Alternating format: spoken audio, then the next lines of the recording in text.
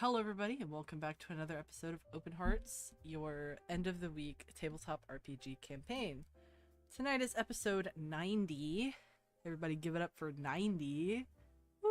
Give it up for day 15. Give it up for day 15. Yeah. We just need like that image The little of Mr. cowbell. Krabs. Mm-hmm. Yeah. Yeah. No, wait, no, it's Clement. Yeah. Either that or it's you. It's me. Give it up for It's you. day 90. Yeah. So, if you all remember where we left off last station, man. My words are getting jumbled. Where we left off last episode, we were at a space station, is what I meant to fucking say. PogChamp. Yeah. Space station, Anastasius got some books from a cute goth girl, and she followed him on social media. Out here getting all the goth bitches. He's got that soggy wet boy Riz.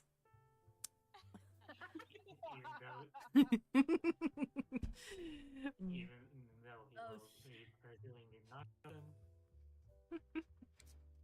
That joke was so good that my tablet disconnected. Hell yeah, I'm fucking with technology. Uh, My presence. It is this tablet. spanning. Now I need to replace it. Okay. Yeah, so there was also like some shopping that went on, and y'all got some new outfits, and it did some filming for Venus's blog, and a new mechanic to the game has been introduced, which is social media presence, where at the beginning of every day you guys get to roll for your algorithm to see what your how many likes and comments and stuff you get and shares over your accumulated accounts. And you guys are already off to a good start with your social media presence, so Spark's plan will be getting in the go along quite soon. Fuck yeah! But that leads us to what is currently going to be going on, which is today is the day the debt will be collected by our merry band of mercenaries. Let's go! I got my snacks and I'm ready to sit and watch. Can you repeat what you said, Finn? We totally know what we're doing, right? Right, Colbert? Yeah, totally. Yeah! Let's do this! Yeah. So,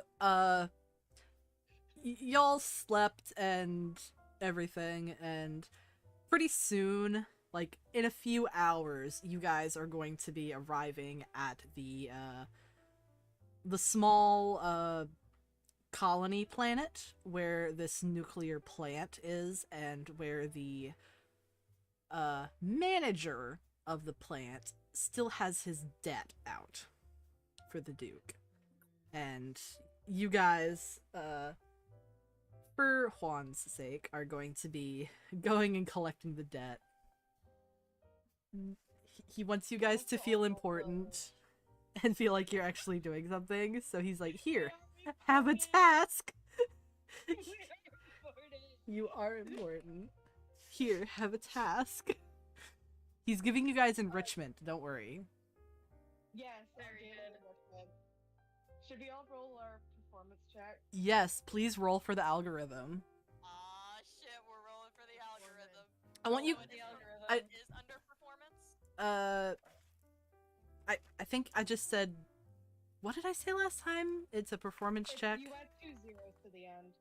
Yeah. So I had got a- 26, so that's 2,600 new clicks or followers for me. Mm-hmm.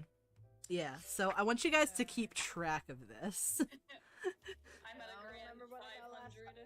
Oh my fucking All of God. you guys rolled really high last time, mind you. Fuck, Yeah, I don't speaking of remember what I that, rolled last That's 20. Nice. I think last time Spark got rolled a 19. Kalina, you rolled a 20 something. And everybody else rolled really high as well. So like everybody was like above 15, I believe. in one way or Yeah. another. So just from Was it a here on dirty out, start 20 writing. or a nat 20, Caleb. Nat 20, so it's a 21. Fuck yeah, man. I'm Yeah. so proud of you. Yeah, High just five to you. just like in your notes, write down your algorithm, social media, Our influence. Our so write down social credits and then whatever number you get. Yeah. Alright, hold on. I I still wonder need if I to could roll mine. find it here. And just to, I know you probably said this before, but just to clarify, it's a performance check technically, right? If Yes. you're talking, we cannot hear you. Who, me? What? What? Jade. We cannot hear you, Oh. Jade. Okay, let's see how I roll. We Nope. cannot hear you, Jade.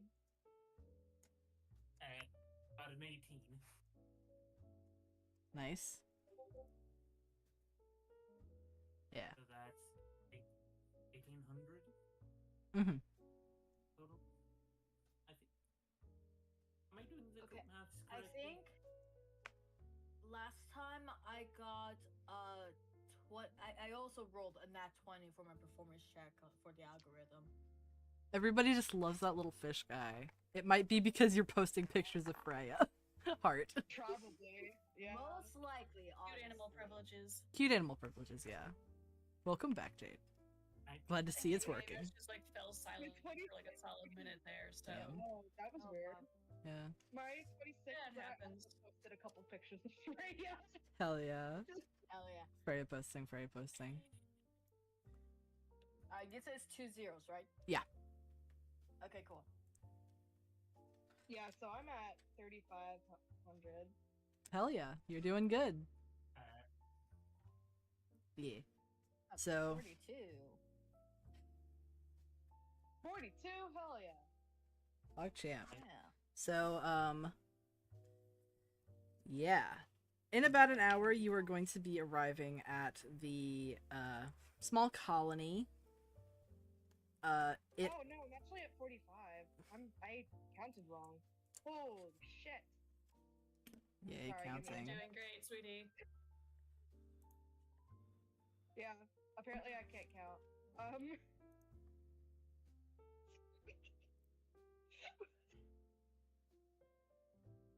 Okay, you go ahead, I'm sorry.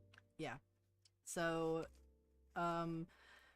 this morning, air quotes, Venus told you guys that while Spark, Colbart, and Freya are carrying out a little bit of an errand for Huanlan, that the rest of you guys can go and explore the downtown district of this colony. Like the main area of the colony. And sort of explore around. If you guys like want to do some gossiping, dirt digging, shit like that. Oh, I know what Kalina's gonna do. Wink, wink, nudge, nudge, Kalina. The tea is hot and ready for you. Tea is hot and ready. The to tea go. is hot to go, baby. I love Chappelle Roan. T T O T O. Sorry. Chappelle, I love you. Sorry.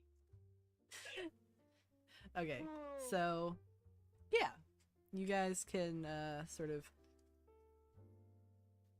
gather together and get ready for going down to this planet's surface.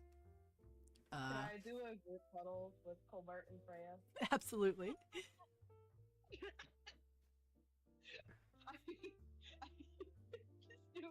You know this those huddles that football players do? Yeah. Yeah. They're all kind of like looking down at each other. That's what the position I have everybody in. And I'm like, okay, guys, Yeah. guys, what's our game plan?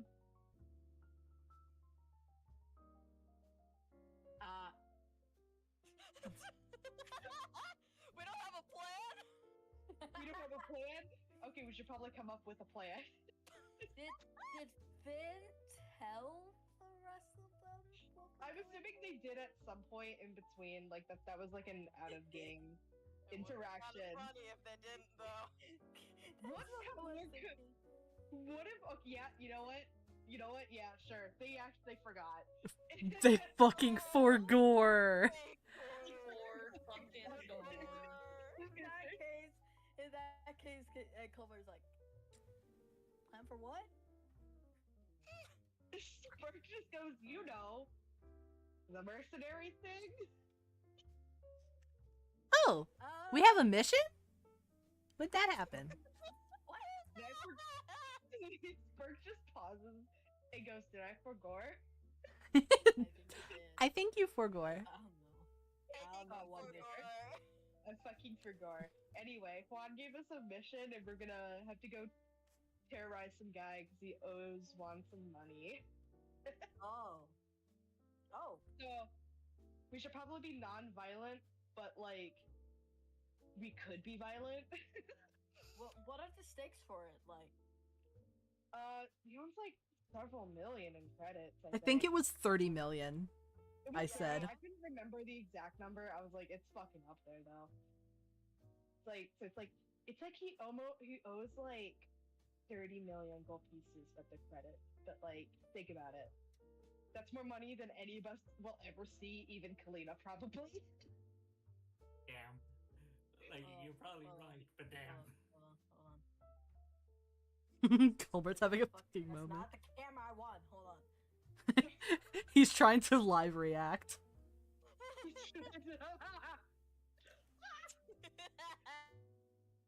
The context couldn't he's think doing of the surprise car. He's surprise car. I'm trying, but Yeah. So they're like, too much okay. they're actually doing, but yeah. So, I Freya think starts the counting plan on their was- fingers. And they're running out of fingers. That's a Like, lot of Fre- credits. Freya, I think you don't have enough fingers for that. I You have know. I can't fingers. even count to 30. That's Hold but on, that's before like a you make million. that now, can they just summon a fuck ton of mage hand and be like, okay, you got this, Freya. Okay, so 30, that's a lot. What's a million? I'm guessing a million's a lot. Like a lot That's more than 6 a lot. zeros. That's 6 zeros. You add 6 zeros to the end of it. So 30 and then They go to like their little notebook that they have and they scratch out 30 plus 6 0. That's a big long number. Yeah. They're so Yeah. precious. Why does Maybe he too owe long. so much credit? Because he wasn't paying it back and kept asking more money from Juan and his dad. What is he spending it on? I don't know. We should ask. I think what we should do is information gathering, figure out where the guy is, what is happening, so we can effectively Yeah. intimidate him, I guess. Remembering. Yeah, so do You you said the reason why you couldn't pay back was because of droughts. So in terms of what you know, Spark, is that the debt ower was in charge of basically building this nuclear power plant on this colony to like create jobs and further the colony's progression to make it a more habitable planet and like more Okay. economically viable planet. And the excuses that he kept making is that a lot of natural disasters kept happening, which kept hindering the plant's progression and its like lack of employees, as like, you know, things kept happening. Oh, the tragedies. Oh, the stuff keeps halting our progression, and so he keeps asking for more loans until they can get up off the ground. But it's just kind of like plateauing at like its progression, and like it jumps up a little bit each time they get a loan, and then it plateaus again. So like in the graphs, it's like, oh, we need a loan. Oh, we need a loan. You know?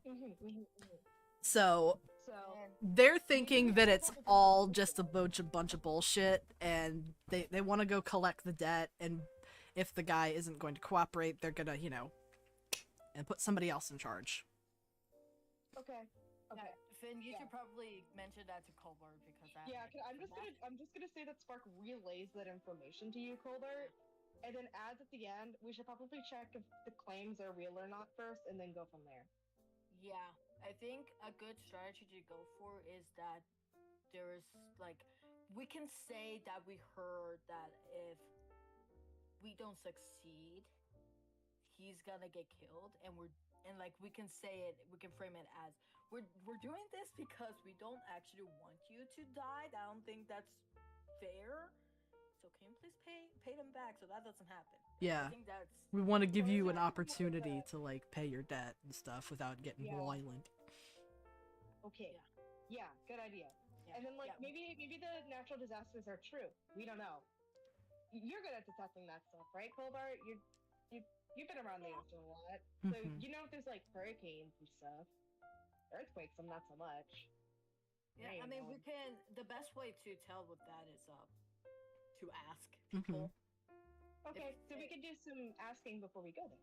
Yeah. Yeah, If you need some help, the other party members can go around downtown and ask questions for you and, split up the party.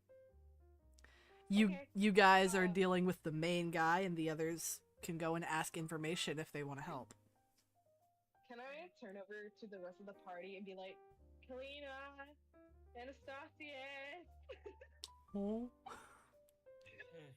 Kalina, like she looks Anastasia over said and it, says, said "Yes, returns Mom?" to this park and just says, "Yes, child. How may I help you?" Yes, I'm child. not a child, I'm an adult. Anyway, I have a request. Anastasia. Sorry. No, what is he gonna do? In response to, I'm not a child. Anastasia pretends to put his glasses to the rim of his nose and says, "Wait, you're someone's child. You may not be the age of a child, but you're a child of someone." And just some eyes on. You see the gears turning? I'm trying to come up with a funny comeback. Bro operating on technicality. And then they're like, oh wait, the favor. Can you guys help ask for information about the state of the colony while you're out? We kind of need to know that while we're dealing with the main guy, so we know if he's bullshitting or not. Kalina, you see like a bit of a twinkle in her eye, just says, "Oh, Spock, you don't need to ask me. I was planning on doing some digging anyway." Kalina's like, my favorite thing, asking for information. And Spark specifically asked Anastasius to see if he can investigate the integrity of the buildings in general. Ah, yeah. Some Ooh. damage recently. Go in there and be a Damage building recently. inspector, King. Yeah.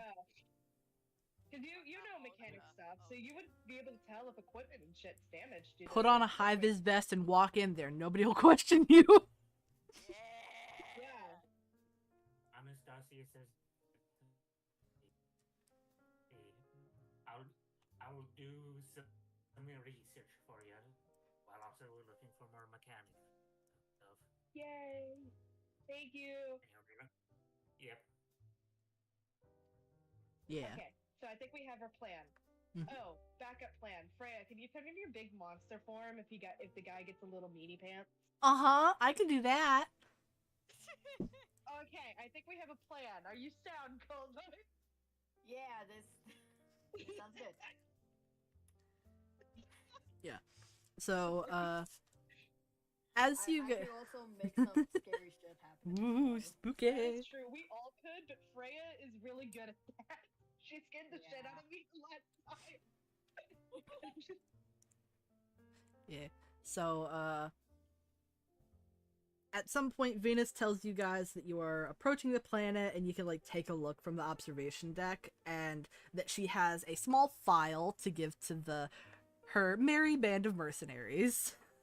Yippee! I love that we're called that. Yeah. Venus definitely came up with it and was like, hey Juan, I have a really funny fucking name for them. It's really good. And he's like, do tell. But she hands you you guys a file and is like, okay, so we have the name of the guy, and yeah. We just got the file on him, like all written down about like the debt he owes. And yeah.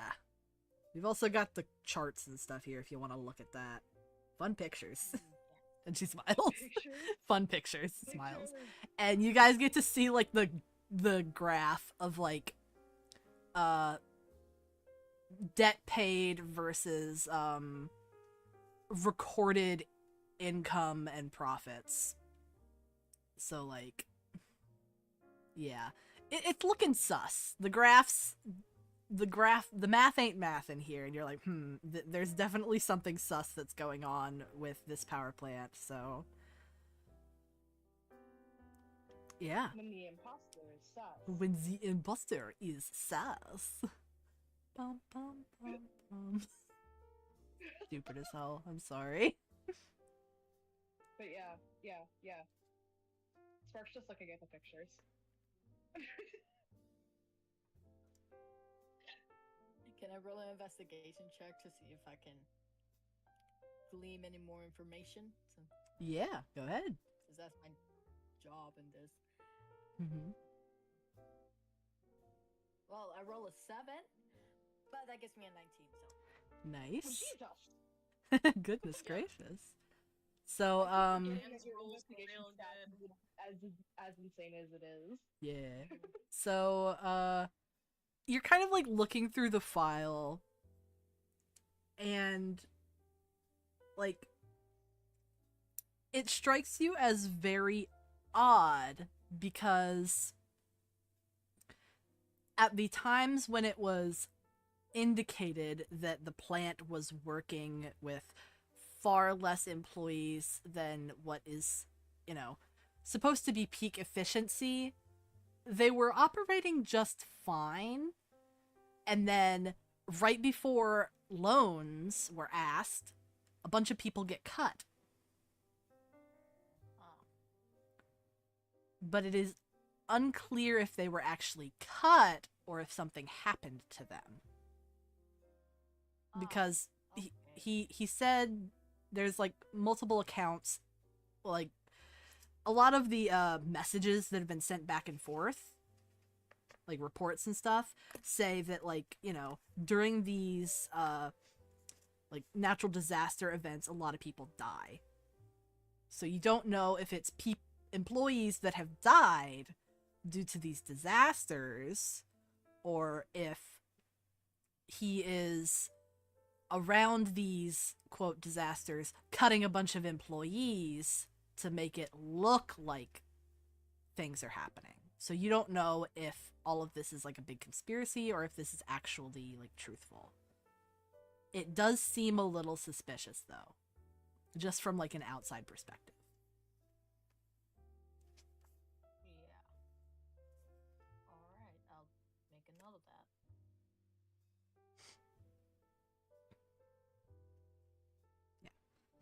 So you guys can sort of see the planet coming into view. It's a very lush looking planet from the looks of it. It's very green. Ooh, pretty. But like at the same time, it's almost an unnatural sort of green. Like it looks a little toxic, Heart. So that's really cool. I'm eating it. I'm eating it and putting it into my mouth. I'm putting it into my mouth. I can imagine it. It looks in, moldy. It looks like a marble that you found in the dirt after several years. Yeah. See, Mm. Foxy gets me, and that's why I'm putting it into my mouth. Oh God!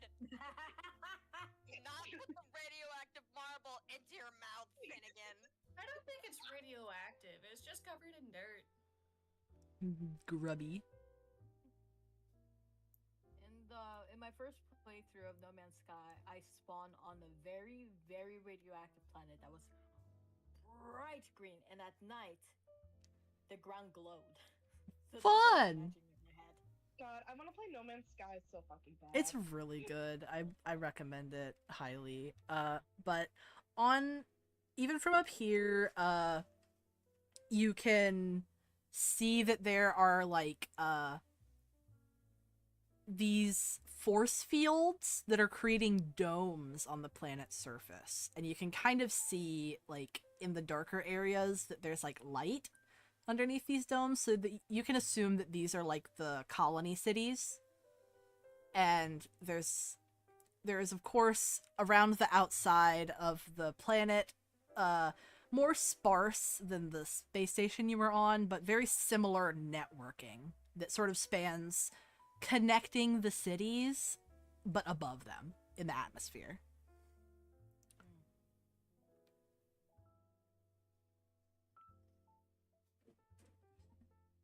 Yeah. So Venus tells you that they are going to be landing at that one, and she points to it. And like a little circle appears on the glass that sort of circles it for you guys. But why does it look like that? Well,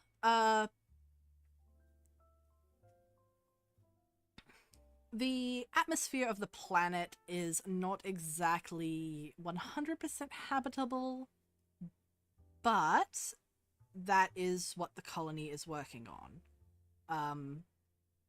They are trying to filter out the atmosphere to make it livable for most species in the universe, and to make it into a colony because it has a very high concentration of valuable minerals deep beneath the planet's surface. They would like to turn it into a mining colony in the future. Filter the air of filter the atmosphere of an entire fucking. Is that possible? Yes, If absolutely. it's small enough. Oh, that's an out of character answer. Sorry, I was being scientific about that. Yeah. I know it's possible. Venus I says know that- absolutely. I know that's possible. Yeah. but- Colbert doesn't know that it's possible. What the fuck? What the fuck? And Venus like goes on, she's like, while they're filtering with the machines that are powered by the nuclear plants, these domes allow for safe spaces. Underneath the domes, it is perfectly breathable air. But outside of the domes... Nuclear and what plants are we talking about? Okay, so instead of plant, think of it more like a facility. A nuclear facility, I guess. Nuclear is a type of power. So If you get this wrong, I'm gonna get real mad at you. I don't know anything about nuclear power. She's trying to explain it in a Explain it? Yeah. Do you want me to explain it out of character? just Maybe Finn looked it up. how do you think Venus would explain what nuclear power is to Colbart, who knows nothing about electricity or power whatsoever So, in that way? imagine a bunch of little tiny guys running around, and they create energy while they do so. We're trying to harvest that energy by splitting these little guys apart and taking the energy that splits these little guys apart and funneling it into things that will make the ship run and stuff like that. Yeah.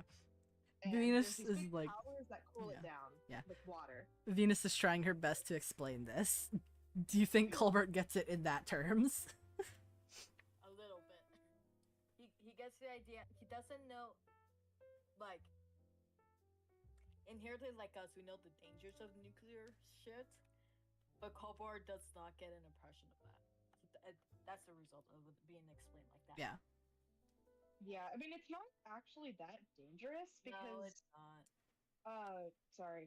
You know what? I'm actually gonna shut up. We know. No, You get it. You're right. You're right. It's nuclear energy in itself. It's not actually that dangerous, but because we know what nuclear stuff can be used for, we Yeah. have a much different thought of it. Mm-hmm. But yeah, no, you're right. It isn't Yeah. that dangerous. Yeah. No, I just want to info dump. Yeah. In this context, within like the mechanical progressions of the world outside of Vera, nuclear power is even more clean and less dangerous than how it is in our world. They have found a way to like completely negate any like negative effects of nuclear waste. So, nuclear power is like the gold standard because of that. Thumbs I'm gonna up. research to see how that would be done in real life because I want that to be done in real life. Thumb up. Yeah. Same. So Venus is like explaining nuclear power to you. And the rest of the party, you guys can sort of hear it and stuff. Like, nuclear power. And she like makes a bunch of metaphors, just like, you know how fire can make water boil, yada yada. She's like using examples that you guys would know to like correlate power to like power generated from things to like what it does.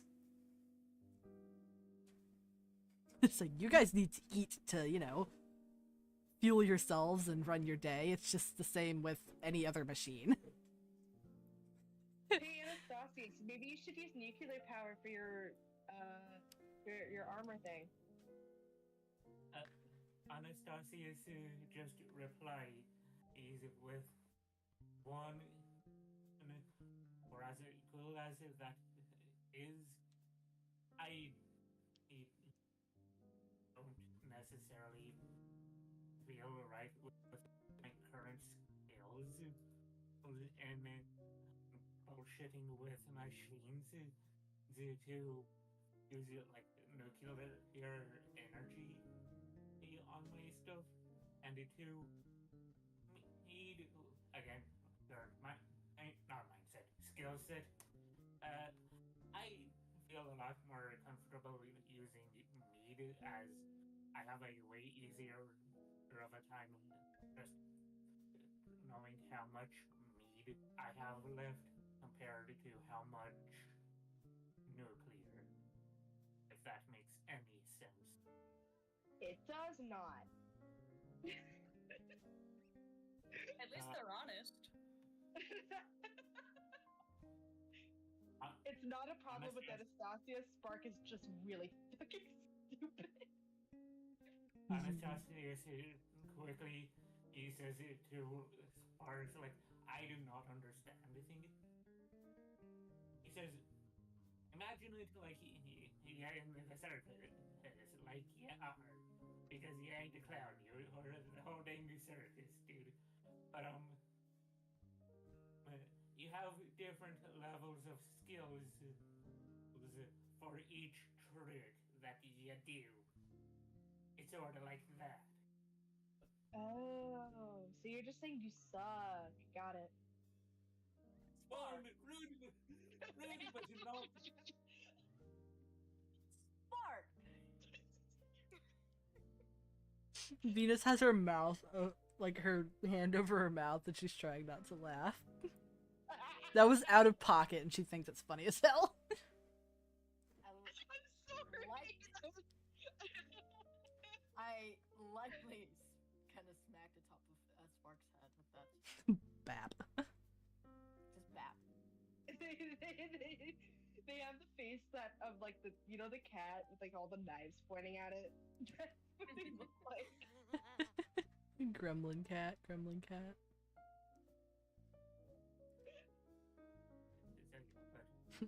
Anastasius just cracks his calcium. I forgot what it's actually called. So he cracks his calcium and says, but I know I have not the skill set currently.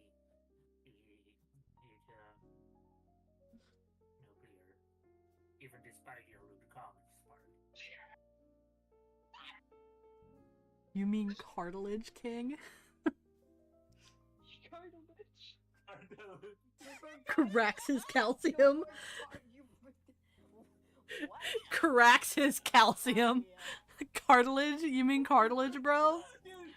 That, I love how it does not help your case at all. I'm sorry, I'm writing that down in my notes. Cracks his calcium. I'm losing my mind. When you crack your calcium. My calcium is absolutely cracked, guys. We love you, Ben. We love you. We're only making fun of you because we love you. I'm an That shit awful was person. that shit was funny as hell. Like I said, I know I suck at English, and biology is marine biology. I mean, it's all right, King. Hey, science is hard. Oh Jesus. Yeah. So you guys are just waiting on the observation deck for the ship to dock, and you guys are docked like on the atmospheric part of the station, and Venus then like leads you guys across the docks and to this giant elevator.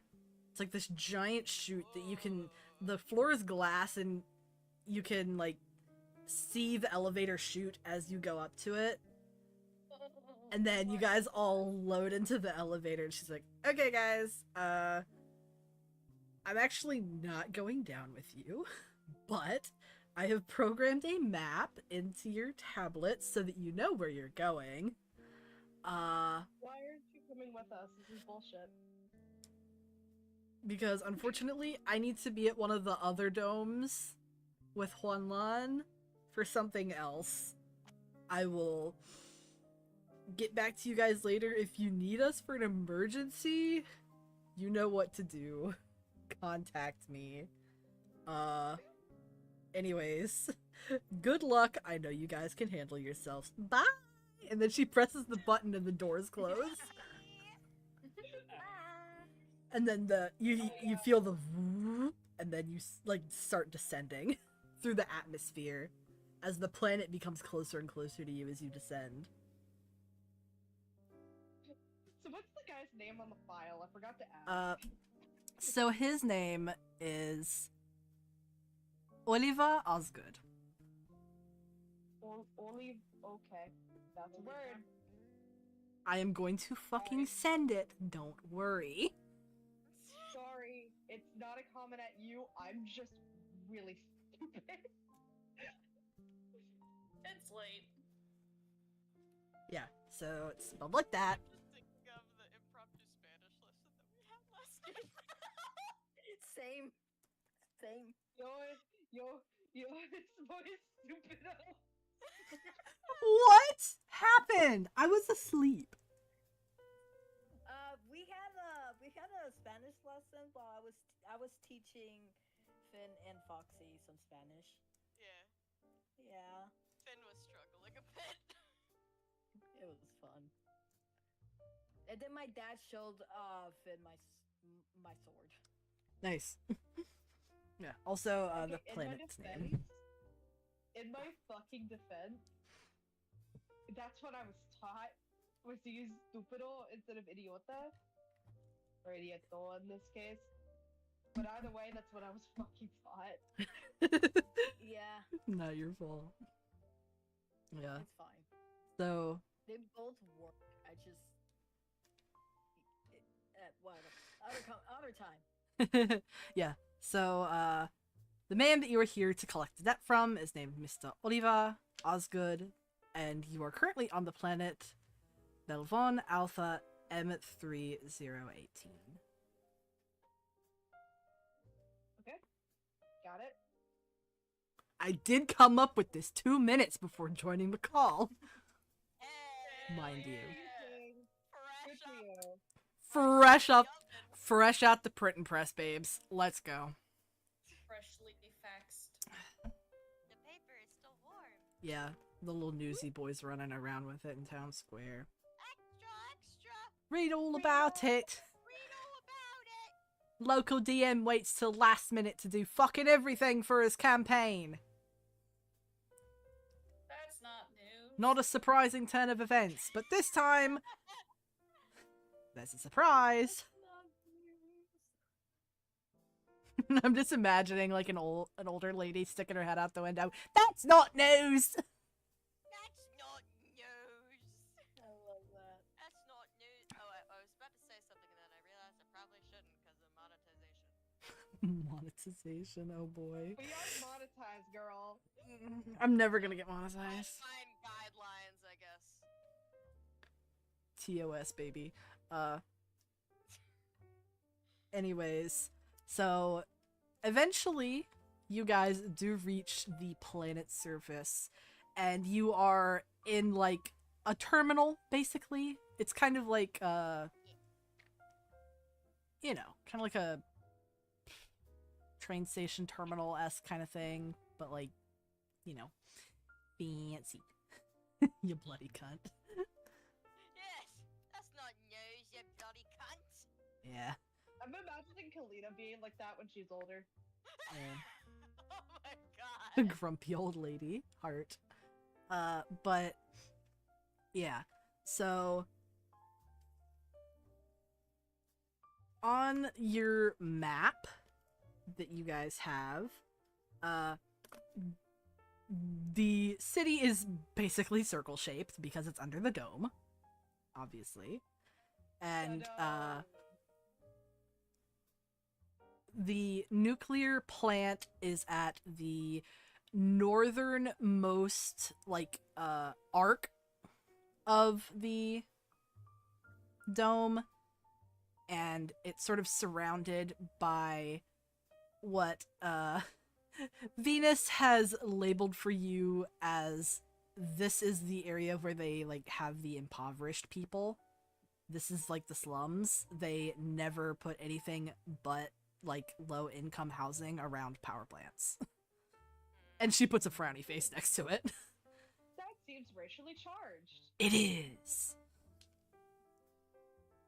Even in the future, there is racism, unfortunately. Redlining. Yeah. I feel like Spark says that out loud. Yeah, just walking through the station. I think that's racially charged. Not like anybody would disagree. Some random guy probably just like, probably doesn't even know what you're talking about. It's probably racially charged. You just got off of a long shift. Yeah. But He's been in this city for a long time.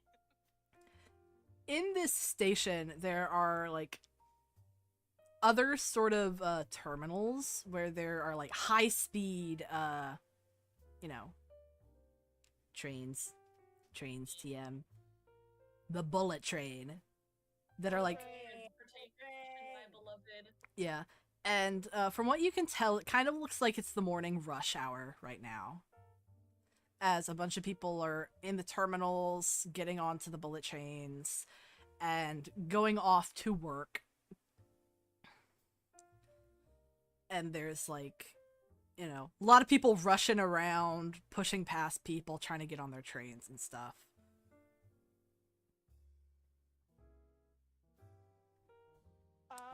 Kalina, you're smart. Which one do we get on? What Sparks? Would Kalina do like an investigation roll or something? Yeah. Go ahead. Figure out which one? Alright. Mhm. She have the big smart. Everyone just afraid of what a train is. I will say, Anastasia does have like his like eyes turned so sparkly after the excitement of seeing trains and how they work. I like trains. Like his eyes just turn into those like sparkly thing. 1 second. Sparkly anime I'll- eyes. Oh. Sally, why are you yelling? Also, I Can I kind got of a like total what of I sent. 17. All right. They turn into that. Yeah. They're pacing his eyes for like a few seconds. Yeah. So, Kalina, you're looking around trying to see anything, and you see that there are like 4 terminals basically at each of the cardinal directions. You do notice that on the floor there is a large mosaic that has a compass rose basically that points to each cardinal direction and to each terminal. Given that the nuclear power plant is to the north, you would guess that probably you have to get on the northbound train. You see a little thing that says, like in big neon letters, sort of flashing above, trains leave every 5 minutes. And like you see that like the bullet trains are like, they come in, they stop, they load as many people as they can, shut and go, and then another one arrives. Dang. That's not stressful at all. Yeah, so like I love how it's less stressful for people because if you don't catch one train, all you have to do is wait for the next one for it to leave, and then you can get on the next one. I guess. So, I wish it worked like that in America. Yeah. Oh my gosh. It only I wish works like America that worked. because everything is like. I wish I wish America worked. Shakes it, beats it like a remote. Just like fucking Yeah, come on. work, damn it. Real. Damn it. You just gotta jiggle the batteries a little bit. Get it on the side like one of those big box TVs. Yeah, adjust the antennas. Please, God, somebody adjust America's antennas. God, are you up there? Do it, please. We God, need- please, God, Are you up there, there, God? It's me, Arrows. This is so funny. Oh my Are you God. there, God? I fucking knew It's you. me, Rose. I'm sorry. Yeah, so northbound train every 5 minutes. You just have to get on one. But downtown is actually like just outside the terminal. So you guys are in the epicenter of the city. Downtown is like just outside for you guys. So if the mercenaries want to go on the northbound train while some of the other party members explore downtown, that is an option. Or if everybody wants to go together, that is also an option. Kalina, she says, it looks like the train that you lot need to go on is the northbound train. And from what I can tell, we are right in downtown, so if we want to split up for now, unless we all want to get on the same train.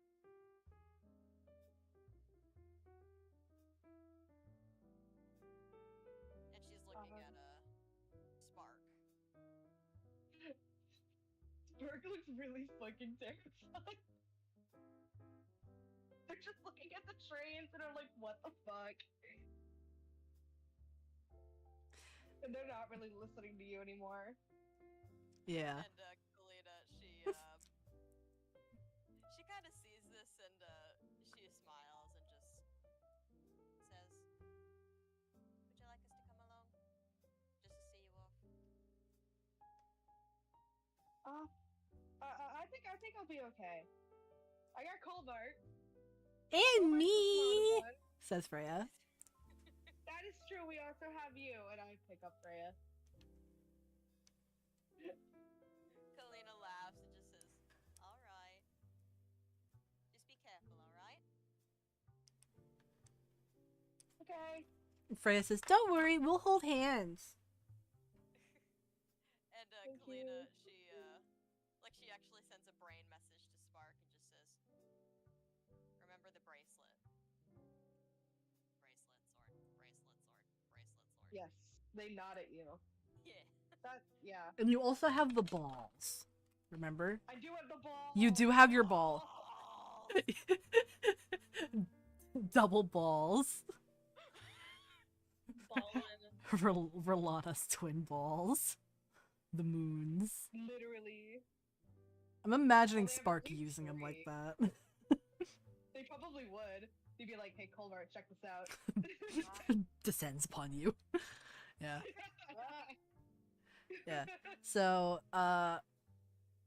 do you keep holding Freya, or have you let them down? Does Freya want to be let down? They don't care either way. They're just gonna hold on to Freya. Yeah. So while you're holding on to Freya, Freya, like, grabs Colbart's hand and is like, we gotta hold hands. We can't get separated. And then they point with their other hand and say, northbound! Look at them learning their directions. Yeah, we're learning our directions. All right. You ready to go, Colbert? Yeah. Okay. Bye, guys. Don't do anything stupid without me. That's my job. Step on the train. Anastasia just quickly sends Sparky bring message saying, I won't do anything intentionally stupid without you. I do that, the thing where people like bump their fists against their chest and put out a peace sign. That's what Spark does. Anastasia. Just sends a gif of themselves, basically. Yeah. Yeah. Yeah. But the two of you step onto the train, and it's pretty crowded, and mostly what you can see of the people on the train, you see a lot of, like, blue-collar workers. In, you know, older, sort of stained overalls and, like, you know, work clothes, work boots. Some are sitting, looking very tired on the seats with their hard hats in hand. Some people are taking quick naps on the tube. Can I go up to a random person who's awake and just say, "Hi, my name's Spark. What's your name?" Oh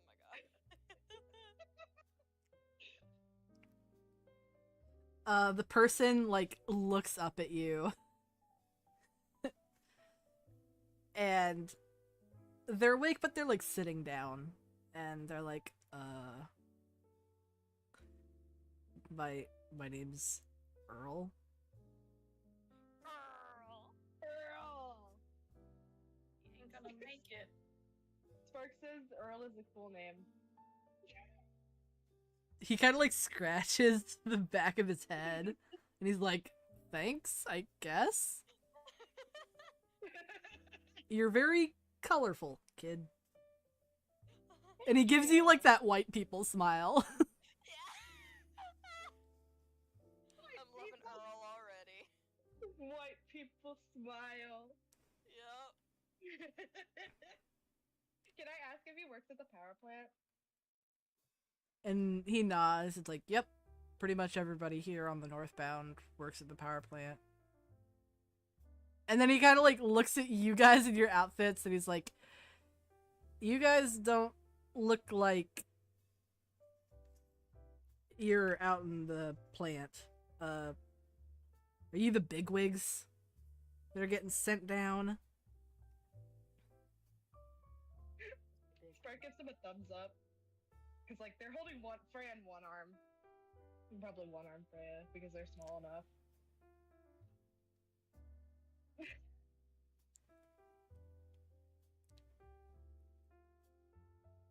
Sorry. Yeah. He thinks that you're, like, being sent by the Empire to, like, you know, imagine people from, like, corporate or, like, something just coming down in their fancy suits to take a look at the plant. That's what he gets the impression of you. Oh. Spark says kind of, but not really. He raises an eyebrow at this and he's like, oh? Yeah, we're kind of here to talk about the money that your boss has been, you know, not Oh my paying. god.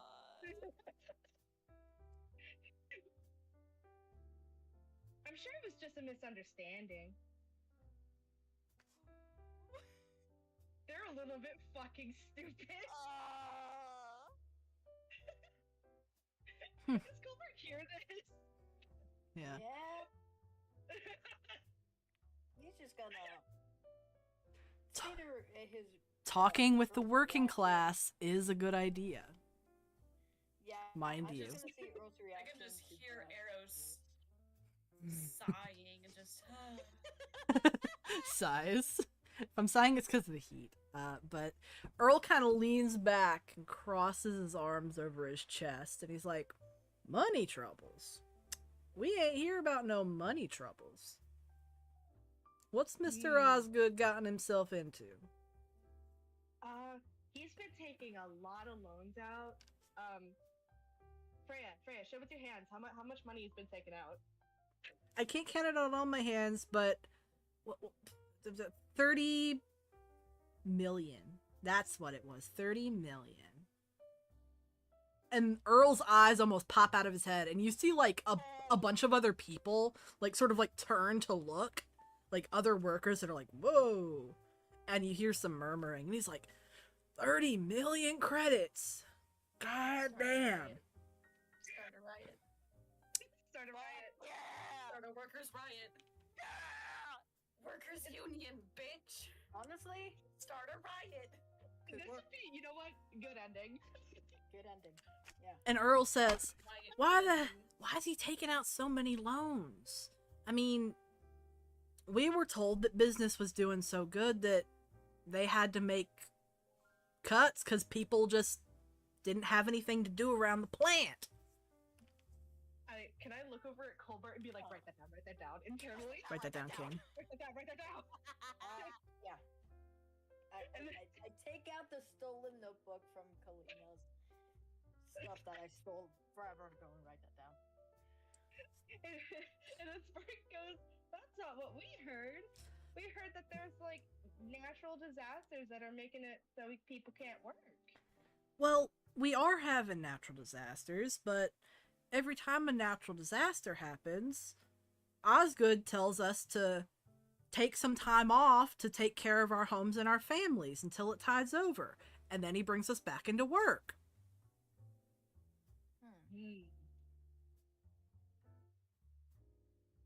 That's We're getting paid while we're off, too. I wonder if the loans are just. I wonder if he's pocketing the loans then. Damn. That'd be a shoot in the damn foot, wouldn't it? Mm-hmm.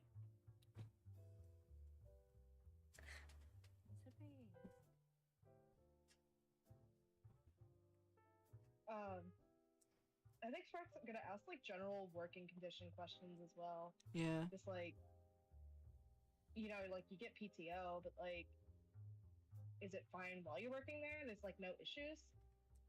Earl tells you that, sure, the hours are long and, it's hot and stuffy, and sometimes it can be real dangerous up in the plant. But that just goes with any sort of facility like that, right? And he's like, I mean, we were being told that we weren't getting paid as much as the bigger colonies just because we had to put a lot more money back into the atmosphere program. And he tells you that the atmosphere program is what the company is supposedly paying back to pay for, like, the filters and stuff that are filtering the atmosphere outside the domes. So, all the people that are working at the plant supposedly are willingly giving up increased pay for better quality of living for the future. It's really weird that they're making the workers do that. Mm-hmm. That's not how that works. And he I wish says, Spark would say that out loud. Sorry. It's weird that they're having you garnish your pay instead of, putting extra funds and. and he says, he shrugs and is like, well, we're making above minimum wage, but, you know, the bigger colonies, they get more pay because, well, the power plants are running bigger and for longer because of it's a bigger planet. I mean, our planet's pretty small.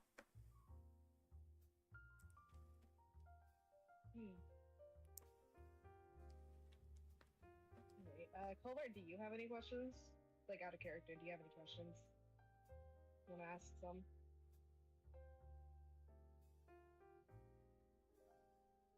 Not for them.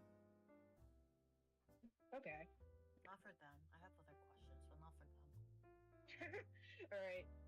So Spark says that that's like all the questions that they really have right now.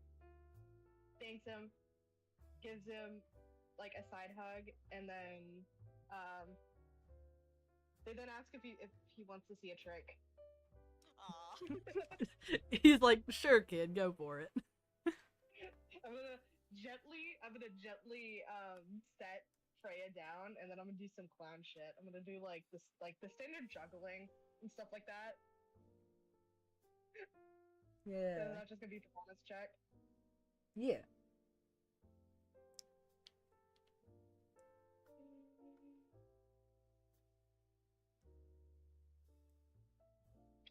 Gotta do math. Because math is hard. 2 + 2, that's 4. Quick maths. 30. Well. Did you say 30 or 3? 30. 30. Safe to Sorry. say that everybody, okay, you confused me again. You said 30 and then you said, wait a minute. What did you say the second time? I did not. No, just 30. I was saying 30. Oh, like, make okay. sure you know it's 2 digits. Sorry. Safe to say everybody thoroughly enjoys your performance on the tube. Yeah, let's fucking go. The tube. The tube. The Yeah. tube. So there's like a little bing, and then like a robotic sort of AI voice announcement that says, northbound train will be reaching its destination in 3 minutes.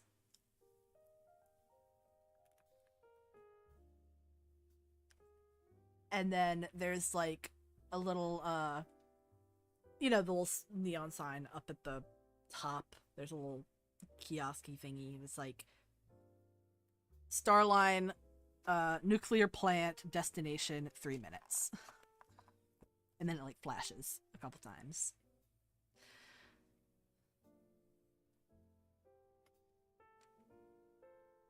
Hell yeah. And everybody's just like, you know, waiting for the tube to stop, and eventually it does. And you get off, and there's a terminal, and pretty much everybody pours out of the terminals from like all the different directions that the trains are coming from. And you step out of the terminal, and immediately you can smell something in the air. Like, it's kind of like smoggy almost here compared to how it was in downtown.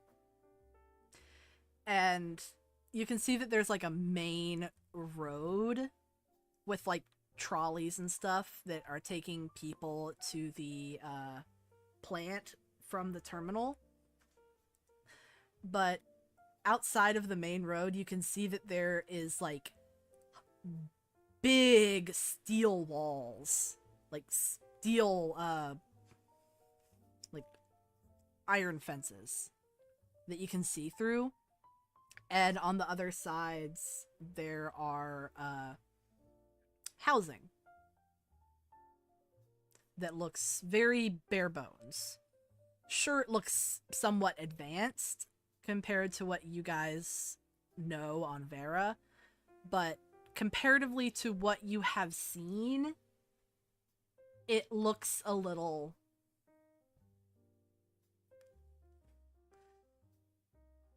yeah, it looks a little eh. Brother, Yeah. Like, this is not the clean, sleek metal and, like, shiny chromium of some of the more technologically advanced parts of the places you've been, like at the space station and what you saw in the terminal downtown. But yeah, there's rust. The roads are not so prettily paved. There's dirt. And yeah. You can tell that like the living conditions here are very different from the inner city.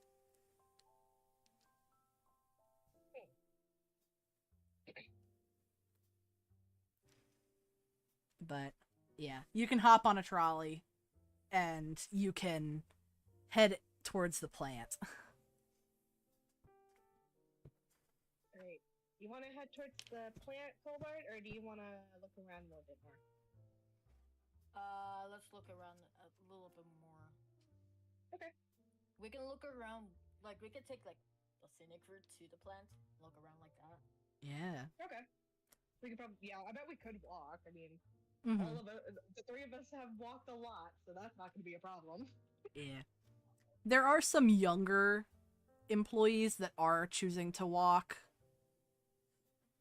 but a lot of the more middle-aged and older employees are choosing to take the trolley.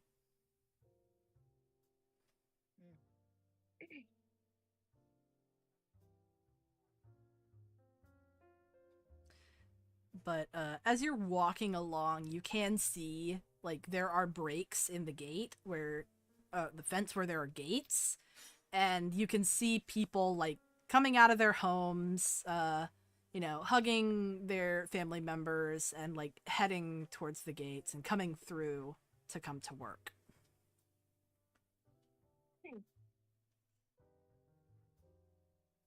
Any security? Yeah. It looks like that there are sort of it almost looks like armored individuals standing at the gates, but they're on like pedestals and they don't seem to be moving from their like little stands. But you see that you know, the people come up to the gate, hand over like an ID card, and the helmets of these armored individuals sort of scan the cards and then hand it back, and then the gates open.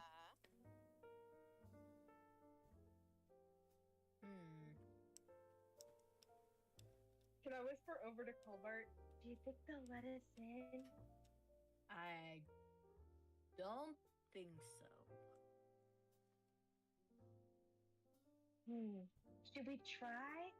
And then we can sneak in if it doesn't work?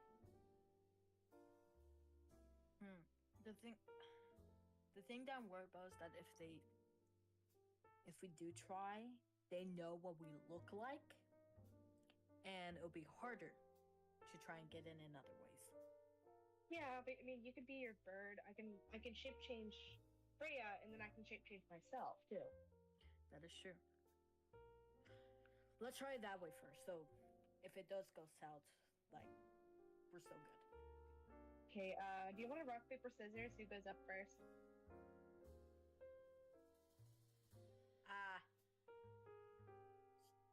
Wait. If I lose, do I go up as the bird? No. If you lose, you go up. If you win, I go up.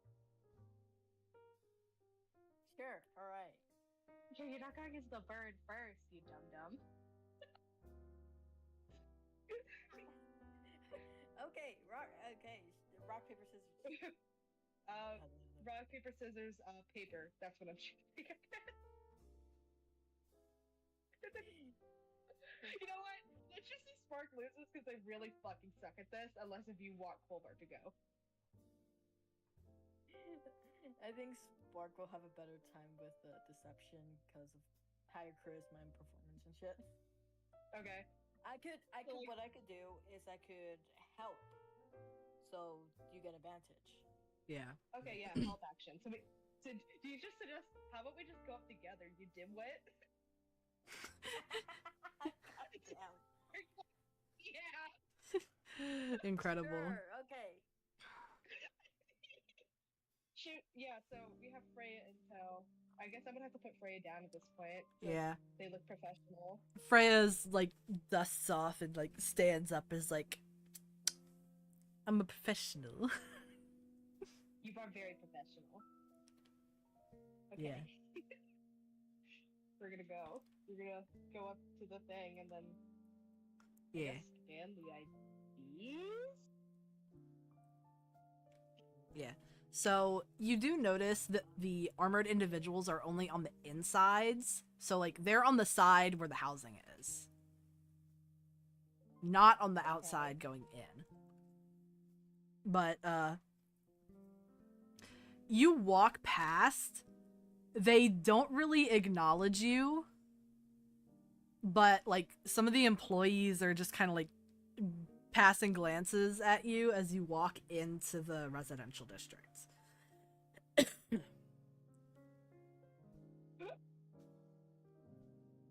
I just wave at the people who are staring. Yeah. Once you sort of like go into the residential district, you see that there are like people doing chores outside, like you see a woman with a small toddler on her hip who's like, "Mama, mama, mama." And she's like, "Yes, dear." But she's like attempting to hang up some laundry outside. Like a rug or a blanket or something out on a line outside of the house. And the baby's just like, "Mama, mama, mama." Mama, Mama, mama, mommy, mom, mom. Mother. mom. Yeah, it's that. We should probably go up to her then. Yeah. What was that, sorry? We should probably go up to her then, right? Is that Ah. Yeah. Yeah. okay? I think what I'm gonna do is actually help, calm the toddler, make it so the mom can, get the work done. Actually, Yeah. What are you gonna do to help? so I'm gonna be like, so I'm gonna, get up, go to the child and be like, hey, check this out, and then I'm gonna do, the thing where you're taking something out of behind somebody's ear, but it's gonna be like a piece of gold, and then I'm gonna hand it to the child. The kid's just like, "Ah," and then they like sort of bite the gold piece. They gum it. They have like 2 front teeth and that's it. And they're gumming at it. That's so cute. All right, you can ask questions this time, Filbert. It's like, okay. So, hello there. Hi. Hello. Thank you for calming him down. He's been so chatty all morning. Yeah. Luckily, Spark here is pretty good with children. And distracting. I'm very good at distracting. And I do like another like magic trick with like like the bouquets where you kind of just like Yeah. flick out your sleeve and there's a bouquet. Mm-hmm. She goes to like set the baby down, like the toddler down on a little like wooden chair that has like a little cushion on it in front of the house. And like she has a much easier time hanging up the stuff on the line with the baby pretty easily distracted. Great. I'm gonna help a little bit with the hanging clothes on the line while also asking her, so how's work here? Well, I don't have any first-hand experience, but my husband, he works at the plant. He just left about 5 minutes ago. But, he complains, but, you know, he loves complaining about something. I let him, though. We all got something to complain about in life, eh? Oh, very true. What kind of stuff does he complain about? Mostly the heat. He says that the plant is really hot. Huh. Not a lot of air circulation up in there. I'm gonna look over and like kind of. There are the big like towers that cool the place, right? Are you asking that to her, or just? To you. Yeah, you can see the towers. Don't those towers supposed to cool the place? Yeah, but not really the working parts of it. Where people are working, I think it mostly just cools down the parts that actually have to provide power. I don't fucking know. I'm not a nuclear engineer, dear. Yeah, I'm very new to nuclear stuff. Trying to learn a bit more about it, honestly. My father rises up. Yes, he does. Your father would be very interested in this arc. Then. But, yeah. You said trying to learn more about the... Nuclear stuff, Yeah. And she's like, oh, I'm guessing that you probably got a tour? Tour? No, actually, I wanted to ask if there was one. Yeah. Osgood's been offering some tours to, you know, the inner city folk who know absolutely nothing about where their power comes from. He said that it'll make them more sympathetic towards the working class and what we all do to help out.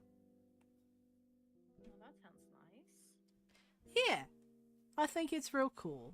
And he's been putting the money from the tools back into our community, which I think's real swell. Ooh. Yeah, how's the like the words? How's the money used? How has it changed here? Well, mostly he uses it to buy materials to help patch up people's houses. Because, unfortunately, those big old stacks up there, they seem to generate a lot of condensation, which sometimes can cause storms to happen out here around the plant. So, unfortunately, we get a lot of leaks, and that's where all the rust comes from. And she sort of gestures at the houses. And he says, he's been slowly helping us replace our roofs and our walls and stuff, and, you know, making it so we're less susceptible to, you know, natural disasters. Doesn't get as cold in the winter, doesn't get as hot in the summer anymore. I see. Interesting. It's a slow process, though. But Yeah, I it's never something. really thought about like the actual like condensation thing from those. I guess it would make sense. It does. Yeah. Does produce water. On bigger colonies, it's not so much of an issue, but since we got the domes, all that condensation can't really disperse as far as it would. And it just sort of gathers right up here. Mm. That's why it's so foggy. Yeah, I did notice that. Does Oswald do the tours himself? He's getting kind of old, so he can't really peruse around the plant as much as he used to be able to back a couple 10 years ago, but he has his subordinates do it. He's hired a couple people from the big city that used to work here to come back to, you know, be in charge of that sort of thing. They're like marketing managers or whatever. And she shrugs.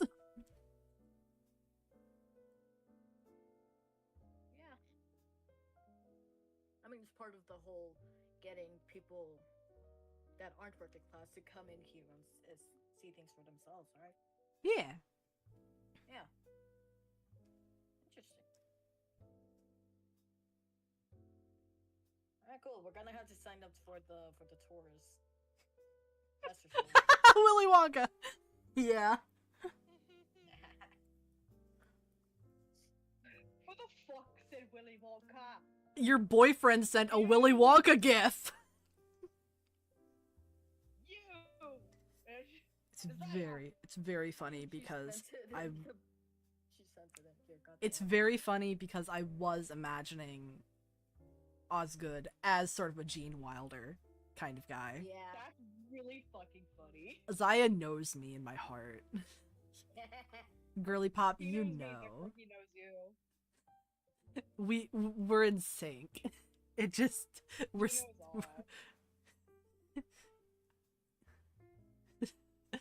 dumbass gang, rise up, rise up. Yeah. So Yeah, hopefully by this time, like with me helping her hang up the clothes, we're pretty much done. yeah, she's been done for like a minute, and she's just sitting there, like, you know, talking to you while the baby is thoroughly entertained. The baby, like, probably at some point made like grabby hands towards you, Spark. He's like, pick me up, pick me up. Yeah, I'm I just think- holding the child. Yeah. Being child entertainer. The kid is like kind of like smacking at your earrings as they jingle and making little like you know, baby sounds, heart. I shake my head so it kind of makes more of a jingle sound. Yeah. The little boy squeals with delight and laughs and kind of like pats their hands against your chest, like almost like they're trying to clap, but they're smacking you lightly with their hands. While I'm holding the child, can I do a medicine check to see if the child is healthy? Yes. You may. You know where I'm fucking going with this.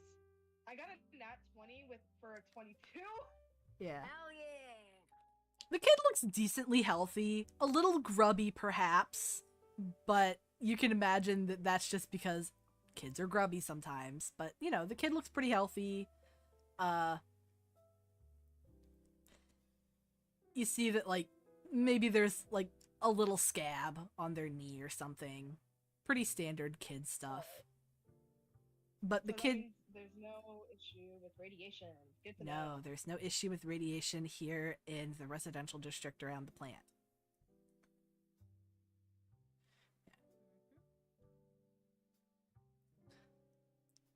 Cool. Yeah, so the kid looks healthy. Everybody here looks decently healthy. Most of the adults look fairly tired, but, you know.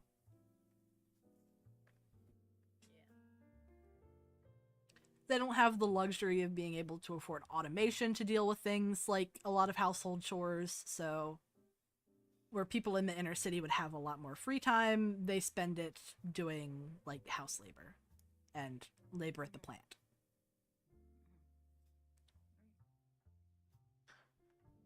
I'm gonna bring the attention of the kids, like, oh, what's his name, by the way?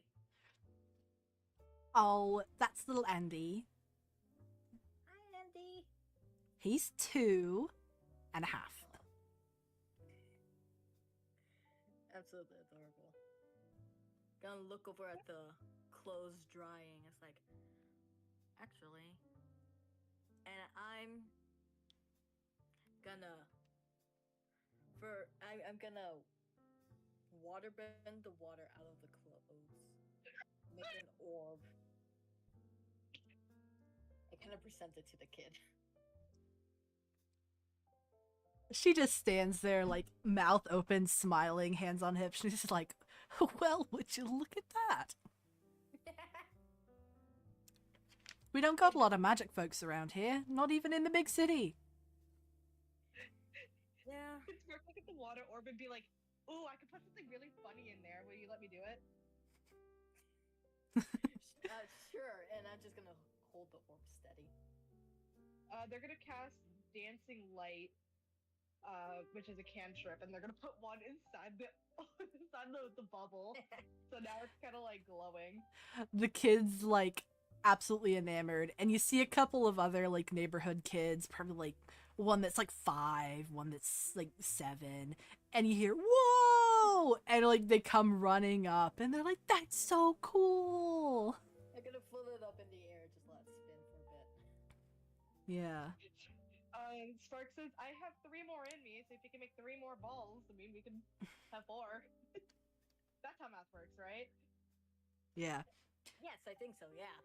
Colbert, if you look around, there is some other like wet laundry hanging out in Yeah. like this area, like from Yeah. other people's houses that you can grab water from.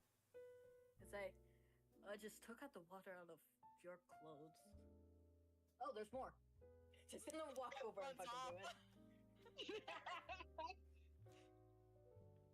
Walk over and just. I'm about to pull what's called a pro gamer move. Exactly. Indeed. Yeah. Yeah, so you guys are like making some lovely entertainment for the neighborhood kids. And you know, some of the, older kids are like standing edgily by their doors, like trying not to look like they're interested, but they think it's cool as hell. And like some of the mothers are like standing and smiling by their doors, just like, oh, that's so sweet. Okay. If I see some of the other kids, can I do cast presentation closer to them, and I do like a little just some sparkles and shit. Some of the kids try to grab the sparkles, and they're like, like little grabby hands at the sparkles, like, whoa, that's so cool. Little babies. Can I do like a sparkle in the shape of the emoji where it's like sticking your tongue out at the kids who are trying to be super edgy? They kind of like do a little pout and like turn their head away, and you can see like a couple of them smirk. Just like, yeah. Hell yeah. You're bringing some light to, this very routine oriented little town. Yeah. As we should. We're having fun here.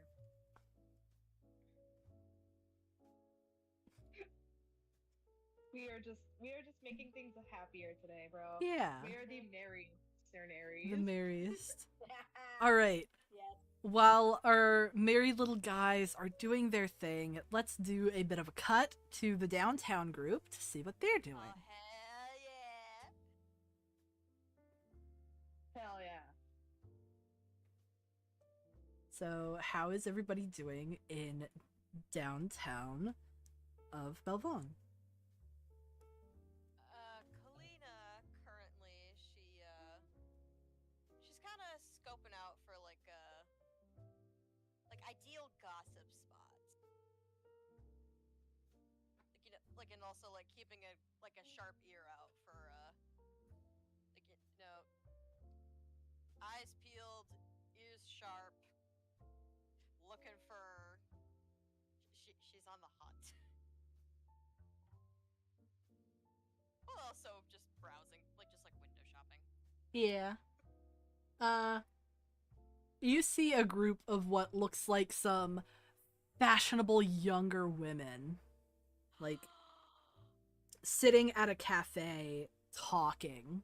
They have, like, the big sunglasses on. One's got her leg crossed. She's holding her, her mug with her, like, latte with the art in it. And there's, like, a croissant on the table and stuff. Gosh.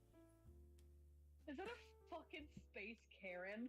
No, it's, like, Space Paris ass shit. You know. Okay, the gossipy TikTok girls at the cafe. TM. Oh my god. You know the ones. Wrong archetype. They're so Paris core.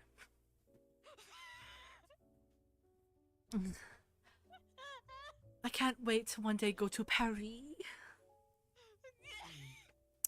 Yeah. Croissant. Croissant. But yeah, you see these girls. There's like 3 of them sitting around like this little cafe table outside of this cafe where you can smell the pastries and stuff. And the one girl is like, I'm so glad that we haven't had any storms lately. I'm loving the sunny weather.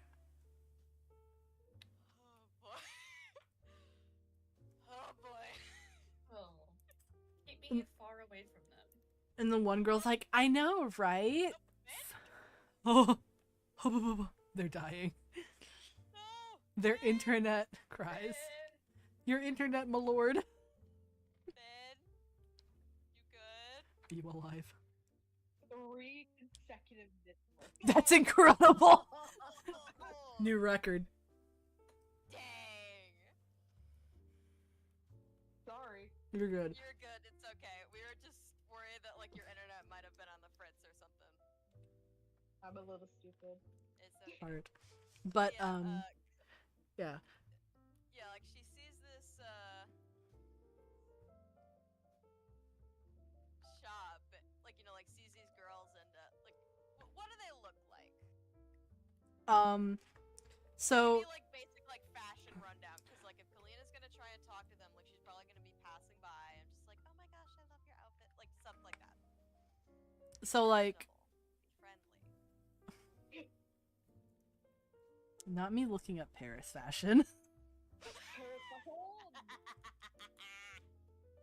Heavy. So the one girl looks to be wearing like these little short red heels with bows on the feet. And they're made out of like a shiny leather. She's wearing this sort of cream cable knit sweater that has like a scoop neck and like ruffles. She has hair that's like really straight and cut to about like her collarbones, and she has half of it pulled up into like a big silky bow. And she's got these like high-waisted sort of straight cut jeans on. And she has like a little a basket style purse. I kind of think that Kalina's probably never seen any fashion like that before, but she's loving it. Yeah. I'm gonna send an actual picture of the first thing that I found on Pinterest, and it's just like, I'm gonna describe that. Her. That is a fit, and I love it. Yeah.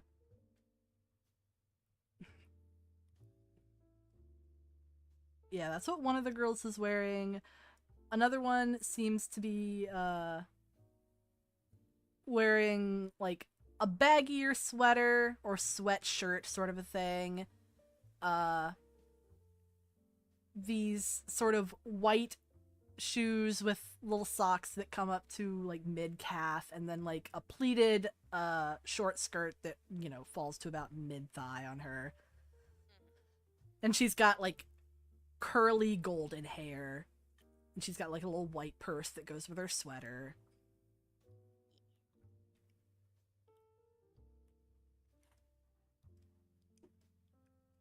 And then there's this other girl that has like a longer sort of flowy dress on with sort of little poofy bell sleeves that fall off the shoulder. It's got like a really light floral print. She's wearing a like a little sun hat. She's more like cute cottagecore looking. Yeah. And stuff. And she's got some like, you can tell they're fake, but she's got some like flowers on her hat and stuff. Yeah. And I swear to God, that stupid fucking Frieza gif. I hate you. Frieza. Yeah. But that's the fashion of the day. Gotcha. Okay.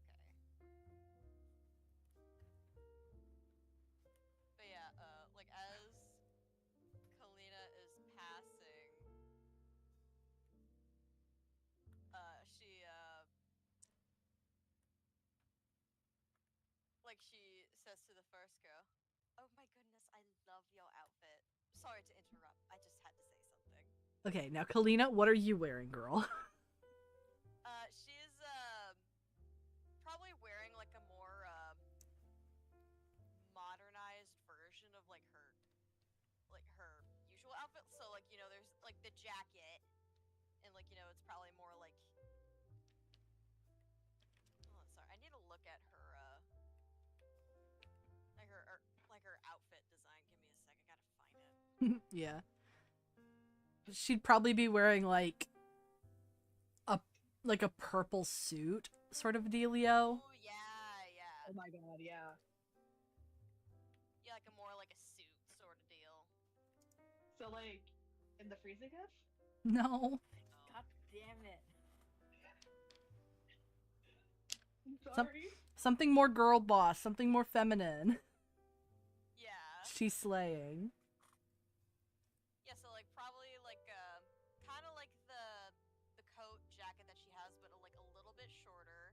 Definitely the boots to accentuate her long ass legs because she's fucking tall. Yeah.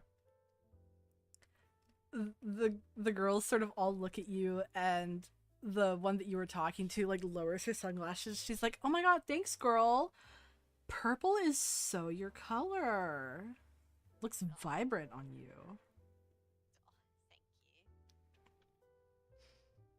you. The other two sort of notice your servants and guards, and one of the girls like looks over her glasses and sort of like does a little wave, like a flirtatious wave at one of them.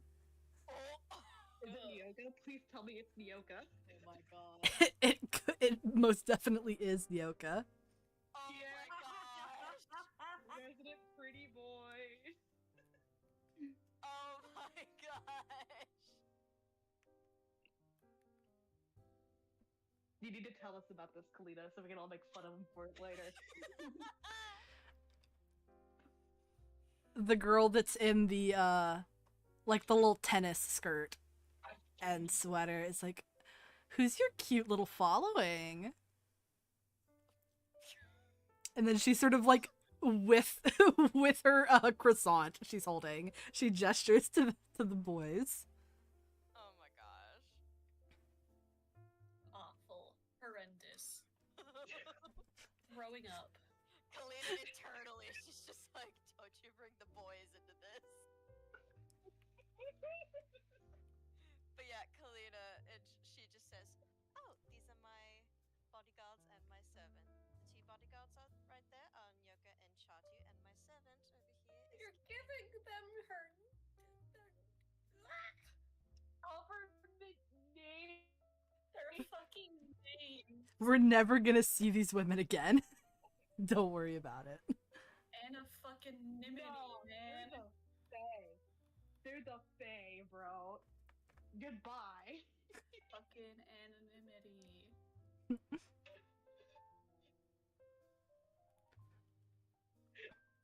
You see a fucking changeling show up at your Yeah. door, don't blame me. The tennis skirt girl's like, "Well, you have immaculate taste, not just in fashion." Oh my god!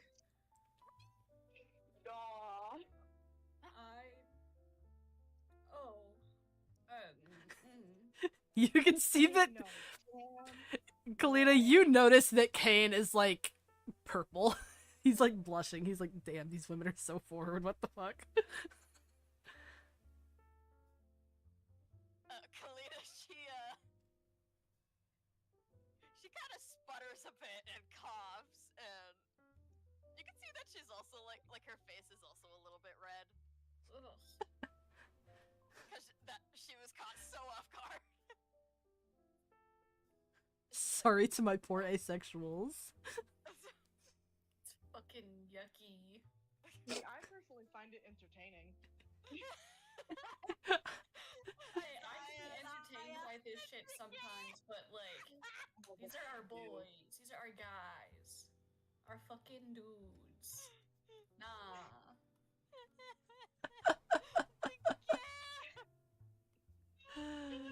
God damn, y'all. But yes, Kalina, like she sputters a bit and just says, "Oh well, thank you."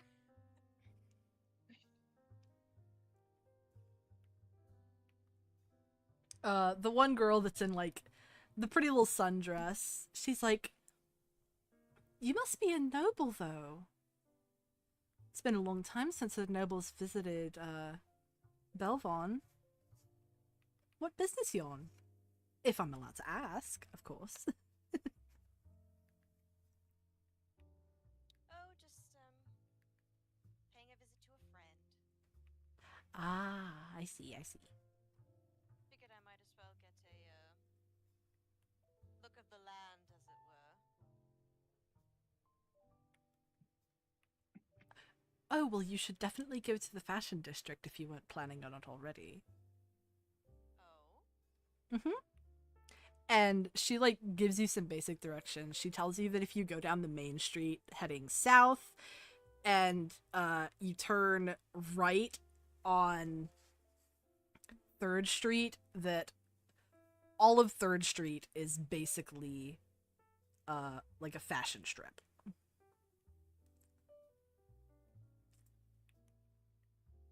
Yeah, Kalina, she nods and just says, "Oh well, thank you. I'll definitely pay a visit there in a moment. So if you don't mind, I'd like to ask you girls a few questions. Frankly, I'm new to this planet, so." Of course. And the one in the sundress like reaches over to an empty table and pulls up a chair for you. Aww.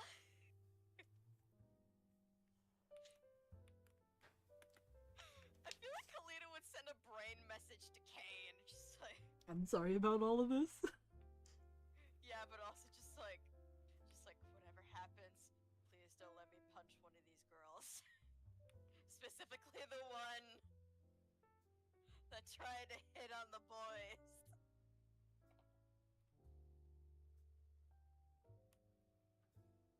Yeah. He sends thumb up. Yeah, just like, oh yeah. They might have to hold back each other, honestly. Oh my gosh. But yeah, she says, she's like, so first off, what's this planet like? I've heard a few things about it, but I just like to clear things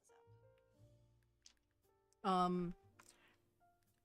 The Paris girl, she speaks first before anybody could even like open their mouths. And she's like, "Well, Belhan is kind of like a up and starter planet. A lot of people here weren't born here, of course, but immigrated here from other planets as like a startup system.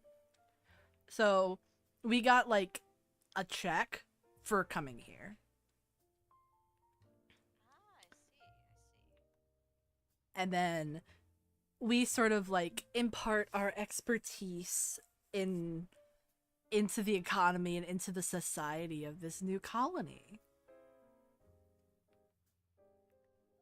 That seems racially charged. Yeah. So Spark just says that out of nowhere. so basically the empire is like paying people to immigrate to this planet to make up a base populace and to like establish industries and stuff. Gotcha. And yeah. You if you had something, go ahead. Yeah, Kalina, like at the word of expertise, she just kind of raises an eyebrow and says, "Expertise?" Paris girl nods and she says, "I recently graduated from law school, so I've come here to be an attorney." Oh, congratulations. Thank you.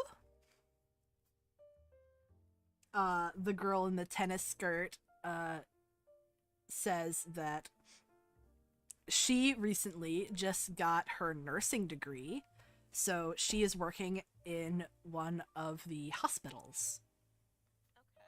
Okay. And the girl in the sundress, she tells you that she actually had, on her home planet, she had started a tailoring business.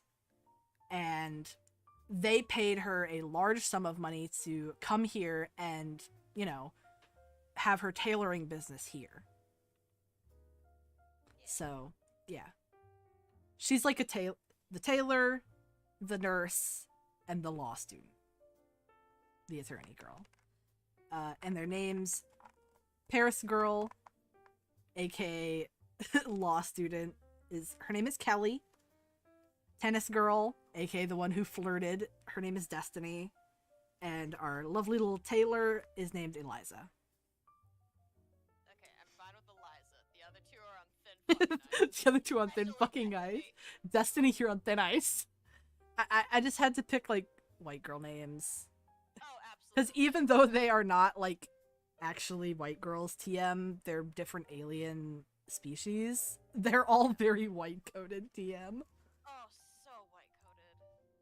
That's what they're giving, on God. That's what they're giving. But, yeah. Kelly, Destiny, and Eliza. Yeah. So Kelly is Paris girl. Destiny is bitch who flirted. And Eliza is the chill one. Yeah, chill cottagecore. She is the one that's okay. The other two are on thin ice. They do tell you that they know each other because they live in the same, like, housing complex. They're like, Oh, okay. they all live on the same floor. So they're kind of neighbors, and they became friends like that. You know, when you move to a new planet and you don't know anybody, they just became friends like that. Gotcha. But yeah, Kalina, she says, Alright. I've also heard of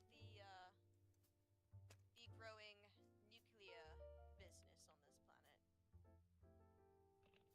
planet.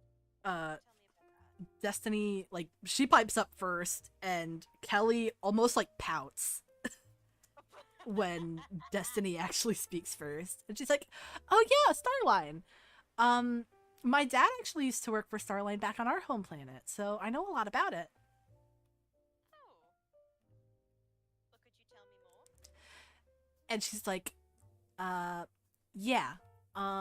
So Starline was founded by Duke Alistair, who of course is like right hand to the Emperor, and he's not exactly seen as a nice person, but he's a good businessman. He's been trying to get into politics lately, and a lot of people really don't like that because they don't think business and politics should really overlap, which I kind of agree with.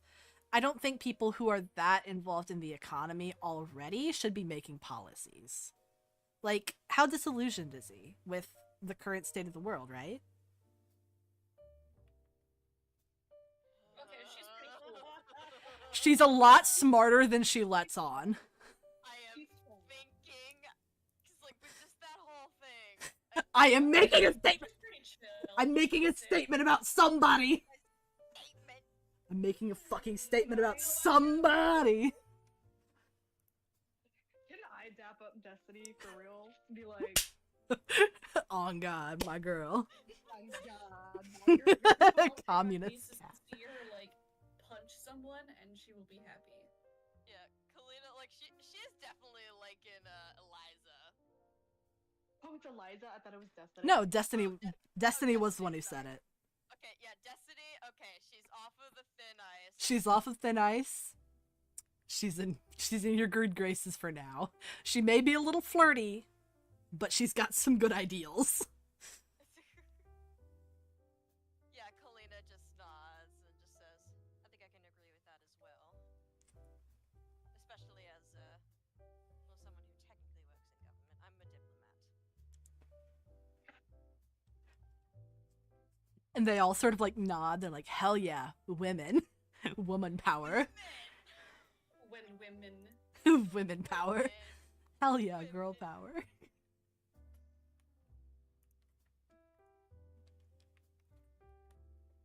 But do you have any more questions for the gals?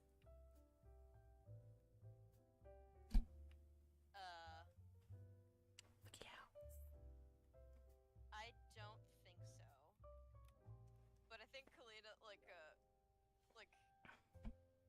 as she's says her goodbye and stands up to leave, she's just gonna be like, "Oh, wait, before I leave, do you mind if I add you all on social media?" And they're like, oh my god, of course, girl.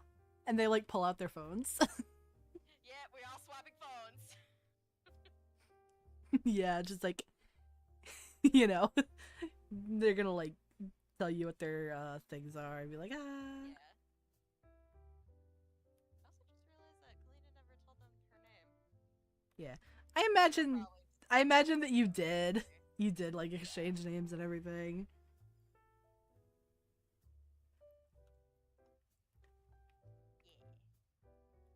You know, there's like a little chatter. It's like, oh my gosh, your name is so pretty. I've never heard anything like it before. Love it, girl. Oh, dude. But yeah, Kalina, like after that, she's just like, well, I better be going, ladies. Still have quite a bit to do today. But hopefully I'll see you all again. Yeah, they sort of like give their goodbyes and like, go on, do your thing, girl boss. Slay the day. Yeah. And as Kalina is walking away, like, she makes sure that, like, she and the boys are a good, decent distance away. Before just looking back at them, it just was just like, that was more exhausting than I thought it was gonna be.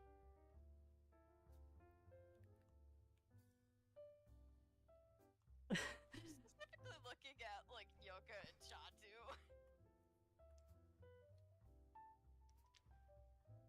Nyoka's just kind of like, those girls were very forward.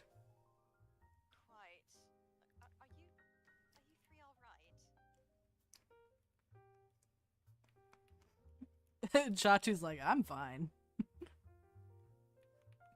I'm cool. I'm secure. I'm secure with myself and I'm in a relationship. Good.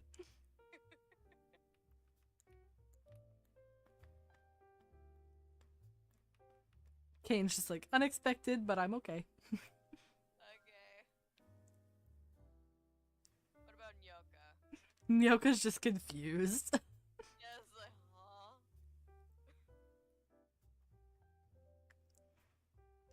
Yeah, Kalina sighs, just says, alright. Let's, perhaps head over to that fashion district that they were on about so much. Perhaps there might be something interesting there. And then Chatu says, like, with a little bit of a smirk, or maybe we'll find more like them. Wouldn't that be exciting?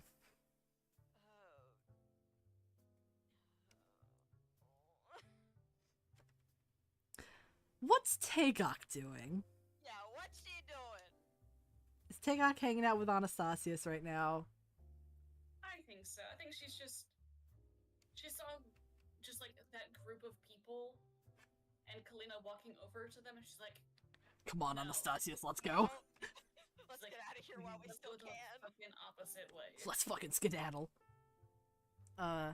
So I'm gonna say that Tagok grabbing Anastasius and turning a heel and walking away eventually landed you guys in a tech district.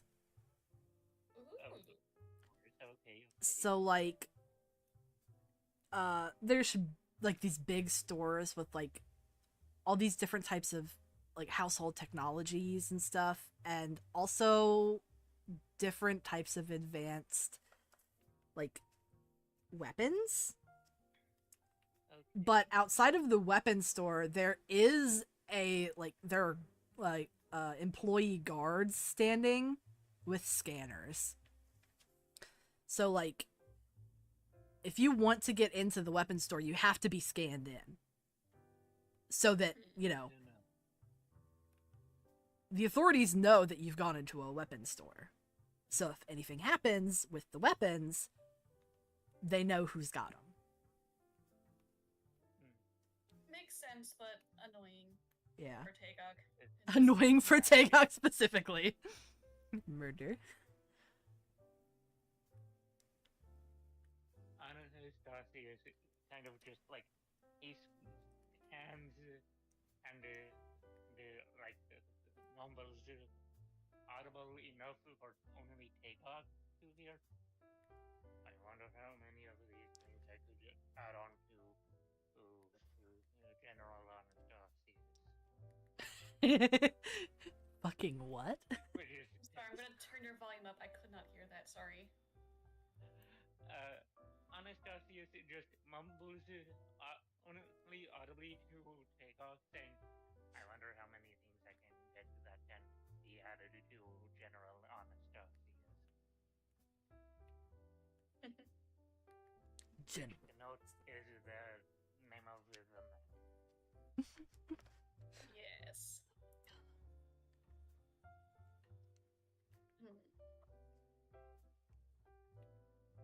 What to do? What to do?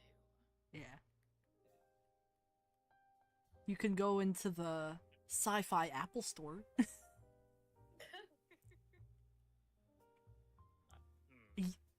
Not so ye old Best Buy. Ye old Anastasia Best turns Buy. to Takeoff and asks, "Hey, is there any?" What? But he does turn to Takeoff and asks, "Is there anywhere specific you want to go first here?"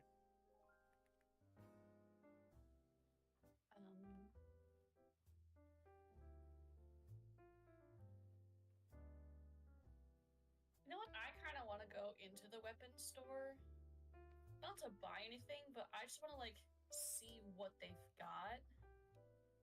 And if shit goes sideways, what we might possibly be dealing with. Right.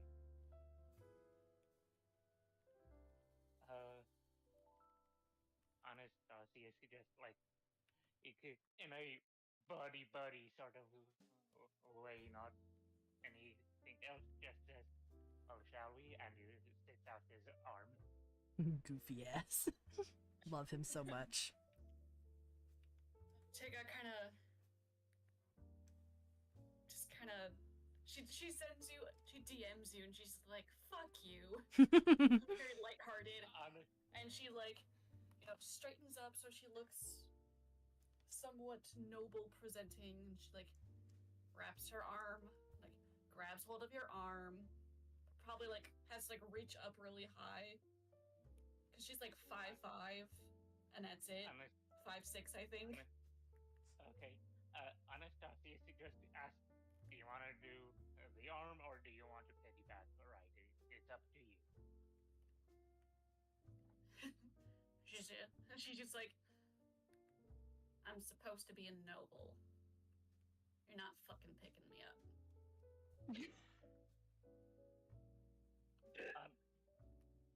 Anastasia just replies, "I know. Oh, her dear night offer."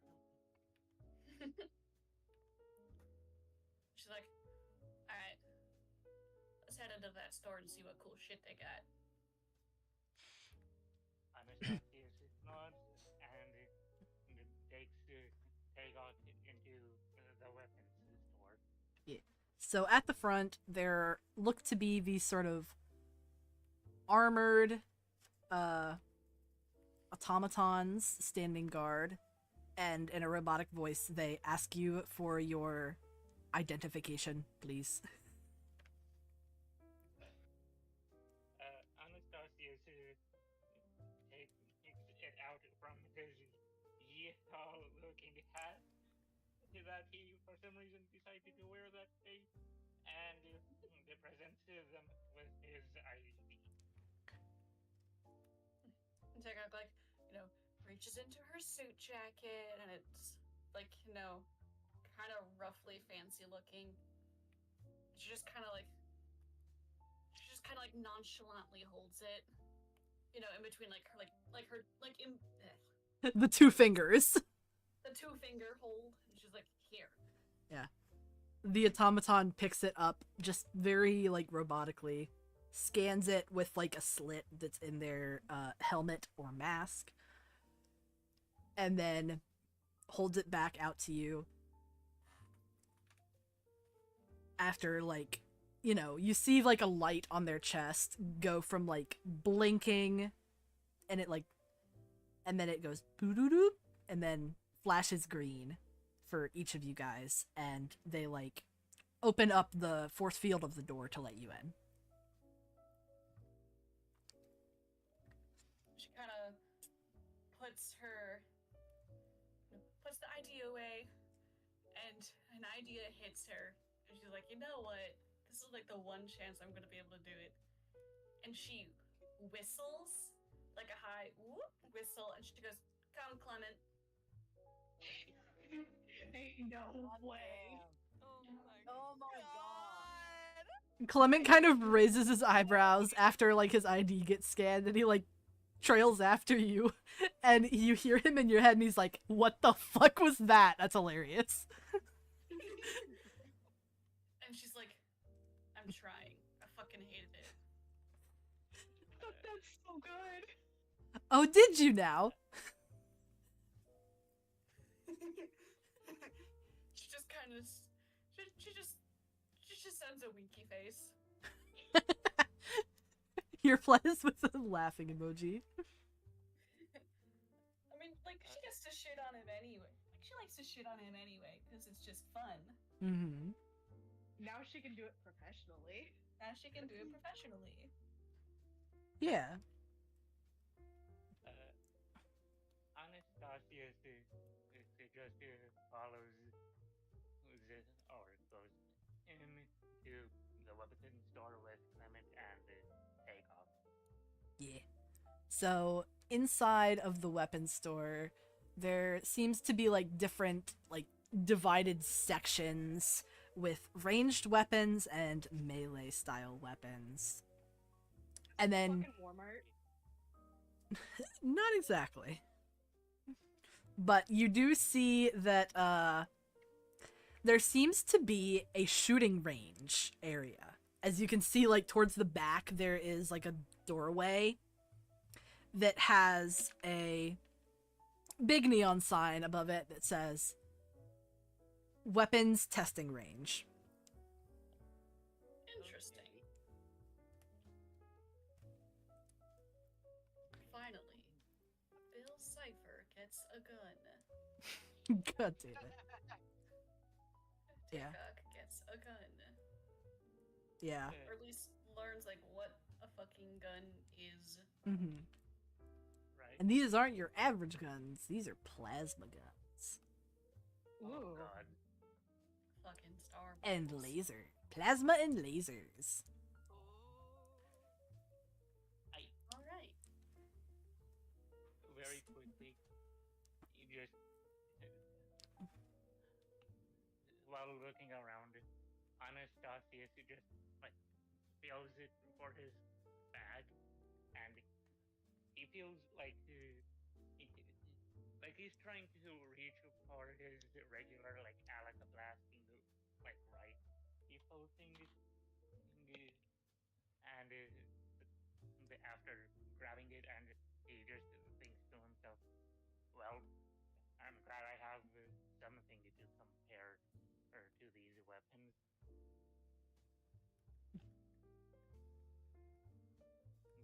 And like he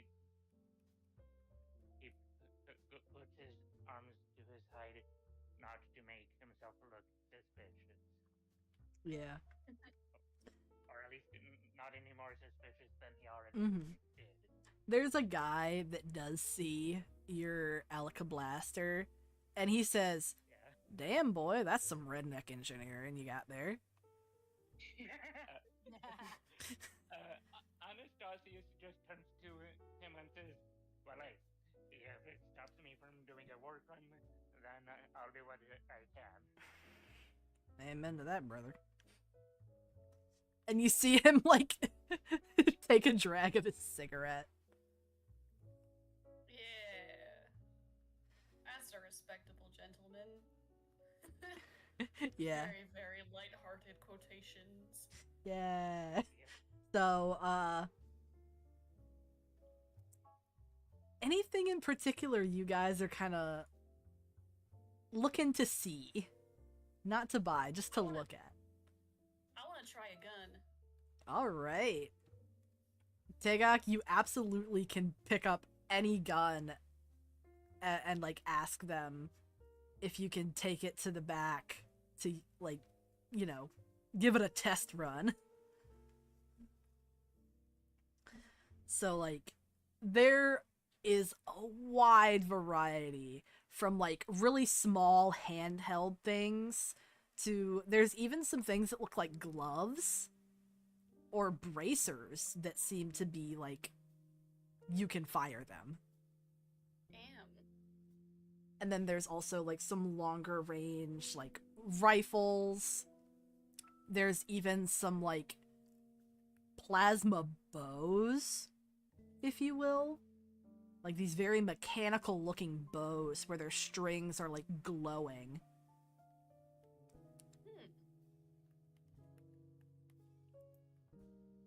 Alright. So really, you just can pick gonna, anything. I'm just gonna choose like a few of a different variety. Because again, the whole purpose that Tegak is there is to just like see what they got, Mm-hmm. which might give them an eye into potentially like what their security is Mm-hmm. and what kind of fights are we looking at on this planet. Yeah. So, next to each, like, little display, either on the wall or in these cases, there's, like, a thing to either add to cart or add to range. So if you click add to range, that'll add it to, like, your, like, list of things that if you go into the shooting range, they will, like, have it ready for you to try out. Alright. Ben, you there? You good, Ben? His Wi-Fi's being stupid. More so Discord model is being stupid. Yeah, Sob. technology being stupid. Teehee. Just waiting on dinner and he made it for me. Yeah. So you can add a couple different weapons. Yeah, I wanna take a look at like some more handheld pistol-like stuff, some like two-handed. I wanna take a look at Yeah. a good solid variety. Mm-hmm. Because, you know, in case we have a situation at the plant, I want to know what we're up against, possibly. Yeah. Better idea, at least. Mm-hmm. So one of the first ones that you, like, take a look at is, like, it's near the front and there's, like, a little neon sign that's, like, standard issue used by all Imperial personnel, the gold standard, and it has, like, a little gold star next to it. Alright. And this is just, like, a very standard handheld single-handed pistol. Little plasma gun. And even looking in the case, you can see that there's, like, a couple different modes on it. There's a scan mode,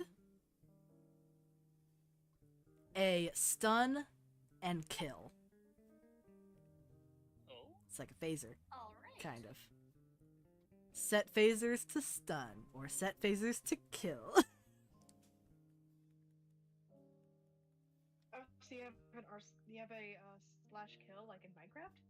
Yes. Slash kill. Slash kill. But, yeah.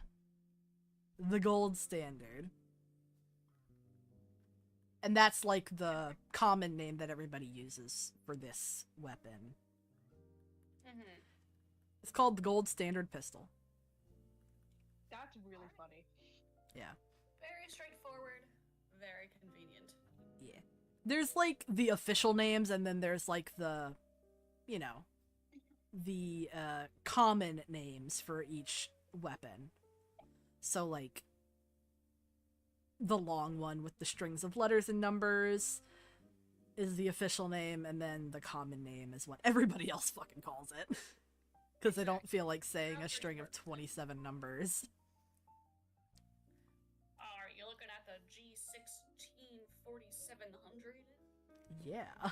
Nah, man, that's the shit maker. I'm sorry. Sillies. Yeah. Exactly. Oh dear. Said fucking gun taxonomy. Caleb. Gonna pick out a bunch of guns. Yeah. There's also like some really cool melee weapons that you can see. Like, you're just drawn to them even though you're like actively looking at guns. You're just like, oh, that's a laser yeah. mace. That's a mace that has lasers. I'm definitely gonna pick up a laser sword at some point. Yeah. Like that's just kind of a given. Yeah. You see that there's this really fucking cool gauntlet. That it's on a mannequin, and the mannequin is like going through the different modes of the gauntlet. One of the things that the gauntlet is able to do is it has a tractor beam, as it is advertised, and like the mannequin shows like there's a little disc on the palm of the gauntlet that allows you to like, with a beam of light, pick up and move things What the by like moving your fuck? hand. There is a They use claw. technology to make telekinesis, you guys. Yeah, it's a tractor beam, baby. There's a talons mode where like from the tips of the talons fingers there is like plasma claws that is advertised can cut through like any sort of like carbon or carbon steel or anything, pretty much. All right. And- Sexy, super fun. And then there's also a defense mode where the mannequin like puts up its arm in front, and there's like a little disc that's on the back of the forearm, and from it sort of like a hexagonal force field manifests and forms like a shield. It forms a shield.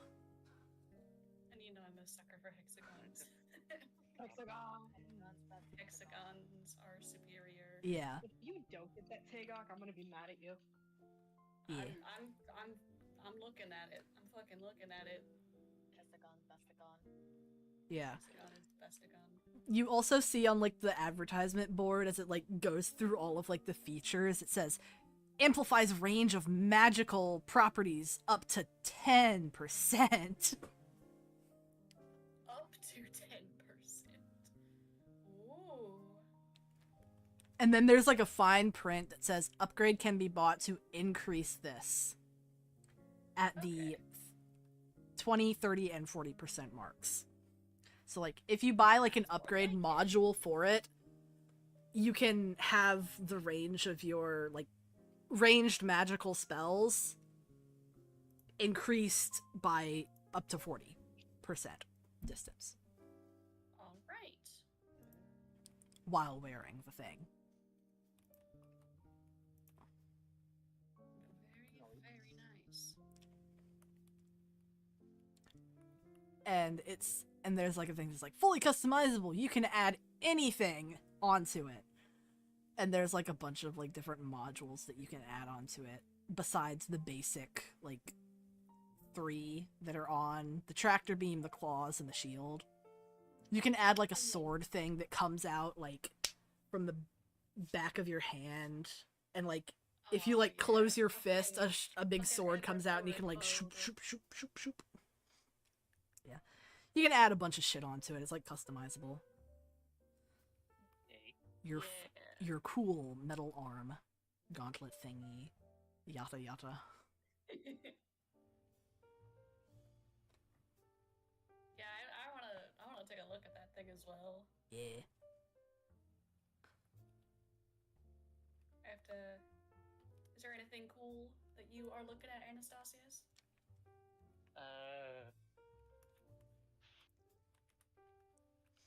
Anna's Anastasius, I think at this point, is it just grabbing like the closest thing to his Alaka blaster he can for right now, just to see like how like close or how good he got to be like what they got, Mm-hmm. and like you can see like an old styled buffer wheel just pop up into his over his head over like some of the stuff that he's seeing, Man's and buffering. and like other people can see the buffer wheel as well, and I will be right back. Damn. And away he goes. No, I'm switching over to computer. Okay.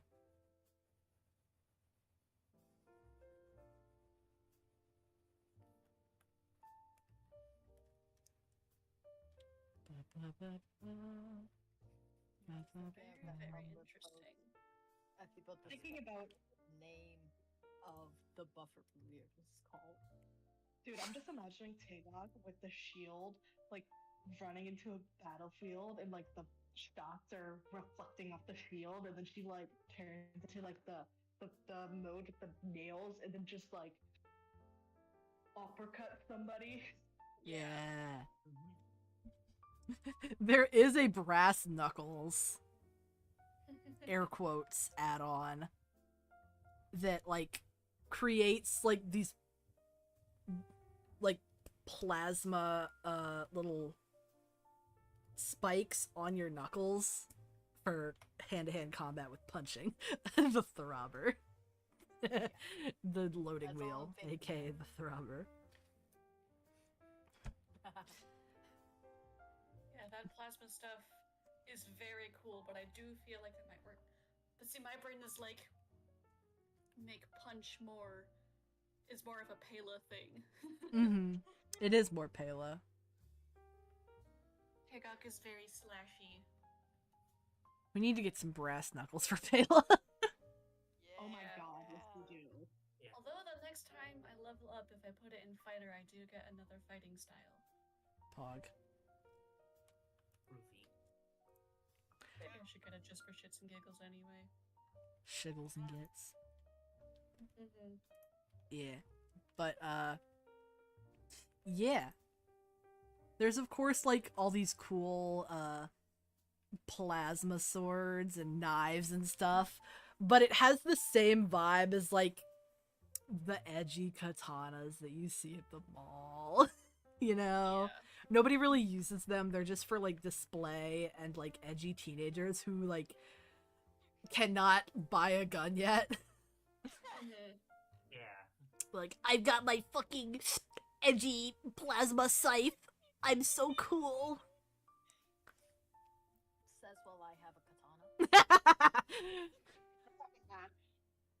There's a difference between having one katana and a wall of fucking katanas from the mall.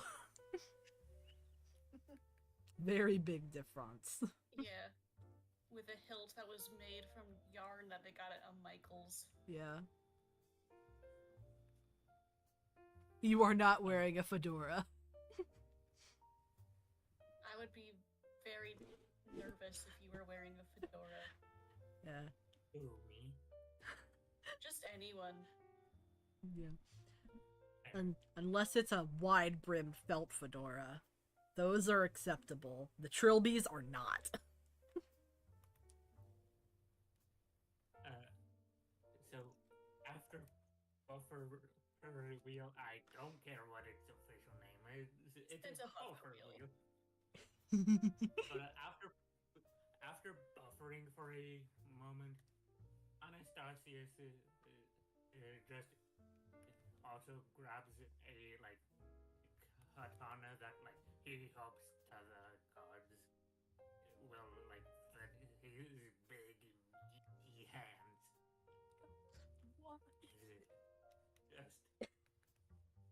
You pick up something that like looks like an appropriately sized sword to you, but it's really a great sword.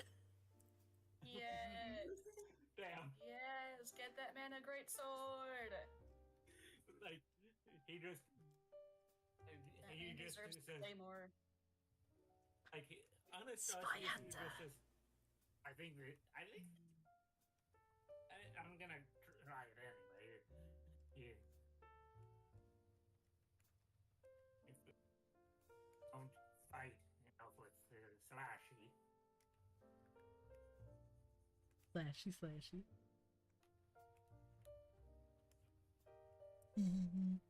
Yeah. Dagok, do you want to go, like, Where's my shoot? Do you want to shoot? Yes, I want to shoot. Fuck yeah. Let's go shoot Nice. thing. Anastasia nods and then just goes towards the shooting trial range thingy. Yeah. They give you, like, this little, headset thing that is more or less combined, earmuffs and, safety glasses. That makes sense. But it looks really cool. Yay! And it also has, like, things to help you, gauge distance. So, like, when your eyes focus in on something, you see, like, in your vision a little number go up, and it, like, this is, like, beep, beep, beep, 75 meters. It, like, appears in That is text. very cool, but also mildly concerning. Yeah. Yeah. So, like, if you wanted, you could buy this, like, glasses, the scope glasses, Fucking scope. and it basically, like, it even works through the scope of a weapon. So, like, if you're looking down the scope of a sniper style rifle and you zero in on something that's, like, hundreds of meters away, it would tell you the distance. Again, very cool, mildly concerning. Yes. I'm stupid. Why is it concerning? Just how are you able to connect to my brain in order to see what specifically I am looking at, or what analysis of me as a being are you doing in order to see what exactly I am looking at to tell me how that is? What It just tracks your It pupils. tracks the eyes. We have Okay, technology it that can tracks do the that vision. currently. Yeah. Yeah, there's quite a bit. Like, especially there is a game that can tell when you blink, and that's all the controls that you need for it. It's pretty cool. yeah, that still creeps me out. Yeah. We can tell if you're looking at Thank that you. woman's boobs by tracking your pupils. Oh my god. A quick question. Yeah. Just semantics. When you say meters, do you mean meters or feet? Meters. Meters, okay. Figured I'd ask because a lot of spells are in feet, so time to do some calculations. You could change the settings. Okay. You filthy American. We're all I know. I just thought I'd make a joke. Said like you weren't a filthy American. Listen, Am I not allowed to be humorous?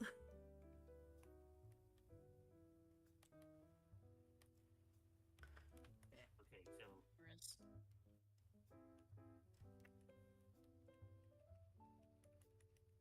This is just very interesting. I want to go shoot things. Yeah. Yay. So yeah. you get your guns. They have them all, like, laid out for you. And, you know, they're loaded with, you're told that you get 6 rounds each to give it, like, a little trial run.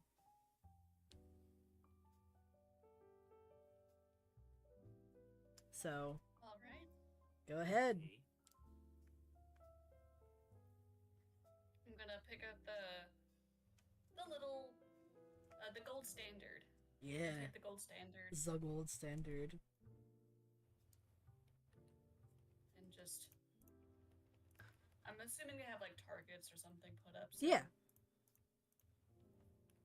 rock and roll, buckaroo. Clement is just like standing behind you all proper with his like earphones on. His ear protection. Yeah.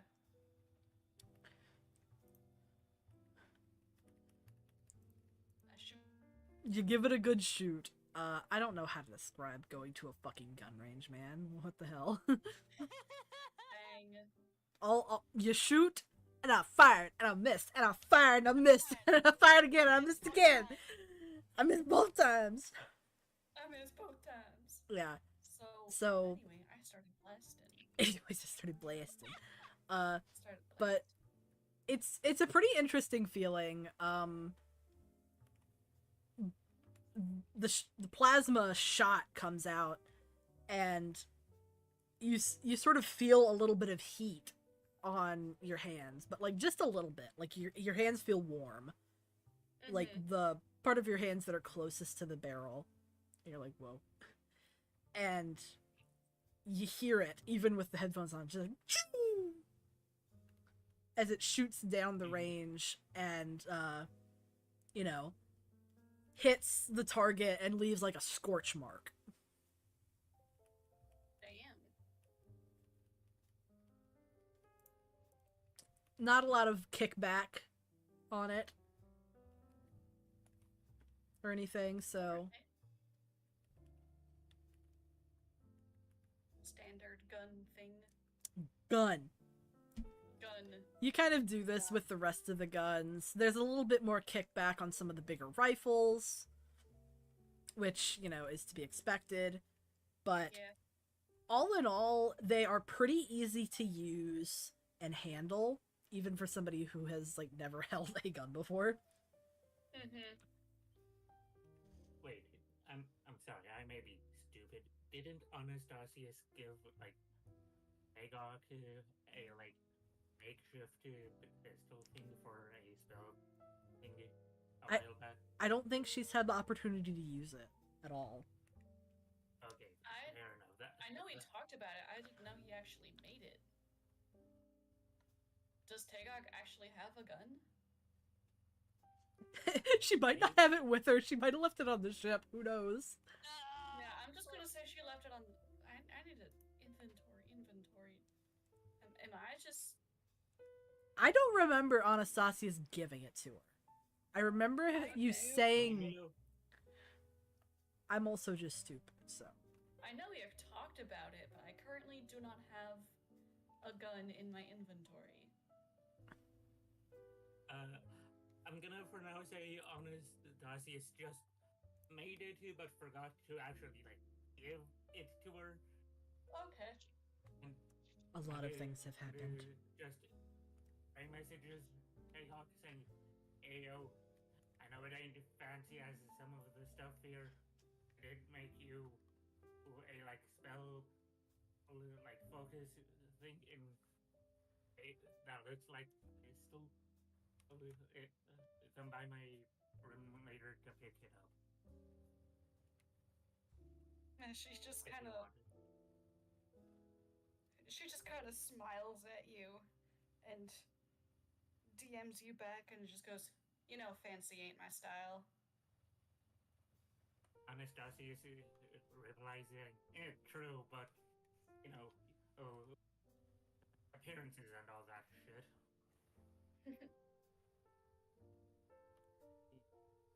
Yeah, I'm excited to check out the Anastasia's gun. I will, I'm pretty sure I sent it a while ago. I just, but not, like, gave it to her. Yeah. But, just as a, like, reminder, in break room chat, there it is. Gun! Gun. Gun. Yeah. Yeah. So, you guys test out your cool weapons. Anastasius, you probably test out a few as well, and you're like, dang, This is crazy, dog. The fuck? Yeah, and then he says, "Eh, I like mine better. It's good." If it ain't broke, don't fix it. Right?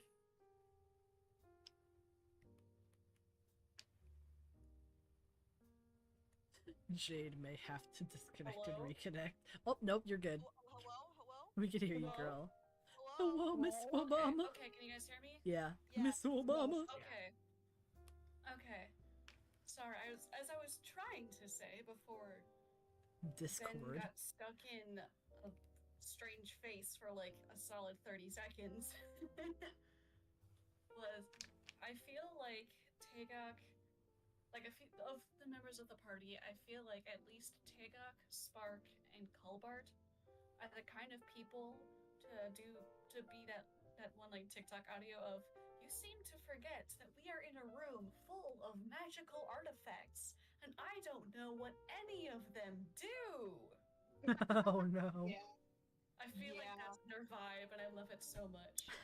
Yeah. Chaos. May chaos Chaos. take the world. Fight. Yeah. So you guys, have fun with your weapons. And you sort of get a good idea of what most people use. You find out that, like, of course, the gold standard is what most like people who are guards or that work for somebody else and like are security, they usually have that. But they often also carry a carbon steel blade, Okay. and you see them on the walls. They're just like more or less a short sword that is made out of like a black carbon metal. Yep. Pretty solid piece. Yeah. So Just like you have a basic idea of like if you're probably going to be encountering anybody, it's going to be with those two weapons. yeah. It should be pretty good then. All right. I feel pretty confident. So let's take a jiggity jog back to our merry band of mercenaries and see what they're doing. What are we doing? That's a really good question. Yeah, what are you doing? Mary scenarios. Have you gone to the tour yet, or are you still in the town? Do we know where to go buy a ticket to go to the tour? You probably asked one of the moms. Thanks. You ahead of me, bro. Hehehe. You see, I know when life is tough, Colbert and Caleb got me. Yeah. Play. I would go ask one of the moms. Yeah. Probably no. So you talk to one of them, and she tells you that if you just walk in through the front door, and instead of like going to the left where the employee entrance is, if you just head straight through the lobby, there's like a check-in, and you can just buy the ticket for the tour there. Good to And know. they like tell you when the next tour is, which it happens like a few times a day. There's like the early morning tour, the midday tour, and the afternoon tour. And she tells you that if you want to be able to get a ticket for the early morning tour, you should probably head out now before they all get sold out. Because the tours aren't too big because they don't want to lose anybody. Yeah, we should probably go do that.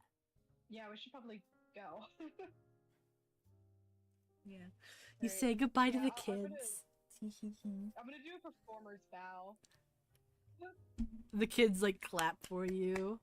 And the moms thank you for, you know, entertaining the kids for a little bit. They're probably going to be talking about it all day. But, you know. That just means we have to come back, right, Colbert? Oh yeah, definitely. The kids are like excited at the prospect of you coming back later in the day.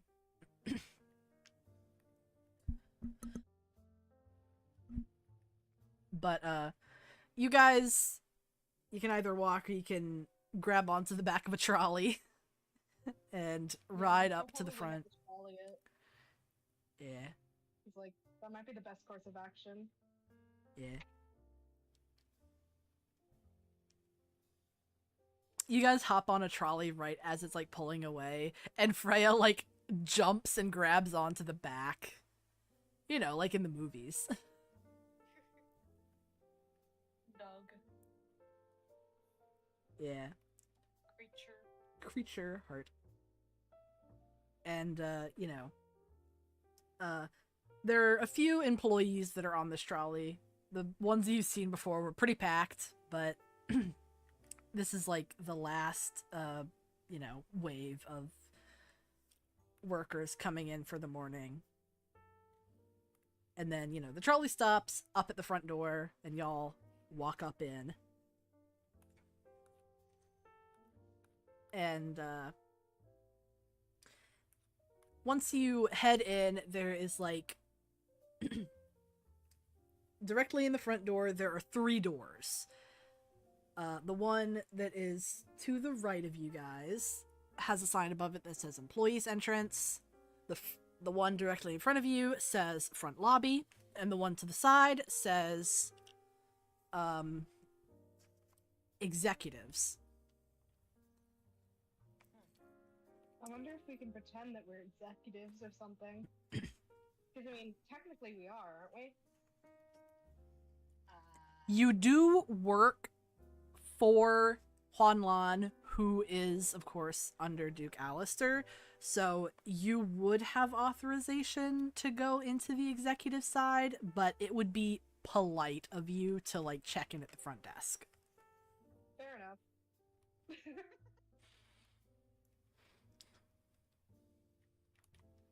You can do whatever you want, but you need to make a good impression first, you know? That's fair enough, yeah. I guess we should just go check in then. Mm-hmm. Probably, yeah. So you head in and on through the front door, and you see, like, this big, empty, like, beautiful white lobby. It's, like, so boring and white. Minimalist hell. TM. Ew, minimalist hell. Disgusting. It's, like, so shiny. Disgusting. Disgusting. Yeah. Also, I didn't note, but in that first room that you were in before it, like, split off into the 3, like, it was also a decontamination chamber where it, like, cleans the bottoms of your shoes and stuff. And Makes sense. Mm-hmm. so, like, you got your feet cleaned. We're squeaky clean. Yeah. Freya doesn't wear shoes. So Neither do you. oh yeah. Just your feet. Y'all just got your feet clean. I'm kind of jealous. Dogs out. The dogs. Put those grippers away. But Let the man walk. yeah, but you guys head into the front lobby and you see that there's like this big sort of semicircle marble or like shiny white painted metal kiosk. And you see what looks like a younger woman in very professional attire sitting at the desk, clacking away at her keyboard. And, like, you see that she looks up at you briefly, but then immediately looks back to her screen to continue working. Real. I'm gonna walk up. She doesn't look up from her work, but she says, "Morning, doll. What can I do you for?" So, us 3 Audrey and I gesture to Colbart and Freya. We're here to talk to. I have to look up how to spell it again because I'm stupid. Says that out loud. So real. No, that's internal. Fuck off. I know, I know. Is it Osborne? Is that how you pronounce it? Osgood. Osgood. Osgood. We're here to see Mr. Osgood. We're here on behalf of Duke Alistair. She actually like pauses, like you hear the clacking stop. And she looks up over her glasses at you. And she's like, "Oh. All right." And she like clacks a little bit and she like looks at her face. She's like, "Did the Duke Alistair schedule you to be here today, or is this an impromptu visit?" I think it's impromptu. All right, I gotcha. And then she clacks away. She's like,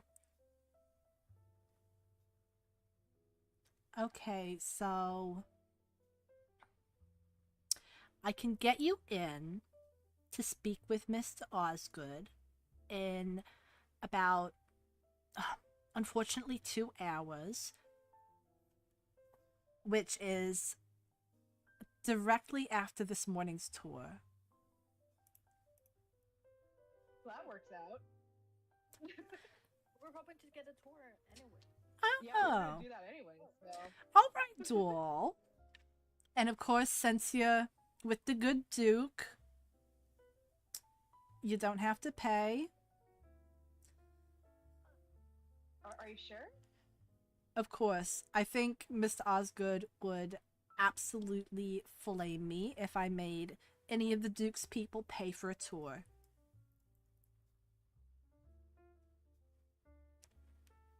I mean, Spark's not gonna fight it. Neither. Yeah. And she's like, "All right, let me just get you 3 tickets." And she clacks on her thing and like she chews her gum.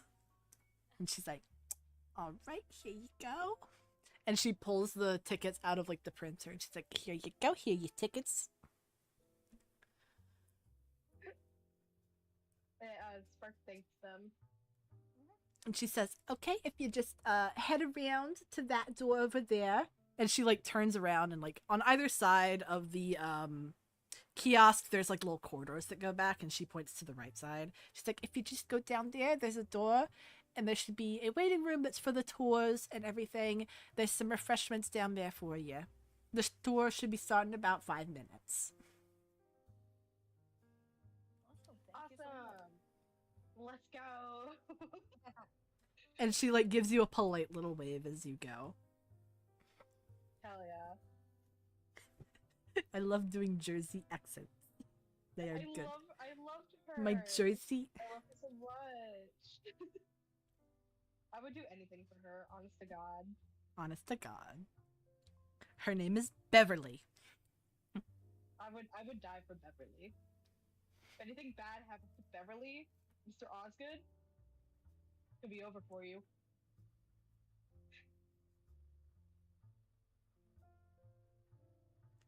Alright, so you go and sit in the waiting room, and there's like, you know, there's some refreshments and everything for people, and it looks like there's maybe about a dozen people, probably from the inner city, that are sitting in the waiting room.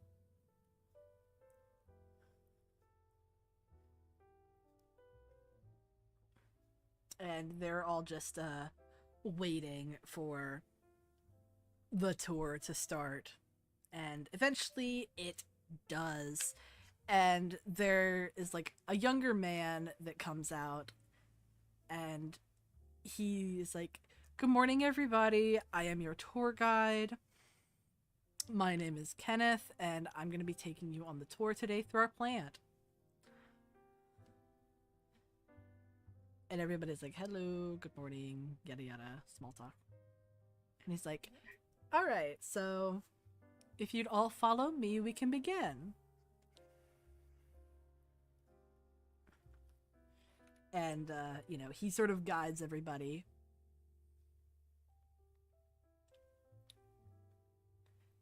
So, you guys, from the very beginning, you get a tour of how the plant works and makes power. From, like, where the shipments come in of the, like, the nuclear material to how it gets processed and everything. Like, it takes you through, like, the step of everything. And, you know, you guys are able to ask questions at any point, so if you have questions for the tour guide, go ahead and ask them.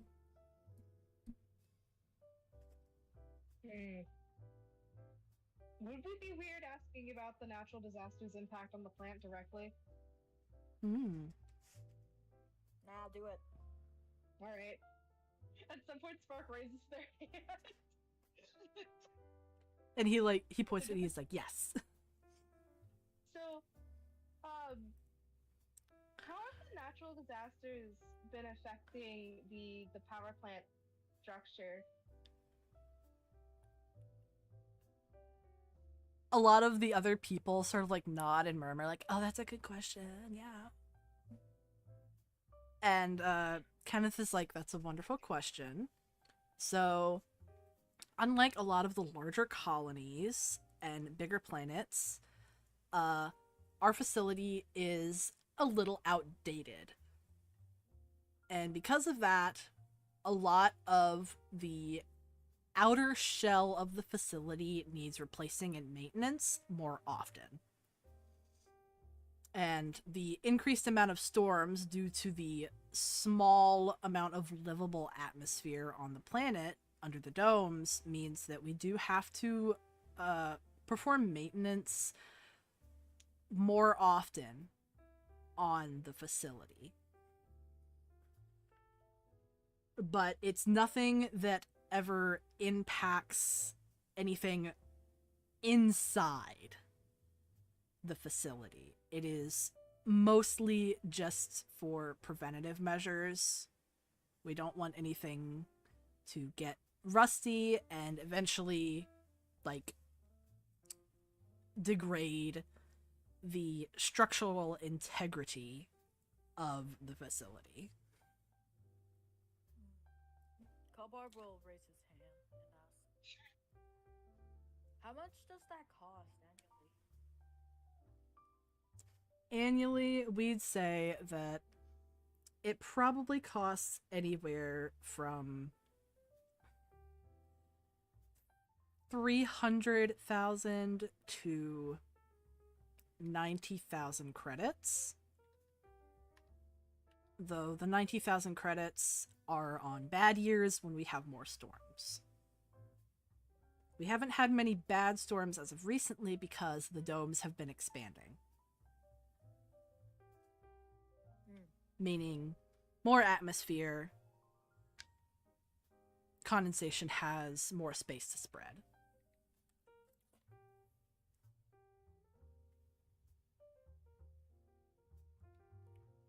Okay, so it's implied that he knows that the power plant's involved with the causing of the natural disasters. Like, is that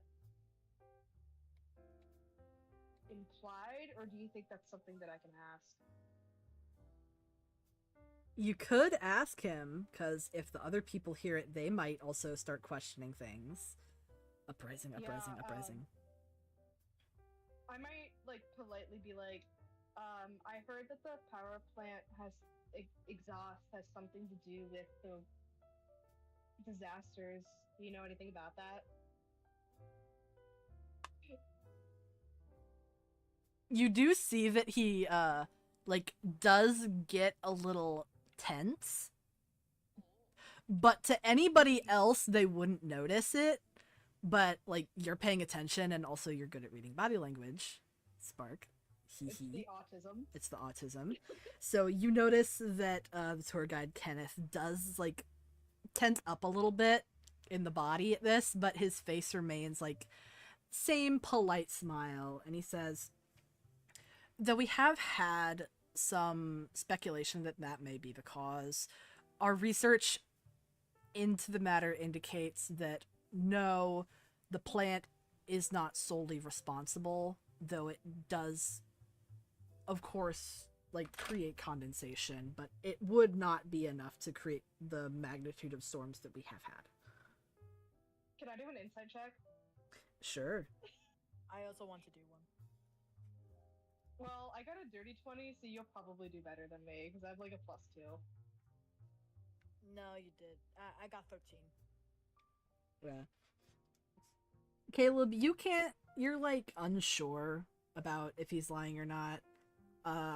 Spark, you have a pretty good indication that he is like absolutely like hiding something, whether it's the validity of these researchings or whatever. They could be, you know, paying off these scientists to say that no, the plant isn't causing this at all. Can I send a message to Colbart and be like, a bullshit? A bullshit. A bullshit. Huh? Bullshit. A bullshit.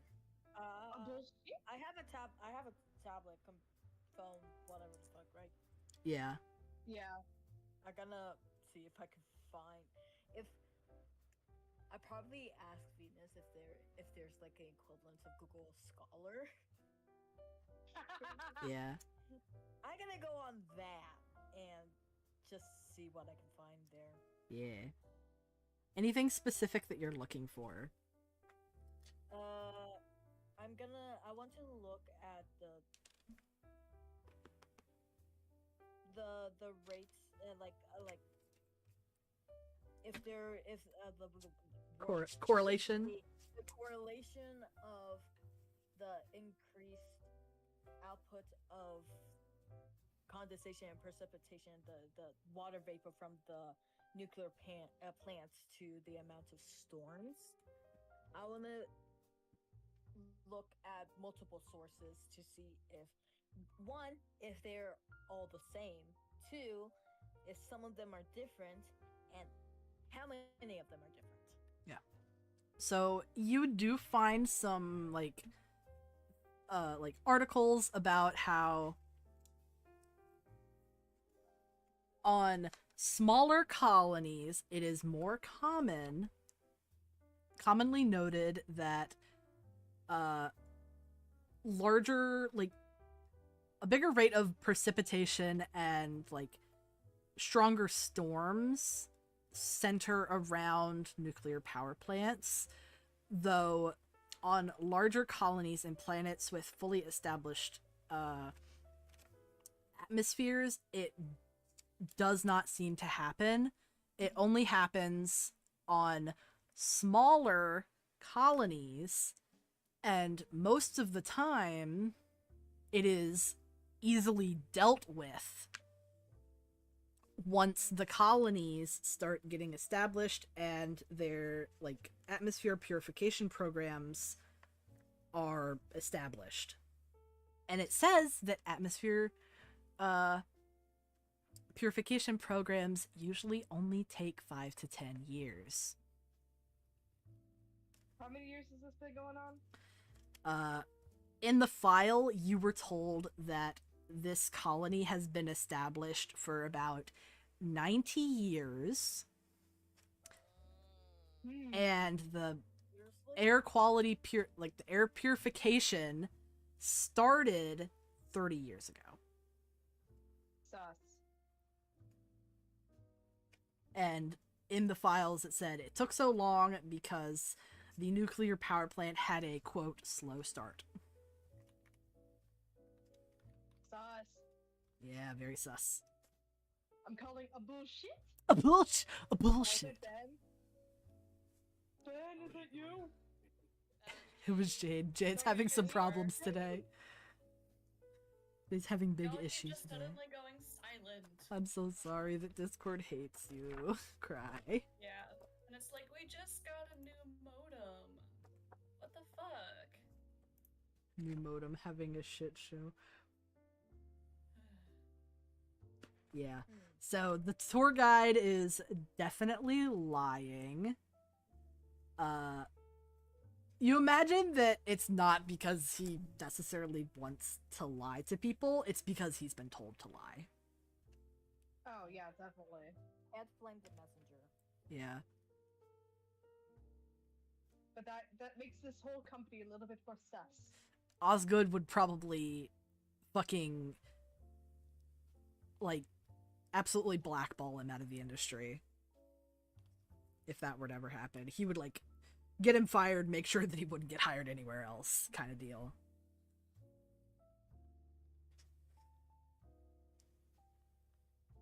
But yeah. Some of the people on the tour, like a lot of the older people and like some teenagers are a bit more like, sussy about it. But the kids that are on the tour don't give a fuck. The moms are too tired to care. Relatable. They're just trying to drag their excitable kids around.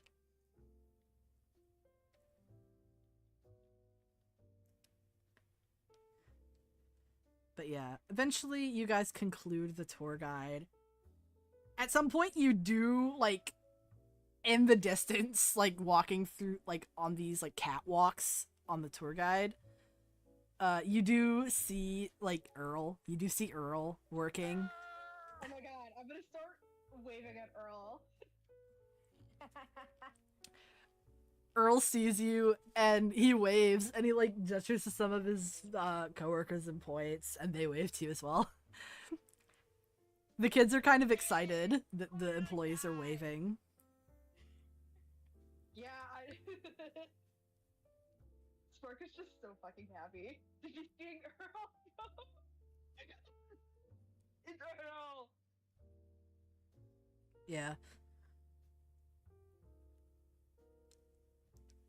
You do notice, like, walking through this area where Earl is, like, you hadn't taken quite as much notice to it earlier because you weren't paying attention to the employees. Except when, like, it was pointed out. But in this area where no attention is being drawn to any of the workers, you see that the workers aren't wearing as much protective gear as they had been in areas where the tour guide Kenneth was actually pointing them out and drawing attention to them. Violation.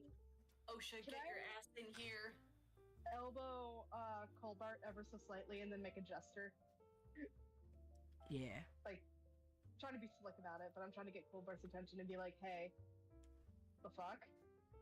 Colbart, An you OSHA violation? you do kind of take notice to it. It takes you a second, but you're like, hey, these guys aren't wearing, like, the same gear that the other ones were. They're wearing like, you know, steel-toed boots, high-vis vests, and hard hats, but they're not wearing the same, like...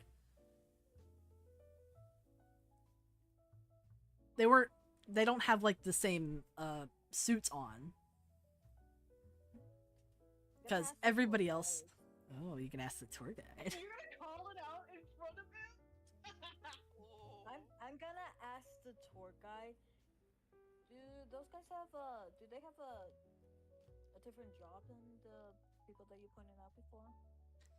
We're just fucking airing out this plant's dirty laundry. Yeah, he had been talking, and, like, he pauses, like, he stops walking, and he turns around, and then he, like, glances over to the workers, and, like, I guess he, like, didn't notice that you would wave to them, so he didn't even notice that you were paying attention, but he's like, yes, they do. The workers here don't work within a radius of any of the radioactive material so they don't need to be wearing as high of a coverage of hazmat. Really, the only way that they would ever be contaminated or irradiated is if they were to step into those areas without the proper protections, or honestly, if they were wearing no clothes at all, they might get a little exposed, but he just kind of shrugs and he's like, I can assure you that our workers here are completely safe in this part of the plant. Wearing what they are I'm now. gonna do an insight check, but I don't fucking believe that. I am gonna do an insight check. That's to say, I don't think I'm gonna get that luck again. So you go ahead, I bud. got 12. 12. Yeah. So even though, like, you didn't roll great insight, you do get the impression that he is not being truthful entirely. Like, you don't know what he's lying about, but he's lying about something. Something in that statement is not true. You just don't know You should what. ask Earl Colbert. I'm gonna talk to Earl on the tube home. Earl! I could with my Oh my god, wait, Sport Plus- could. Actually, oh, Spark no, could. I could with my plus 13 stealth sneak away. Spark can do. Is Earl within 30 feet? Yes. Actually, he is within 30 feet. I had to, like, do the measurements in my head. I forgot you could do that. I forgot I can do that. Can I send a DM to Earl and be like, don't be alarmed. This is just a cool thing I can do. Don't be alarmed. Be not afraid. Don't be alarmed, but I think our tour guide's lying about some shit, and I want you to verify. What are the regulations about the equipment that you're supposed to be wearing?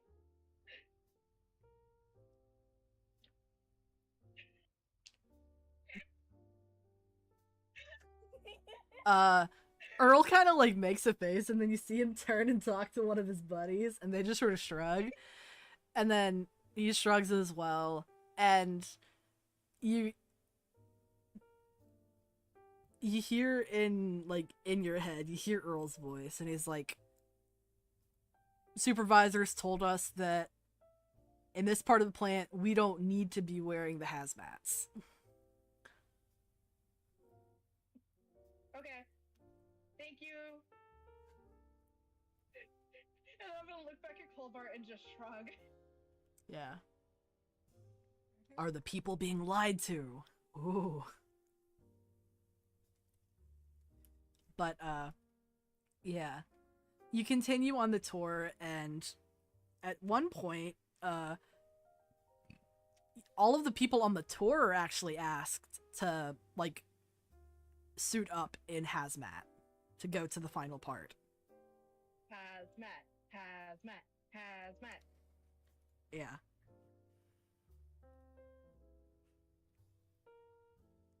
And, before, like, everybody heads in, you see Kenneth actually, like, go on to, like, a comm system and say something, like, very quietly into the comm system. As everybody, yeah. Yeah, as everybody's suiting up, you hear him, like, say something into the comm system, so. What roll is Oh, that? I got a 4 total. It would be investigation, Colbert. Oh, good. 25. Yeah. So Colbert, you're suiting up, and you're like, you sort of, like, make it look like you're hopping on one foot to get into the thing, and you scoot a little closer. And you hear Kenneth say, clear out the employees.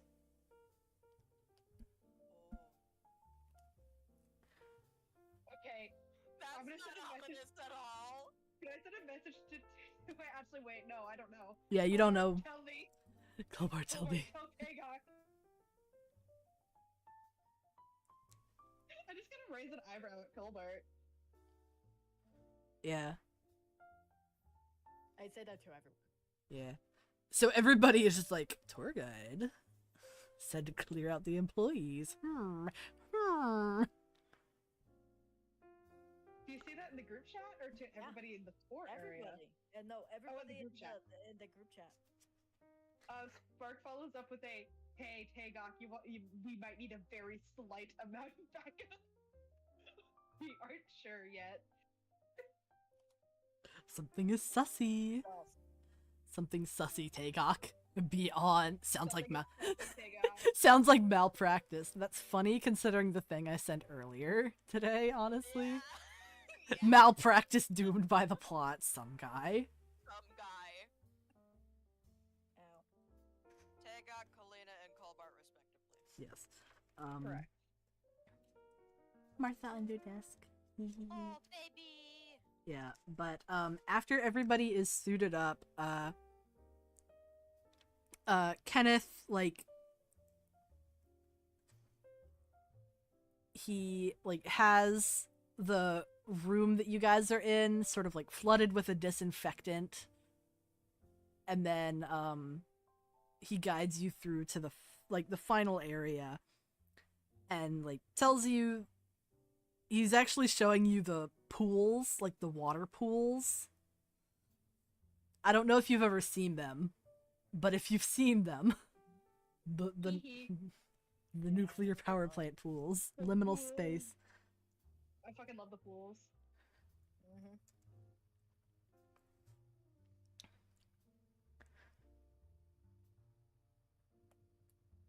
I'm gonna send an image of what they look like, cause yeah.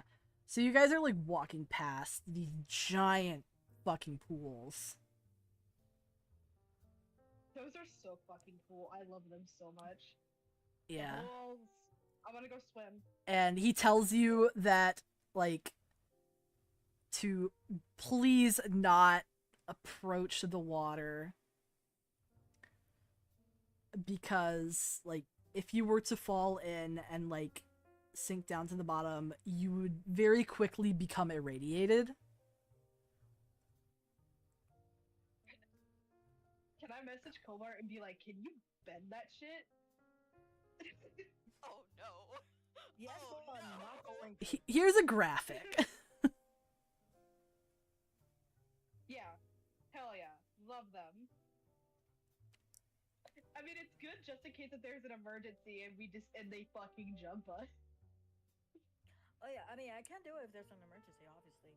Like, Yeah. I'm I not get it saying how do it it goes. now. I'm just saying if we get jumped. yeah.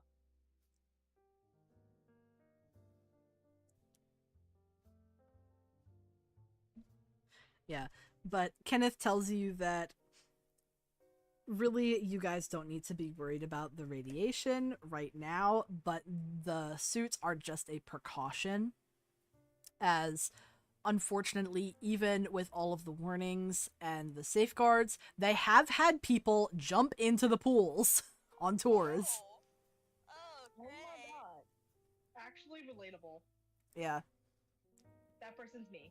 He tells you that in the past, like people have jumped in, swam like to the bottom, and died before they could get back to the surface. Just to like illustrate to you how serious it is.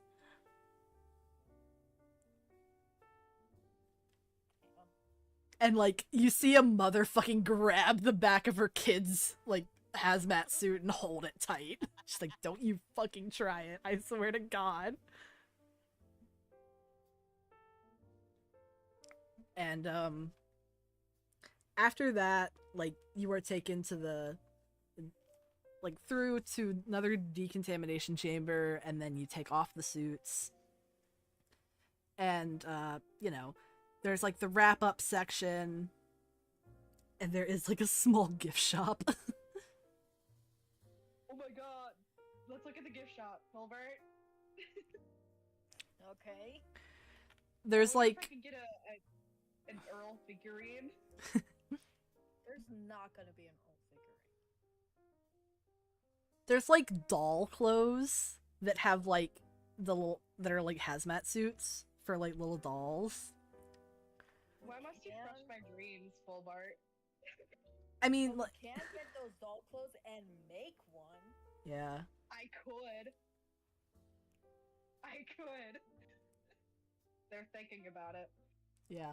There's like a miniature like recreation of the plant as like a little thing, like Lego set of the power plant, little puzzles, a necklace that looks like a uranium rod. Oh my god. Oh my god, I want the uranium rod. Yeah. There's like fake uranium glass, like stuff, like, you know, the glowing glass, the vintage glowing glass TM, but it's like recreated and not actually radioactive. Damn. Glow in the devastating. dark teacup TM.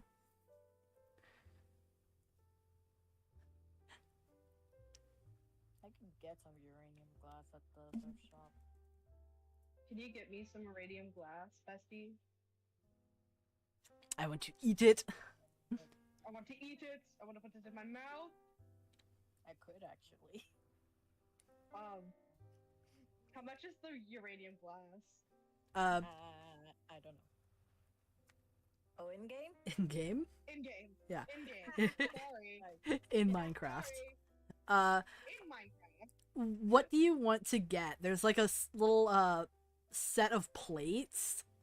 It's like 4 plates. There's like a teacup set. I kind of want to get the teacup set. Yeah. The teacup set is 50 credits. Hell yeah. And Any credit? I'm yeah. buying it. it comes in its own little case for carrying to make sure it doesn't break. Hell yeah. And if you're wondering, the uranium rod necklace pendant is 10 credits. Do you want to get that, Colbert? Yes. Yes, I do. There's also like a candies, like interesting little candies thing. There's like this like sugar rock candy that's called uranium candies, because it's the same green, like, you know, lime green uranium, you know, the look. Oh my god. Do you think we should get some for Freya? Is it Freya here? Yeah, Freya's here. Freya's like, I want that Yeah. candy. Fre- How much is the candy? I'm gonna buy it for Freya. Yeah. Do it. yeah, it's 5 credits per like pound, basically. You're getting a pound of fucking candy, Freya. Oh, Yeah. I'm taking some of that myself. Yeah, Freya is more than willing to share the pound of rock candy. They know they can't eat it all. Yeah, Spark is gonna ask for a piece, but probably not more than that because it's a texture issue. Yeah. It's like a really sour lime flavor, but like good. Bussin'. It's like a less intense Warheads. Real.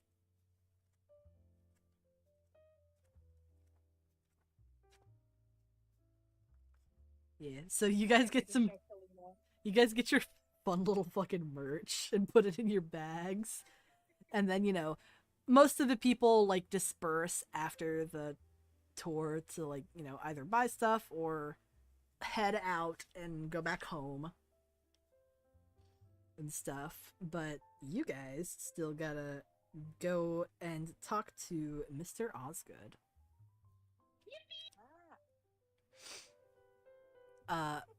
So after the tour, you like exit the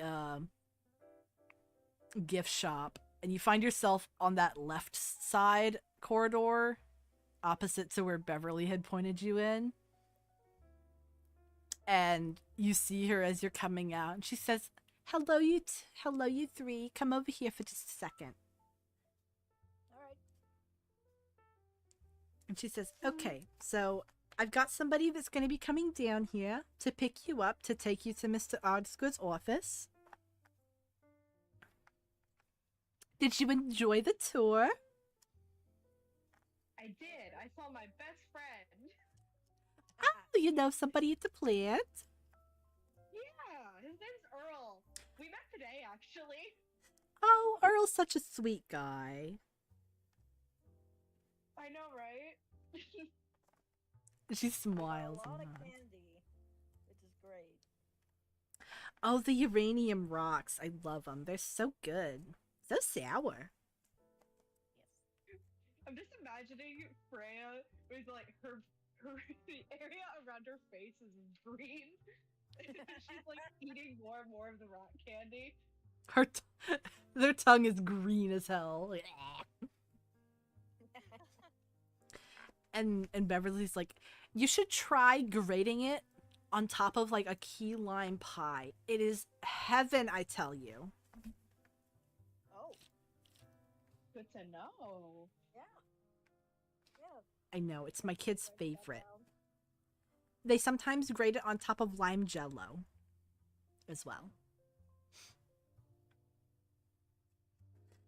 I think Jello is probably one of Spark's favorite foods. Now thinking about it, Jell-O. It's stupid.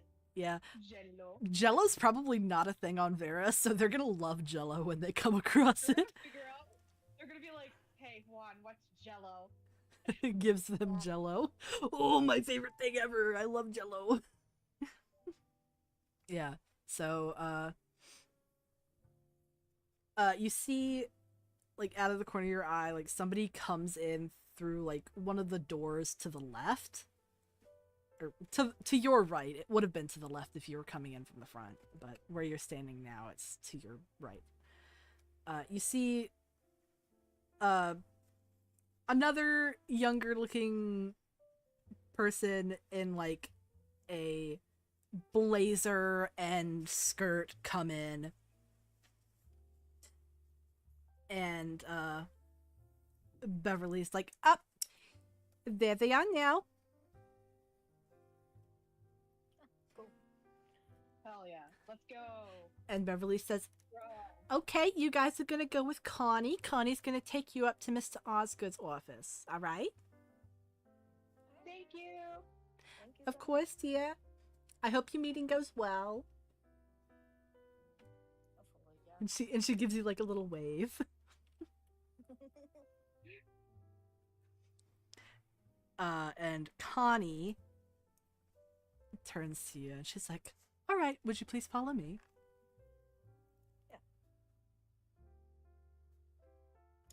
Connie like leads you through the door and then immediately to an elevator. And like Hell yeah, sort of good. gestures Oh. for you to get in.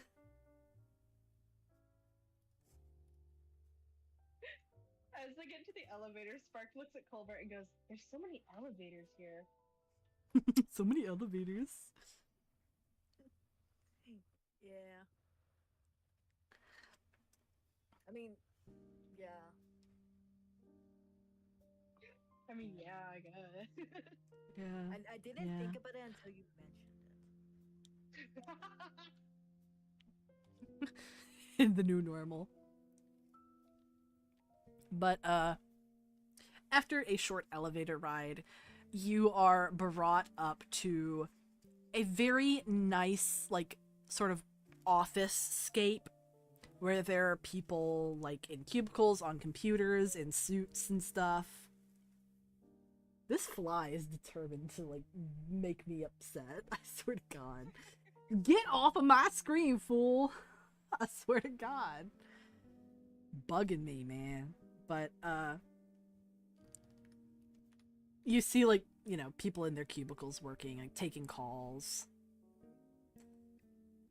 And, like, there's somebody, like, with a calculator crunching numbers and stuff. You hear somebody on the phone, like, sort of aggressively arguing with somebody, but obviously trying to remain civil. Just like, yes, I understand your frustration, but unfortunately there's nothing I can do personally. Oh. Oh, that person's having a bad fucking day. And they're like rubbing their fucking face. Like, yeah. And they like take the phone off of their ear and they like point at it and then turn to their like cubicle mate and they're like, you hearing this bullshit? Absolutely fucking crazy. Yes, I hear you. I hear you, man. So yeah. The crew is introduced to the cubicle life. Oh. The life of an office-dwelling cubicle worker. Just like Spark makes a comment about how it must be suffocating. Yeah. But Connie eventually leads you to like a really like nice carved metal door with like a placard on it that says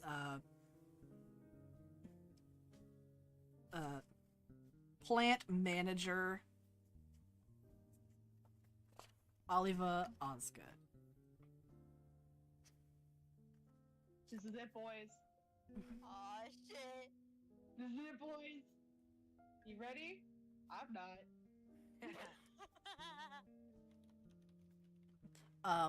You see Connie like walk up and there's like a little console next to the door and they press a button and they're like, Mr. Osgood, we have the 3 people here from Starline here to talk to you. And they wait for a second and you see like them tapping their shoe on the floor and like looking around, just like he's taking a sweet fucking time. And after like maybe about 10 seconds, the little intercom thing sort of beeps again and lights up, and you hear a voice that's like sounds like an older man, and it says, "Very well, Connie, bring them in." And then you hear like a chunk on the door, and Connie like opens it and gestures for you guys to go in. This is really scary. This is the time. You guys got it. Yeah. You see Freya like adjust themselves and they're like, okay, serious time. Aw, Time to Oh, be yeah. serious and we love them. intimidating. We love them so much. Time to be serious and intimidating. Alright, we're walking in, bitches. At least Spark is. Mhm.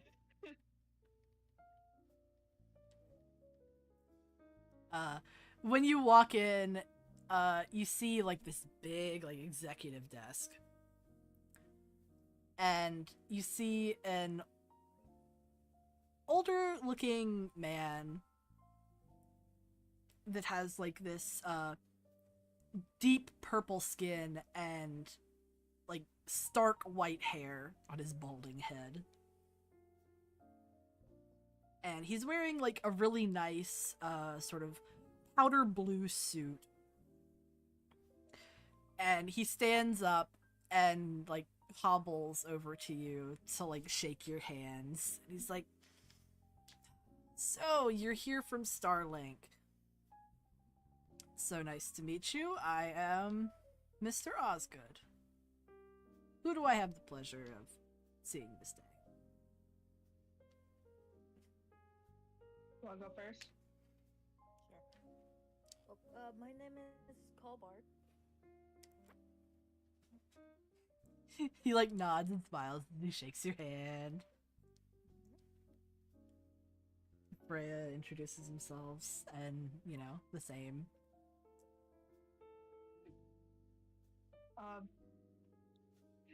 Spark introduced themselves and then says that, oh, I've heard so many things about you on the way here. And just like, is trying to give excited vibes. He smiles and shakes your hand and does like the where he like puts his other hand on top as he like shakes your hand, like more friendly and warm than just the standard handshake. And he's like, all things good, I hope. Spark says, oh, yes. We went around the community and they were just talking about how you helped them so much. He nods and like places a hand on his chest and he says, as the manager of this plant, I do what I can to give back to the community. These people really are the thing that keeps our colony running. Without them working for the plant, well, the colony wouldn't exist. Makes sense.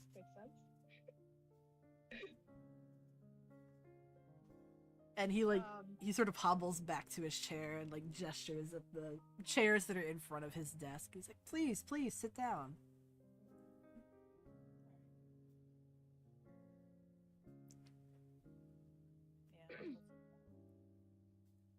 Yeah, we'll also go sit. Yeah. And he says, so, what can I do for you today? Real quick, Spark's gonna send a message being like, should I be the bearer of the bad news, or do you want to be the bearer? I'll be the bearer. You can already set yourself up as a fan and friendly. Yeah, good cop, bad cop. Sorry, is what they said back. Sorry. Sorry. Big good cop, bad cop. It's fine. Yeah. So, we actually came here to talk about the loans that you've taken and have not paid back.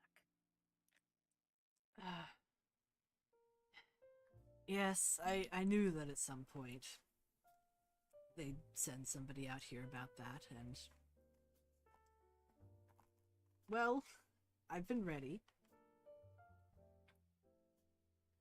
Mm-hmm. So, what kind of time frame are we looking at here?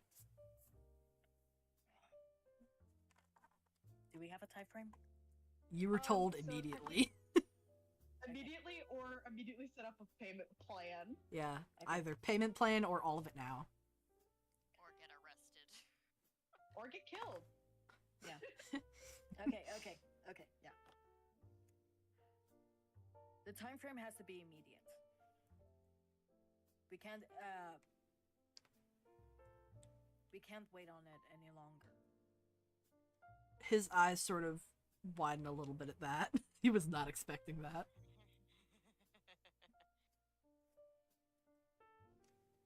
Now, the actual payment itself isn't immediate, but what we can do is make a payment plan. So at least there's some money coming back. All right. What kind of intervals do you propose? I'm guessing that it's either annually or monthly. How much should be paid each interval? He looks a little nervous.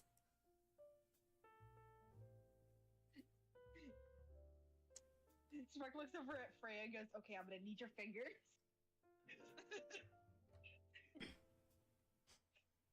And quick question: was there an interest rate that was mentioned at all? No, there was not an interest rate mentioned. Okay. No interest rate. Alistair just wants the money back. He doesn't care about interest at this point. He's just annoyed. He wants any Okay. money back at this point. Okay, Yeah, so you should probably open with that. yeah, okay. Alistair just wants any money back. He's getting increasingly annoyed, and From what I've heard, there's no interest rate, so that's good. Yes, that is some good news. Yes. Yes, but you really need to do literally any significant amount that you think that could be that you can do. Any will be good because I'm saying this because I genuinely really don't want this to happen, but I do fear that your life could be in danger if it goes on any longer. Oh. Oh, yes. I That is have quite heard serious. that, and I don't want that to happen. To be clear, we're not here to fight you, I promise. It's just Alistair is a very impatient man, unfortunately. I understand. I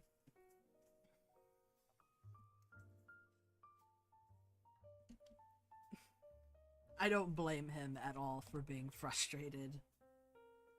Circumstances have been unusual with this colony. It's probably nothing he's ever dealt with before, so. But, I actually wanted to talk to you about that. of course. What kind of questions do you have? So, I was looking at, you know, like the bubbles, and it looks like these plants are, what's the word? Exuding? Is that the word? Freya nods confidently. Don't worry, Caleb. If I can like put in some numbers for you.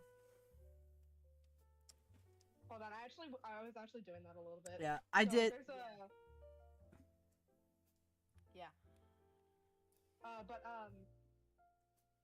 it's been releasing a lot of, you know, condensation in the air.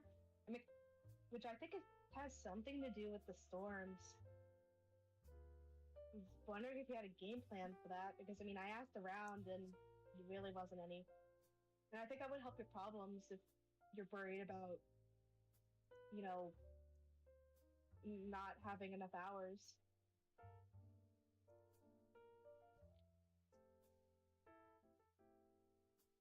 He nods and he says, "Yes, I know our the dome expansion and the air purification has been terribly slow. It's unfortunately because most of our laborers are actually working here at the plant. And we can't really divide them into the air purification program, and nobody in the inner city really wants to work in the program. Which is why I started up our tours, so that more people can see how important the plant is, and hopefully incentivize them to want to take up work." I see. So the main issue is the air purification program. Yeah. From your Yeah. point of view. Mm-hmm. Can I send a message to Caleb and be like, I wonder if we could help? At least, you know. And Astasius at least would be able to help, that's for sure, but Yeah. maybe we can at least, like, If we can get the pressure off of that, then one, even if it doesn't work entirely, we can still try. We can still make an impact of like, hey, we need if shit needs to be done. We're gonna try and fucking do it Yeah. because it seems like none of you guys can do it. Mm-hmm. Like an outside force, outside people are doing something about it. Can you guys also do something about it? It's like that kind of vibe. Mm-hmm. That's Yeah. something that we can do. oh yeah, there's still also that issue. I think we can also probably ask Juan about it, be like, what can we do to help them? Because that's the problem. Yeah. Yeah. Juan definitely has the power to be able to make things happen. Yeah. I think right now, like the best bet that we can do is set up a payment plan. Just straight up, just Yeah. Yeah. Actually, Copar is gonna say, okay. So I see your point of view, your issue about it. How about this? Let's just set up a payment plan right now, so we could just have that out of the way, and maybe we could talk more about other things that can be done. That seems more than reasonable. Mm-hmm. All right. Yeah. And he says, do you have any proposals on the amount? Or So, one question is, how long do you want to be paying for? Like, what's the time frame that you can have? Is it long? Is it short? I'd What do you think it is? personally like to not be paying for too long. Mhm. Definitely no more than 10 years. I'm willing to pay more at a time if we don't have to be paying debt for longer. Okay. Then let's start at 10 years. Let's start at 10 years and see how the math goes for that. All right. So 10 years. That'll be 3 million credits per year. 2,500 credit. No, 250,000 credits per month. And he like is typing it down in his computer and he says, yes, I can absolutely make that work. All right. And of course, we're willing to help you with that as well. I mean, we understand that the circumstances aren't great.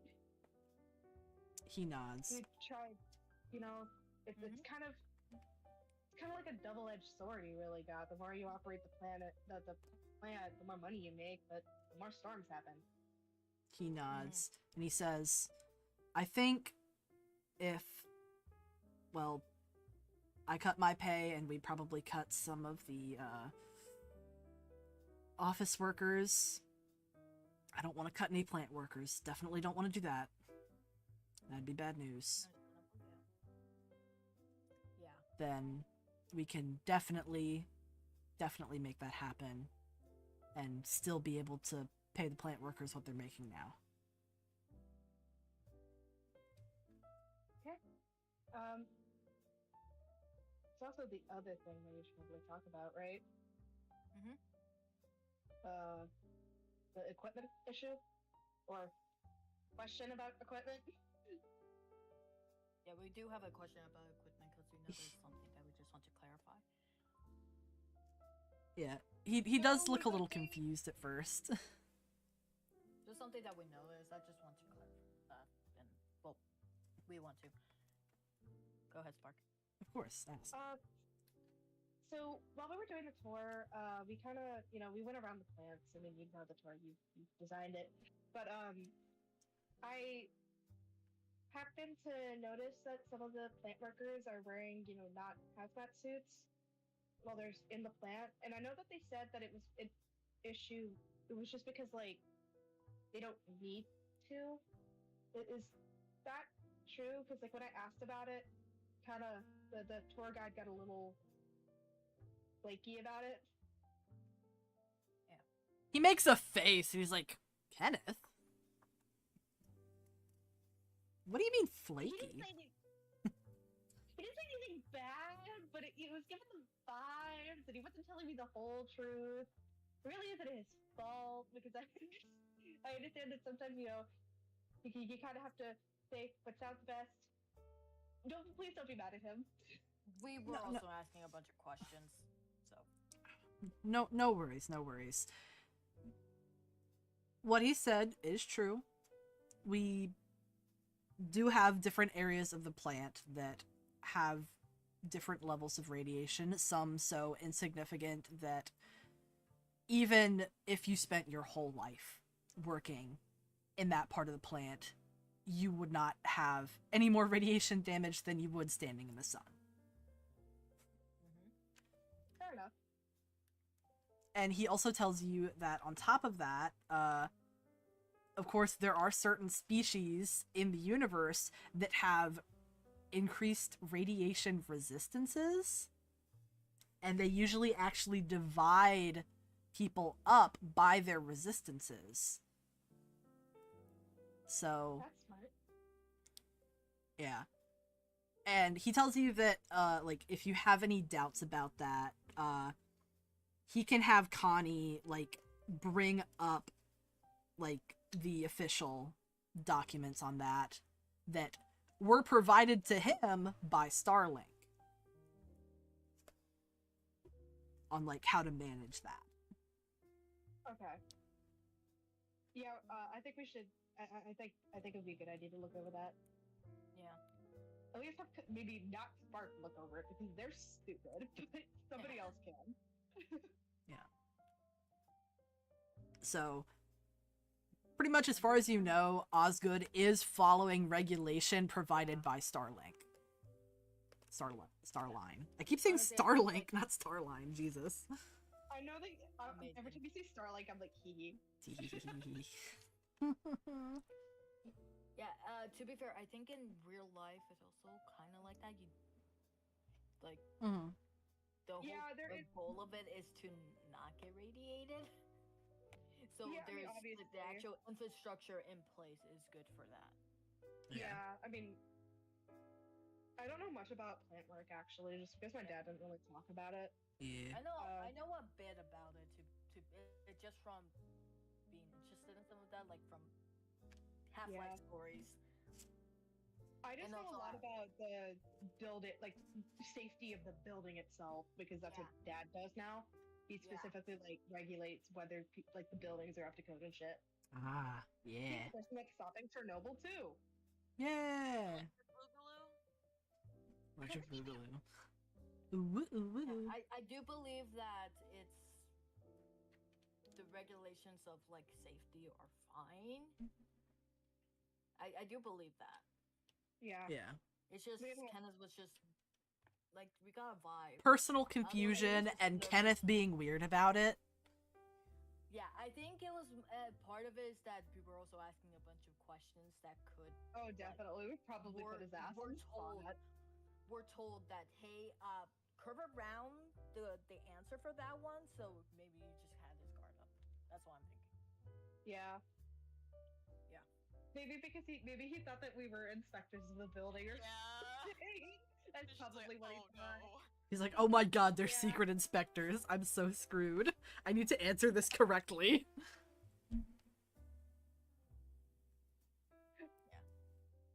But yeah, well, Colbert does say that maybe we just got Kenneth's guard up because we're asking a bunch of questions. Yeah.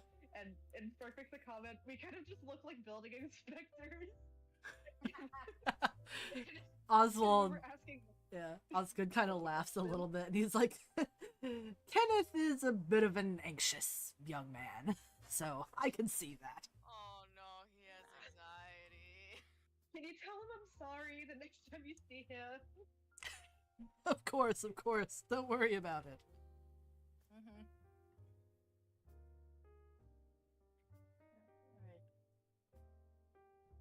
Yeah, so, Yeah, so- the payment plan is in place, right? Yep, he has, like, he actually had Connie come in and, like, be an official witness for this and, like, type it up so that it's, like, in writing. Yeah. That's good. That's And great. Connie gave you a copy of the, like, official payment contract, and they have a copy of it so that, like, if Alistair tries to up the payment plan without saying anything, they can be like, no. No, don't do that. But yeah, I think Spark's actually gonna ask for some contact information so they can get back to him on some ways to help with the Mhm. the air quality. Yeah. Yeah. He gives you, like,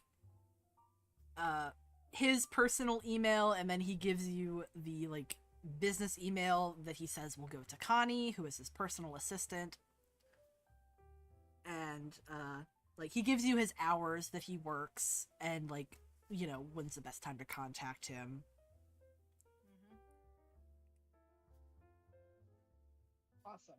he tells you that it's been a pleasure doing business with you.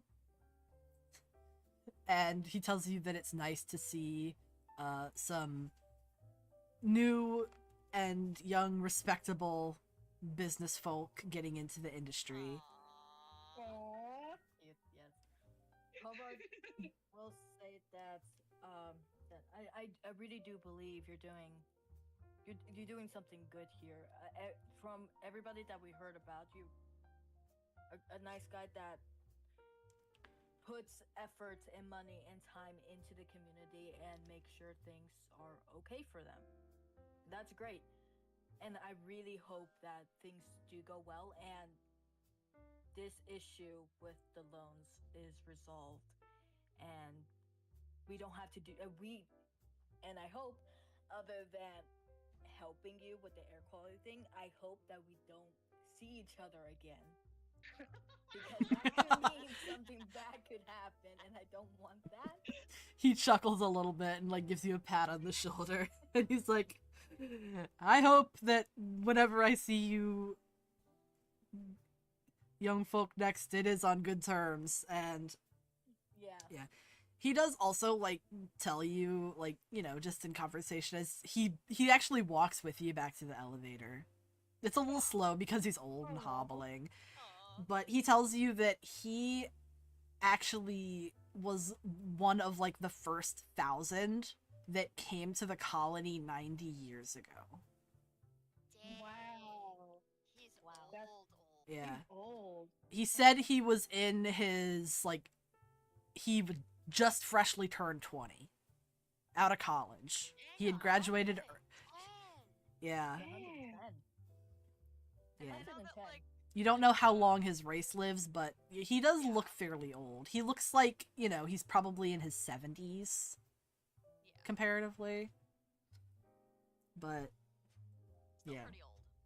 He's up there in age. He's still kicking. Yeah. So, like, Clearly, he feels well enough to, you know, be working. mm-hmm. Wait, hold on. This is the wrong chat. Oh yeah, we should probably be like, hey guys, can we meet up? Yeah. Okay. But, yeah, he tells you that he was of the first 1,000, and he has, like, a connection to this place. Like, he's put basically his whole life into this colony, and, like, he Aw. wants to do everything he can for it so that, like, the people of the colony can have a bright future ahead of them. Yeah. And he says that, like, in his lifetime, he's seen and heard of, like, so many colonies failing. And, like, the people having to be evacuated, and, like, the planets are still inhospitable.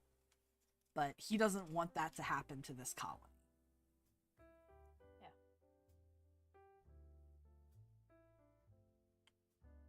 Yeah, so he seems like a good guy. Alistair's just an impatient bitch with no fucking empathy. Yeah. That really is the vibes, unfortunately. Yeah. Alistair's just like, I don't care if people live or die, I want my money. Pretty much. He just wants his money. Yeah. Yeah. The solidification of Alistair's bastardry.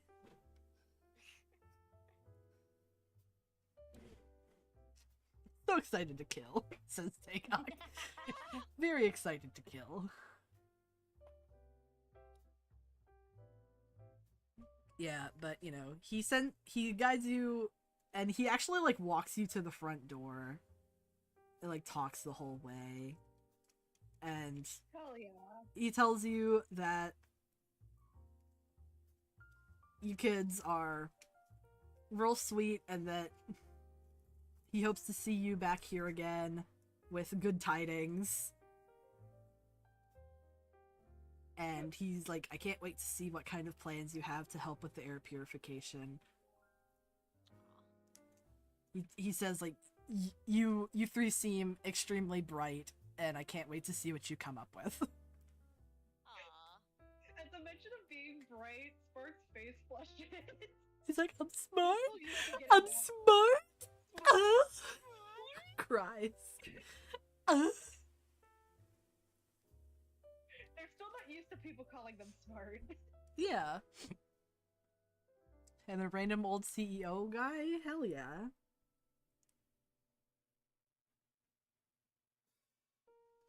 But yeah.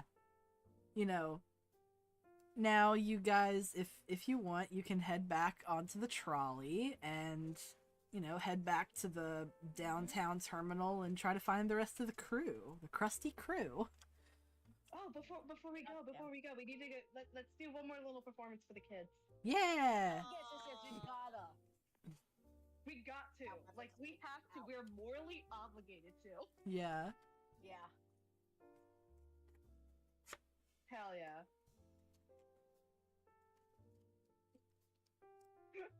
I think we'll probably just do a similar thing that we did before. Yeah. He's like, hey, No, we're what? back. No, actually, we are like talking to each other while we're walking back to the place. I don't know, Jade. Jade! Kobar will say, you know, I have done this before. I can make like creatures, like sea creatures or like flying birds out of water, and I can have them fly around. Dude! I can make butterflies. I have made butterflies before. I can make some illusions. Yeah. Ooh. So that could be like, the illusions could be sounds or images. So it could be like, I think I'm just gonna have them do like minor illusions. Yeah. Oh my god, what if we made Freya like the centerpiece of the performance? Yeah. Oh my god, hell yeah. But they're probably gonna add to like the butterflies and stuff like that. Maybe just do like some stuff like that. And add some sparkles. Yeah. But Colbert, you can actually take the condensation out of the air from the plant and use that. That's what I'm thinking. Yeah. As we're walking by, I'm just like dragging some water from the air, so I'm just collecting some water as we walk. Yeah. Yeah, I think Spark would just be doing some standard cloud shit on the way over, like juggling. Yeah. Yeah. But you see that some of the kids see you coming and like point to you and they're like, it's them, and then they like run off and you see the kids like all sort of like gathering each other to like wait for you to come to like the street. They're like, oh my god, it's the ice cream man type shit. It's the ice cream man, but better. God, imagine if the whole crew started doing this.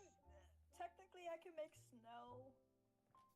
Like, I Kobold could doesn't spend like- some higher level slots if I really wanted to be silly with it, but I'm not sure if I want to.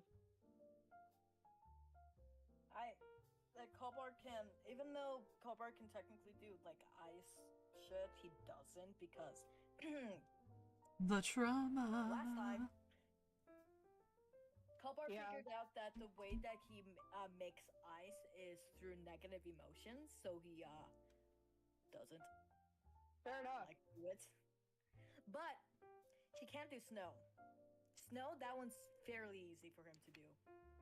Actually, you know what? I'm going to spend a spell slot and cast Skywrite, Ooh. Oh, which you can write things in the sky. oh my god.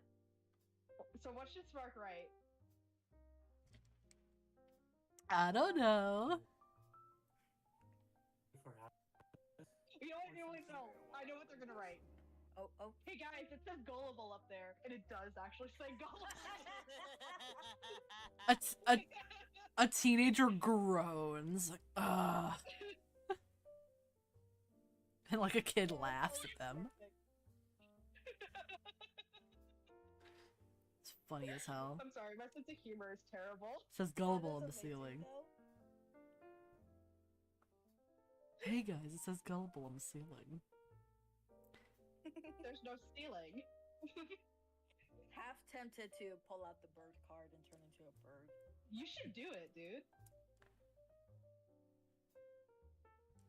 Yeah, bird. Question: is there? I could do this. I think it'll be really funny if I like ask the kid, "Hey, do you think you can lift me?" And if The kid's like, Yeah. I don't know. I'm pretty strong, but you're tall. I don't know, we can can find out. Wanna try? Yeah, I'm gonna try it. Yeah. And the kid like walks up to you and like puts their arms around your legs and like attempts to lift you up, and like it just does not work. They're too small. Oh, all right. How about that? I'm gonna do something real special. All right. Uh-huh. Try it again. Try it again. They put their arms around your legs and like squint their eyes shut and go to like lift you up. Yep. And I turn into bird. There's like a bunch of like what gasps, and the kid's like, huh? And they open their eyes and like, oh my god, you're a bird! Hell yeah. And the kid kind of like hoists you above their head. They're like, whoa! And like their friends are egging them on. It's like, whoa, you're so strong. You picked him up. He's a bird. Yay! Yippee! Yippee! Spark or Freya could probably instruct the kid to how to kind of toss me so I can fly. Oh my Yeah. god, yeah. Freya's like, Spark will definitely teach them. Be like, hey guys, hey, you want to learn how to throw You wanna- the bird? throw the You bird. wanna throw the bird? Cobra just kind of looks at you like, what? Huh? And then Spark goes, okay. Put your arms above your head with him, right? Uh-huh. He's like starting looking frantically. Arms back, Ah! and then Noises. Distressed bird noises as Colbert goes sort of flying through the air. He's fine though. He's fine. He starts flying around a bit. Yeah. The kids are like, whoa, that's so cool. Wow.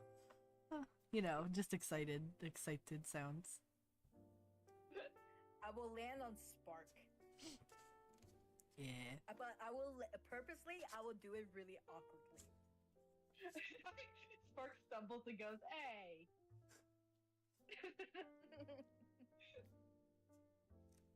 But yeah, we should probably go, see the others, but hey, we can always take a pit stop when we come the other way. That is true. That is true. You can just imagine all the kids saying, "Aww." Yeah. Some Yeah, some of the moms sort of thank you for, entertaining the kids and like, making them happy. Spark does say that the stuff that they're doing is something they could eventually do if they just are really, really nice to their parents. The kids are like, yeah, absolutely. I believe you 100%. They're gonna just leave. Yeah. Up on the next trolley. Cobra is gonna stay as a bird when hopping on to the trolley, and it's gonna soak in the strange looks that the people are gonna give. It's gonna soak it in. A snake, a creature, and a bird walk into a bar. Exactly. Yeah. But eventually you get back to the train heading southbound, the one that you had taken coming up, the one that heads back now. And you head back to downtown. And on the train, I'm guessing you probably shoot the rest of the crew messages like, we're heading back now, teehee.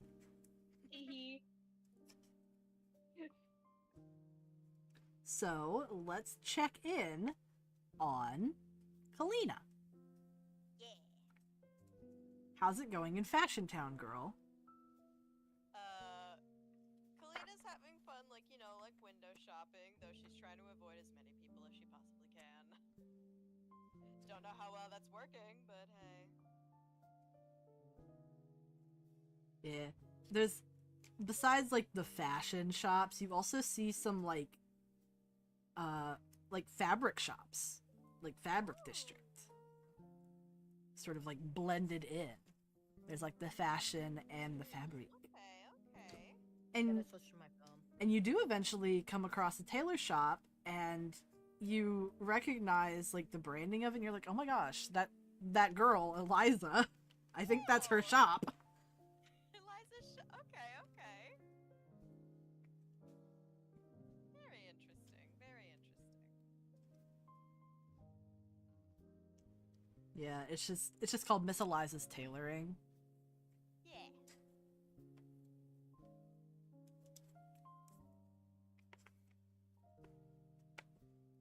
Kalina's somewhat tempted to go inside. Do it, bitch. Do it, bitch.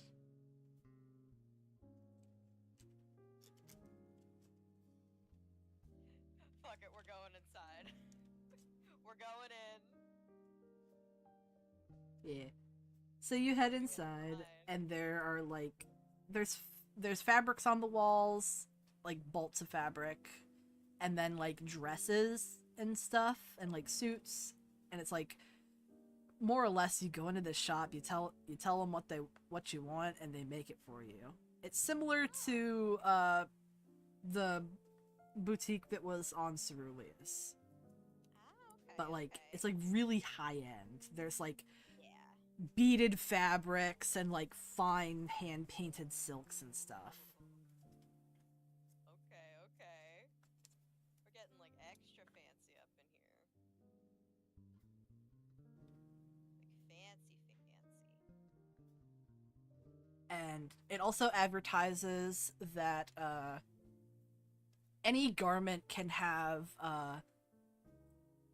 like light elements added to it, and you see that like there's a mannequin that is posed, and it has like this really nice suit with like long coattails that has like these glowing like light strips as like detailing on it.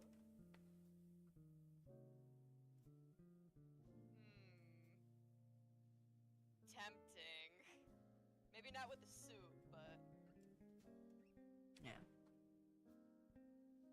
because we know Kalina, she's a femme queen. Yeah. I feel like a femme queen. I say suit, but it's like it's more of this damn fly. It's like very more feminine, somewhat androgynous. Yeah. Not like a strictly masculine like styled suit, you know.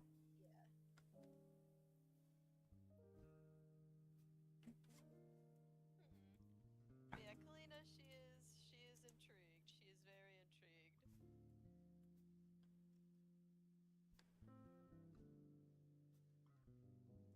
She just kind of sees the suit in the window, and she's just like, Oh, sorry, I'm just looking on Pinterest to see if I can Yeah. find anything. Yeah, like, You and me both, girl. Yeah. I can see it in my head, but Whoa, the people. I'm a help. Floyd! Floyd moment. Floyd moment. God, in 4K ceiling's a shoe. Oh shit.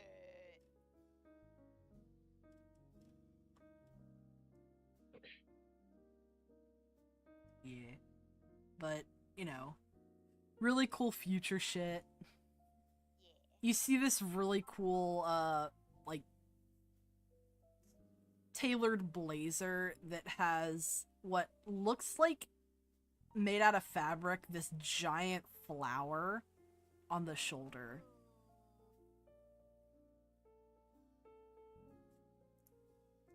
Like a so. Okay. Oh, that's really pretty. I like that. I'd wear that IRL. Yeah. You see that it also comes in like a dress variant.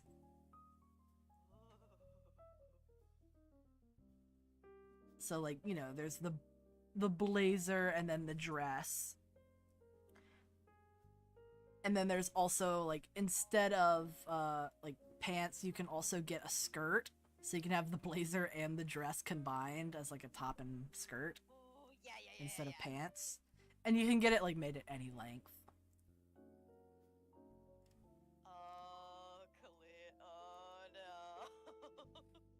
no. Kalina's eyes are glowing. That just. Oh. I found a version of this that's in purple. It's more like an Oh. orchidy purple, but it's purple instead of blue. Purple? It's also Oh, I'd wear sleeveless. so much. I love that. Yeah. So imagine that in Kalina's deep royal purple. Yeah, yeah. Maybe with a long sleeve. By the way, if you find it on Pinterest, this is actually like an Etsy listing.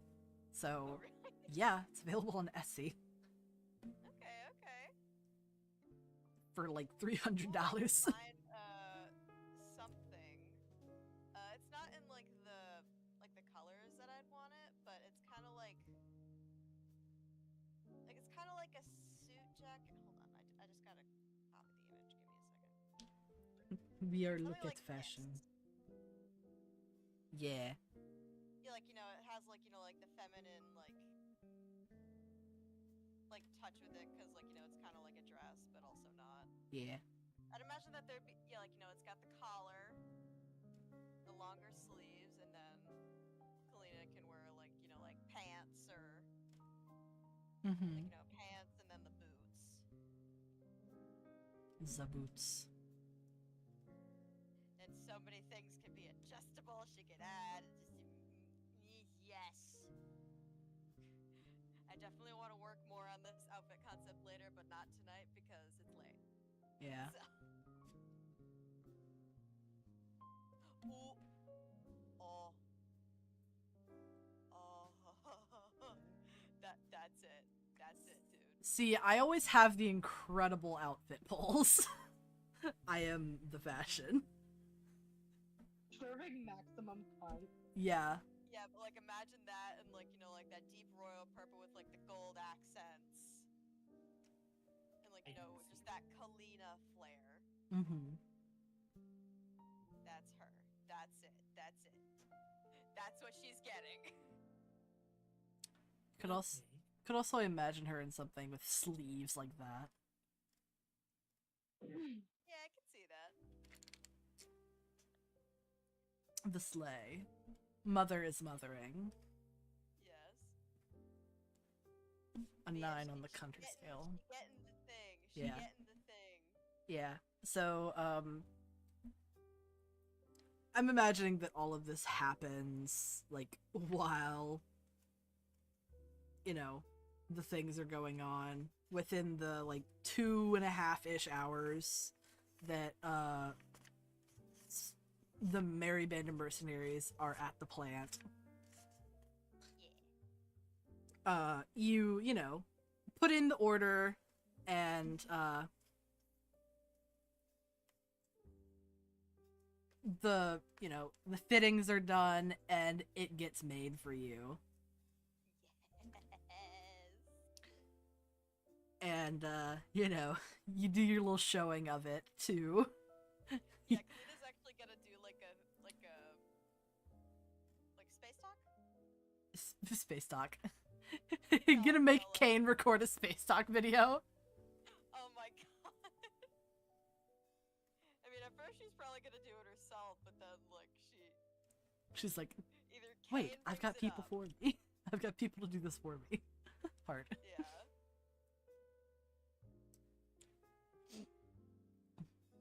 Yeah. Yeah, like she's just like, Kane, would you be a hit and hold this, please? And like hands him the phone. And he's like, yes. Yes, ma'am. But yeah, and then she goes about like recording it or whatnot, and like probably like the whole process is just like getting her measurements, seeing it made, actually wearing it, etc., etc. Yeah. And giving a nice shout out to Eliza. Yeah. So, you get your thing and you post your video, and like after you leave, you get like a ping that there's a comment on the video, and it's Yeah. Eliza, and she's like, "Oh my god, girl, thank you for the shout out. It looks so good on you." Aww.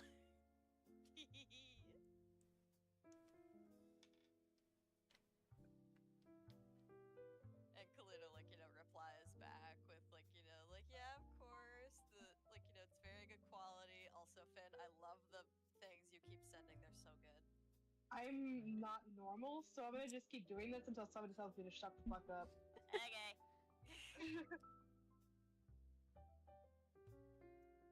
But yeah. Kalina is happy. She got new suit thingy majingy of beauty Yeah. and awesomeness. Yes. Kalina is ready to slay the day. Exactly.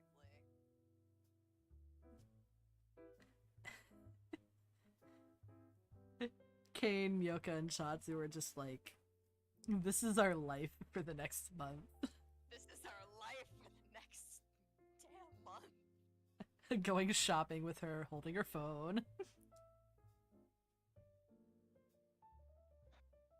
I think Spark would wear the one that I sent before Colbert's. They'd wear Yeah. that. Yeah. But Yeah, that's what Kalina's doing. pretty much after you like get your thing made and you're walking on the street, you get the little ping from Merry Band, and they're like, Yeah. "We are back downtown, meet up with us." And Kalina, she says, "Oh, looks like the three of them are done, and it seems like it went quite well." Kane's just like, "That's good. Thought we were gonna have to go in for backup."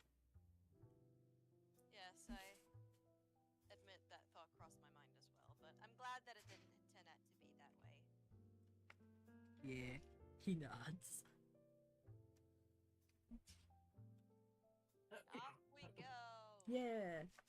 So eventually you guys meet back up outside of the bullet train terminus. Tagok's probably immediately like, "I shot guns. I shot guns. I got to shoot guns. It was exciting."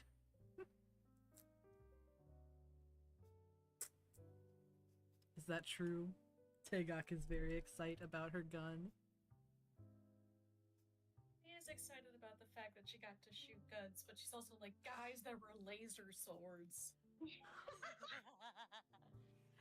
Oh, of course. Chatu's like, "You went and looked at laser swords without me?" Without me. He's like, I wanted to know what we'd be up against in case there was a riot.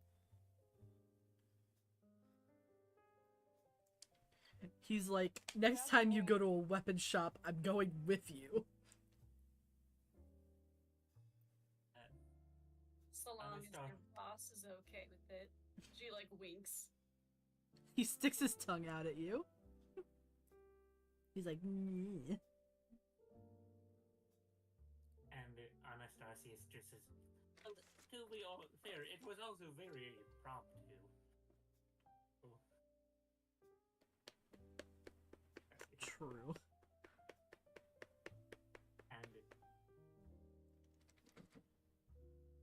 And Clement just goes, "Yes, Tagok just wanted to get away from the cafe girls." And then he like looks at you, Tagok. Like, tee hee. Kalina just laughs. Just like, I don't exactly blame her. Or anyone, really. First thing that one of the girls did was just immediately start to flirt with the boys. And gestures to Chatu and Yoka.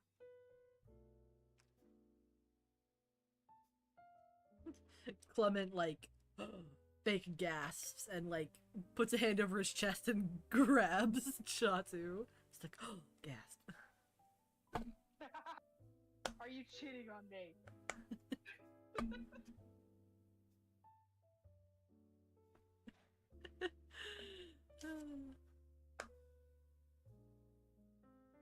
Yeah, but it's about at this point that Spark, you get a message from Venus on your tablet. You get a little notification, just like, bzz, bzz. And you look, and it's Venus, and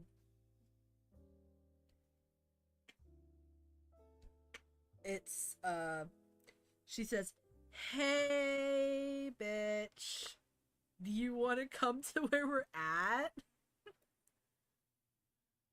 That might be a good idea because I actually need to talk to you two, Heart. Okay, big swag. I'll grab the others. Where did you go, girl?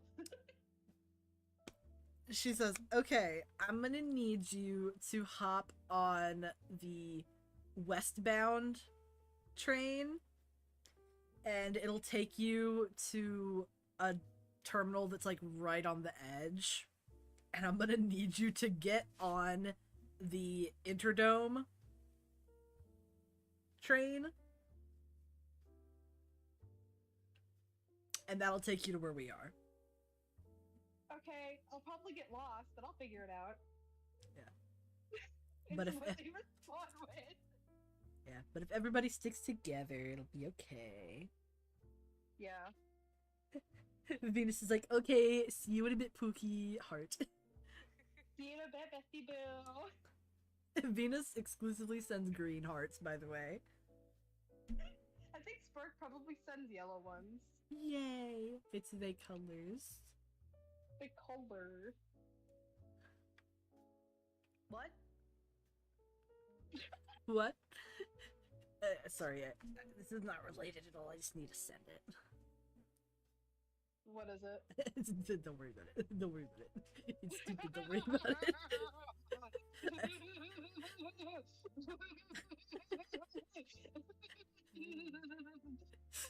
Ooh, sorry. I think of this Really if I like what Ben Very said. good. I think of Very this good. image That is often. Anastasia's core. I'm sorry. I just holy shit. Yeah, it is Anastasia's car. Sorry to break it up with this horrendous thing that I've just posted. No, you're fine. I think of the face of the round person often. I think of that Real. face. Yeah. It's just so visceral. But yeah. You guys, I'm guessing that Spark's like, "Hey, Venus wants us to come meet her." Yeah, that'll probably happen in person when they get off the train. Be like, hey, kings, queens, and Clement. King's Queens and Clement. Just to fuck with him in particular. Wait. Yeah, I'm assuming the train is gonna stop soon anyway. Yeah. The train stops and you hop off. And you see that like just outside of like the terminus, you can kind of see Anastasius' tall ass head. Oh hell yeah, okay.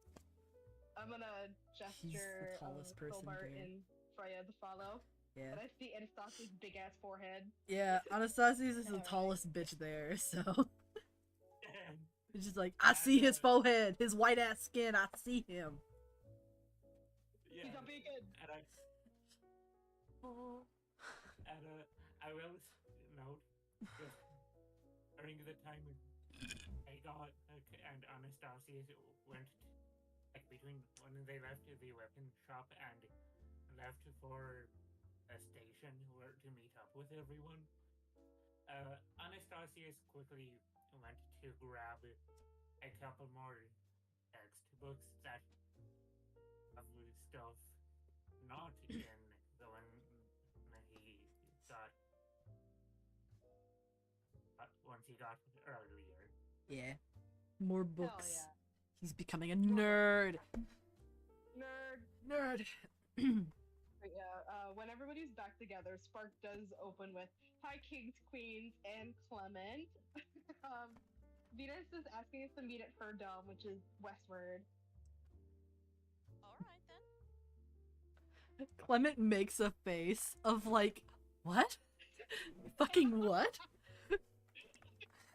It's like the same vibes as like, why fuck me for? Spark is just trying their best not to laugh.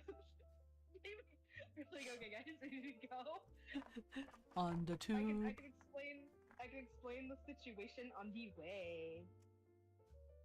Yeah, the situation at the plant. TM. Yeah. Although, I quoted you. I saw that. Quadded. Yeah, Yeah, so I think Spark and Colbar tag team the information, so they're all caught up. Mm-hmm. mhm. And then at the end, Freya's like, any questions? Kalina just shakes her head. Awesome. So what did you guys get up to?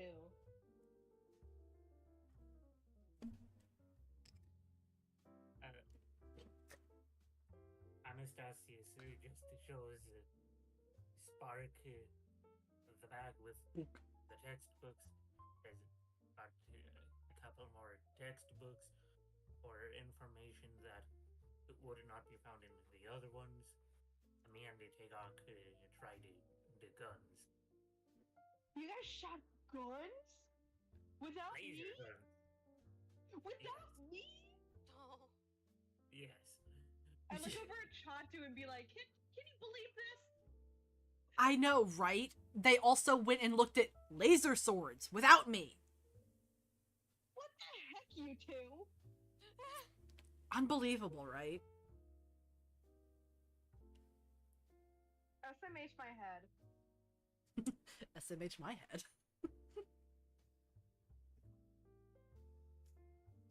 Anastasius just signs in the draconic drama queens, the both of you. Drama queens. Both Yeah, of we you. deserve that. Oh, gosh. But, you look over at Kalina. She's wearing a new outfit. You can guess what she's been doing. I think Kalina decided to fight God. Yeah, I think that's what happened. Yeah, I can see that. Totally. Kalina just laughs. It just says, "Why, yes, I did." And she does like a little, a bit of a dramatic pose.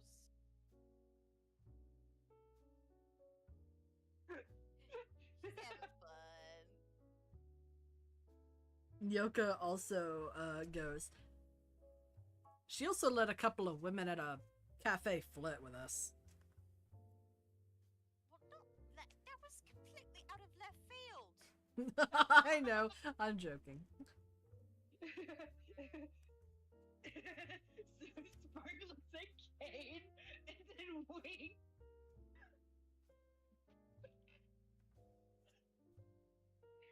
Just the fuck with Kane. Kane rolls his eyes.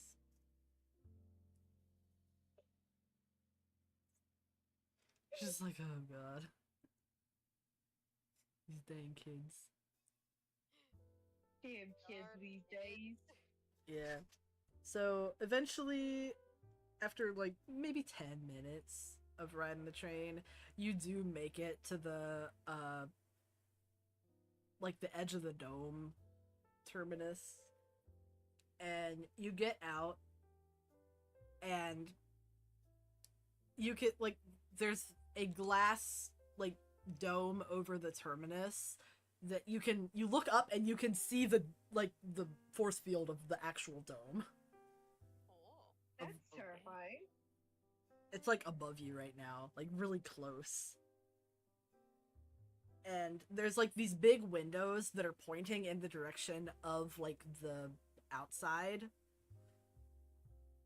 By outside I mean outside of the atmospheric dome, and you can see like just how different everything looks. It's like really, really green, and there's like a yellowish fog that sort of lays low against the ground. And like before you even enter the train that crosses this expanse, you can see the track on it. There are like warnings of like, do not under any circumstances open the emergency hatches on the tube while outside of like the terminus. Hey guys, I should open the emergency hatches. Don't. No, I physically grab Spark and move them away. Yeah. There's like a visual like graphic thing sort of flashing where it's like, you know, the little person grabbing the hatch, opening it up, and then it looks like basically smoke fills the entirety of the like cabin, and then like you see the little avatar that's the person like start choking and then die. Damn.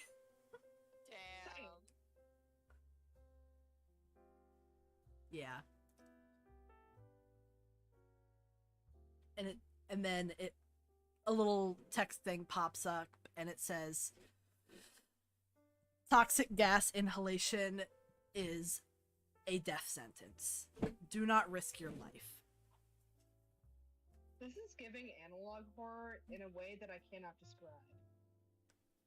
Like what you just said to me. Yeah, I guess. No, I don't think that's AI, actually. I have seen that long before AI. That is actually somebody's cosplay that is made. That's not AI. Okay, it was just the way that the hand clipped was kind of weird. I don't think it's a hand. I think it's just on a mannequin. Oh, sorry. I'm stupid. Yeah. No worries. AI, man. Yeah, because I remember that specific thing from before the age of AI.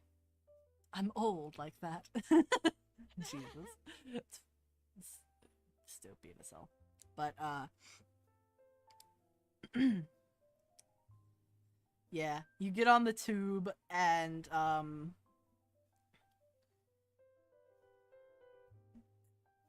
there are, like, once you get on the tube, there are, like, sort of signs pointing to things like emergency respirators and respirator helmets and stuff. Just like, if they're in the event of a air leak or somebody opening the emergency airlocks, please put on these respirators as quickly as possible. Secure children's before yourselves. The gas sinks to the floor before rising. So I like just immediately pick up Freya. children are more susceptible to the gas because it's lower to the ground and it affects them quicker. They're just so small.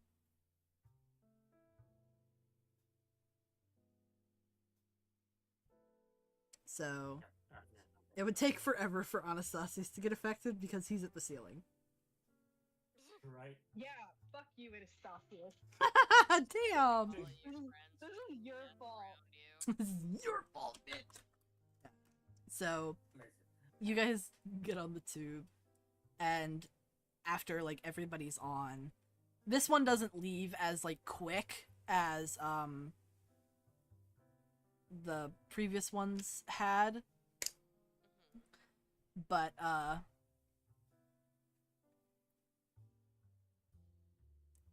yeah. It's kind of ominous.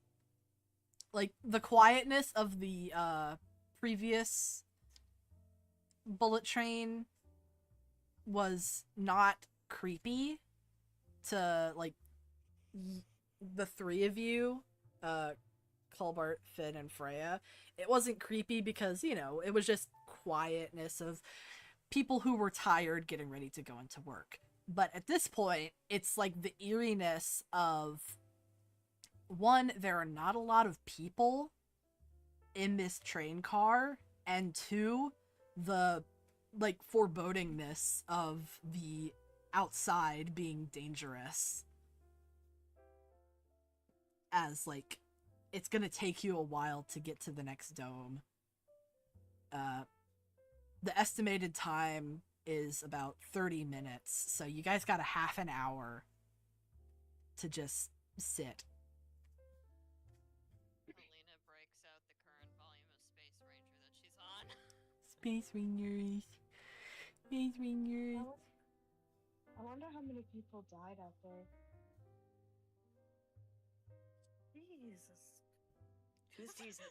Colbert's just like, Way to lighten the mood, man. Jesus. Who's Jesus? who's Jesus? Oh, that guy that died a couple years ago? What about him? That's really funny. Smirker's just like staring at the windows, so I'm just kind of looking. Yeah. Kind of looks like art. What?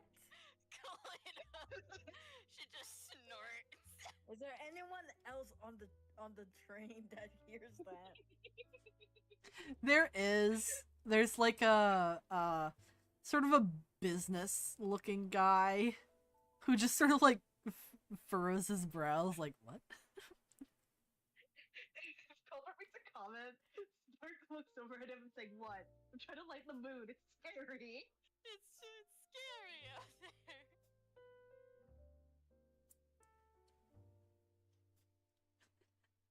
The guy's just kind of like, yeah, whatever, man.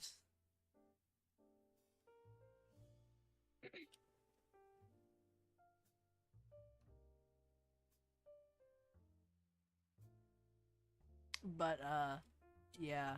Y'all want to talk about anything else in this amount of time?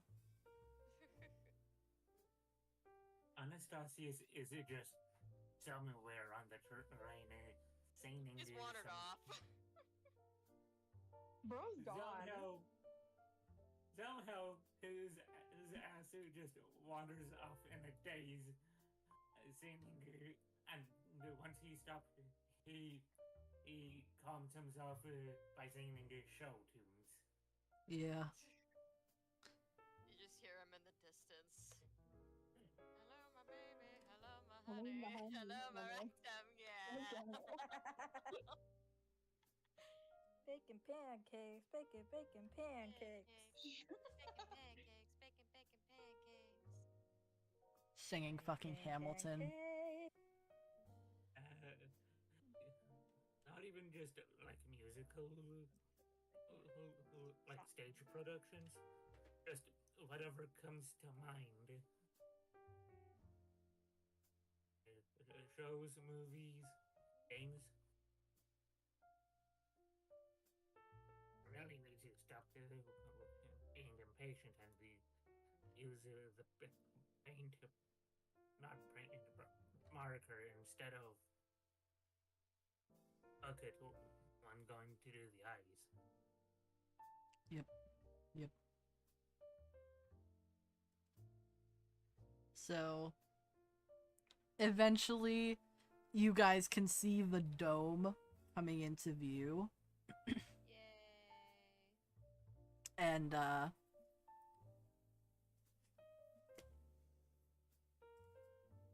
you can see that, like, this, inside the dome, things look significantly different. Like, the previous one that you were in,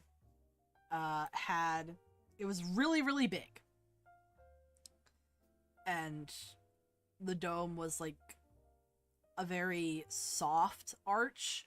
This one is small, but, like, tall. It's almost cylindrical at part of it, and then the top is a dome. And, like, everything is like these really tall high rises. Like these skyscrapers that expand far up into the sky. Yeah. Sorry, I think I just. broke my mic. Business. The business. Business bitches. So, you get to the terminal and head through. And once you're there, you do see that Venus is actually waiting for you. Aw, that's nice. And she waves.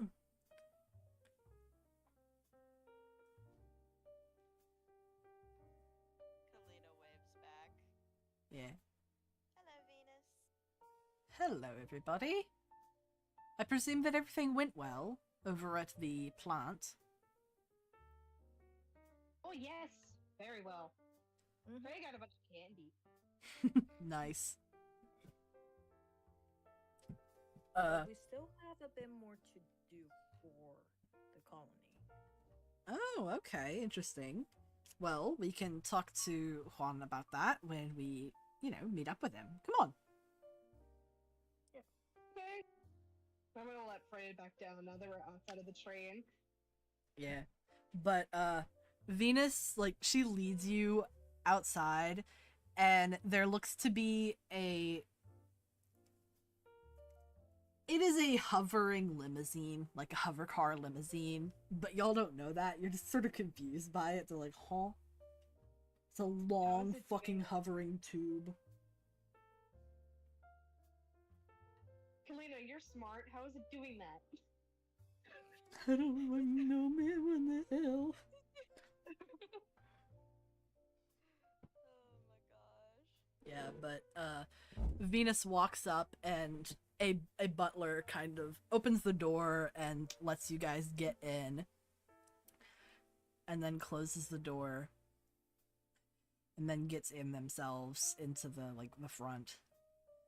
And Venus opens a little window that separates the front from where you guys are in the lounge in the back. And she's like, "All right, boys, take us back to... Well, you know where to go. Why do I even need to tell you? Take us back." And then she shuts the little window again. She's like, "I'm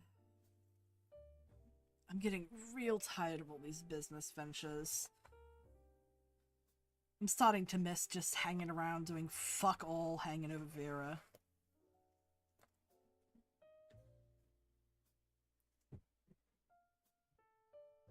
Hello? Can you hear me? Silent for a Sorry. moment.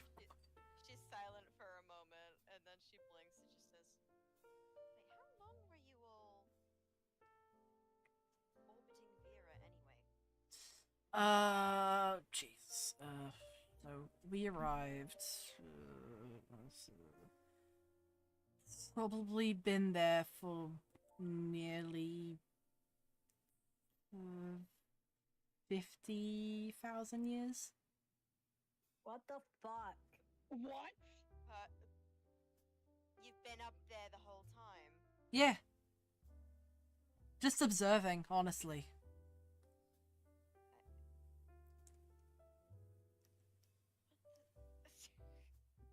I don't know whether to be complimented by that statement or to be gravely offended.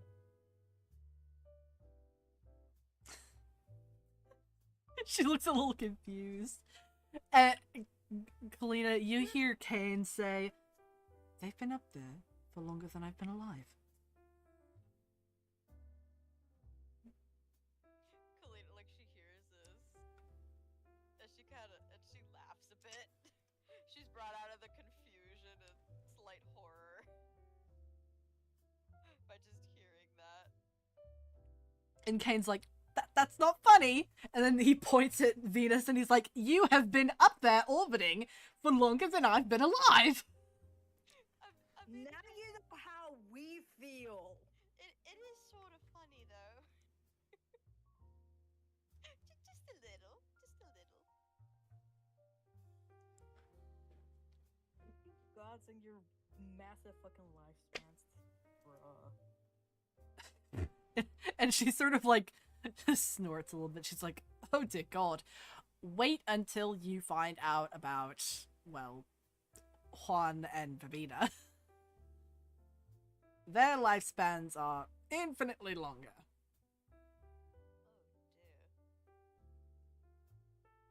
So, you know how, your planet's decently old? Yes. Well, Vabina left home when she was 2 million years old. What the fuck? And she's been away for another 3.5 million.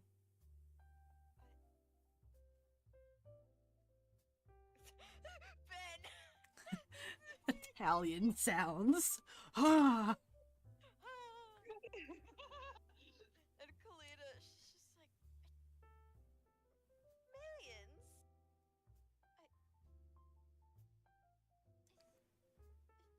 What? And Venus is like chilling. She's like, yeah, and that's nothing compared to the lifespan of the Emperor. Oh. Do I even want to know? Billions. What the hell? I don't even know how old he is to Why? pinpoint. I just know that he's a couple billion. What the fuck? Kalina, she just is sitting there for a moment and just says, it's hard to keep track of your age if you've been around for so long. Would you just stop? Honestly, they stopped counting the individual years. Oh. A single year means nothing to them in the grand scheme of things.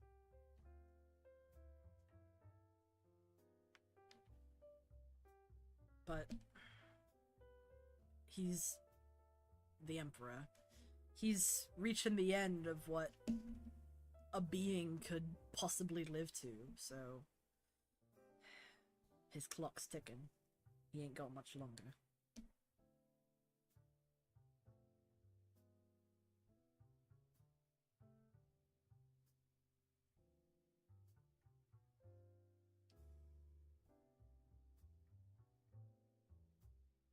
And Venus sort of like looks out the window and she's like, I've been told that what we consider as gods, they're these sort of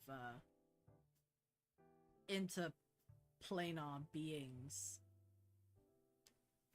that exist outside of our realm of understanding. They can be trillions upon trillions of years old.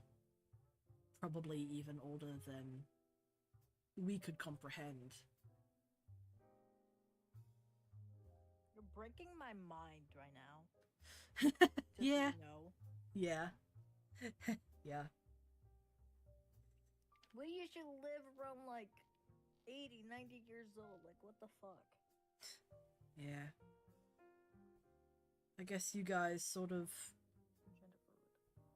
life is a lot more precious to you all, because you don't have as long to experience it as some others.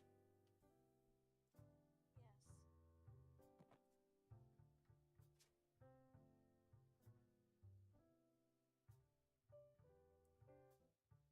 Must be nice, not having to worry about your 1,000-year plan or whatever. Oh dear. If I had to plan 1,000 years ahead, I don't know what I would do with myself, honestly. Most people treat 1,000 years how you all treat 1 year. Really. If you ask yourself, what do I want to do in the next year? That's how most people tackle 1,000.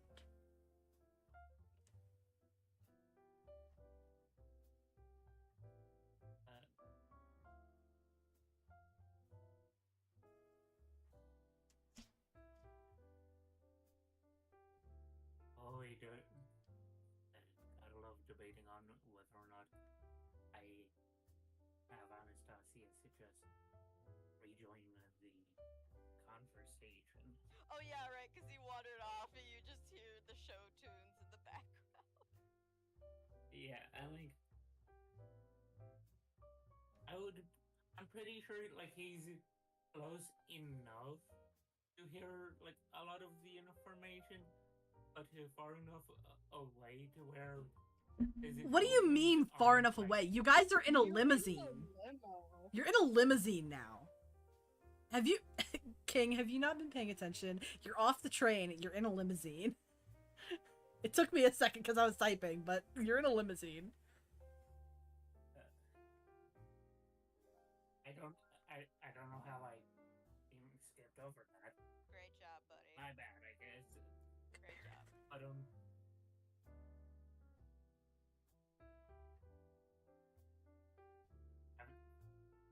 I don't know where my mind was. Not here. Out in the cosmos somewhere, bestie. Apparently. Yeah, but,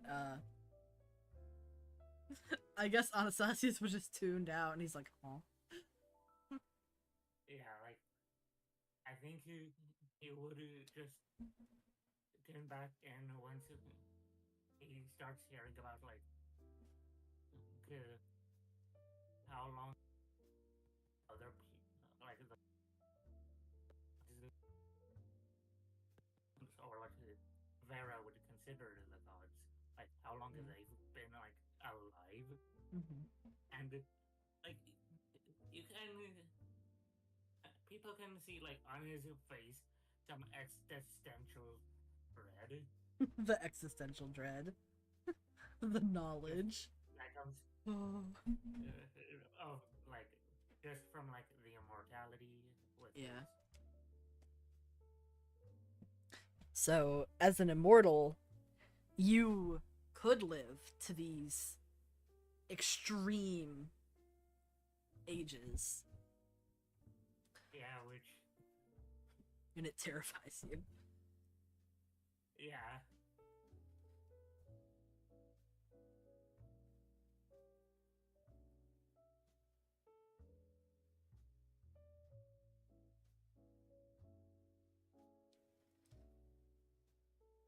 We got the crew talking about cancer in the chat, how that would work. And yes, it would be terrifying because for these beings that live so long, the cancer would still take effect at the same rate, so it would be extremely fast and terrifying. So their cell replication is at the same rate of which is a human's then? Yes. That is very unlucky for them. Mm-hmm.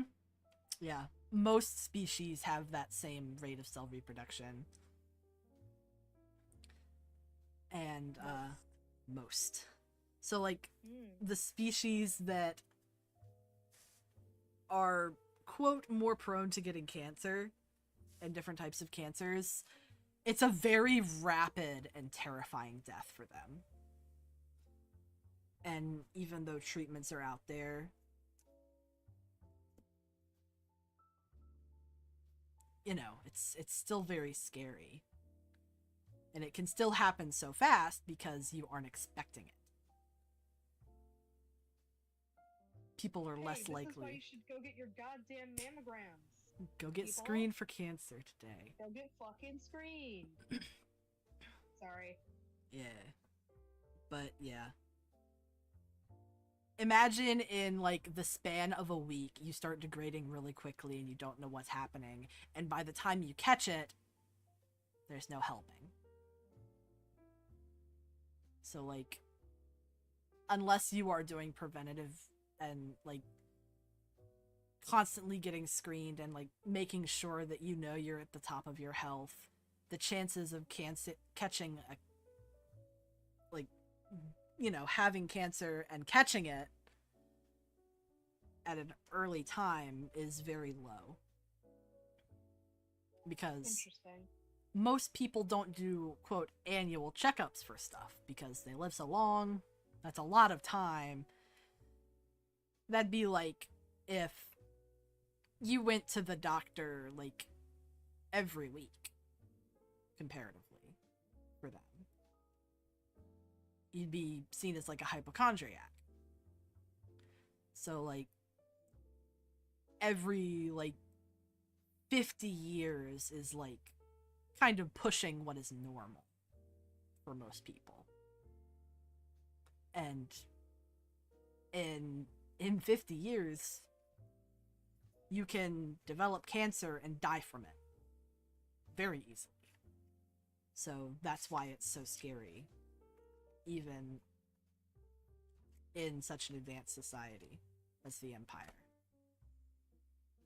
Just because the time scale of things is very different, except for cancer itself. Sorry if that's a little heavy.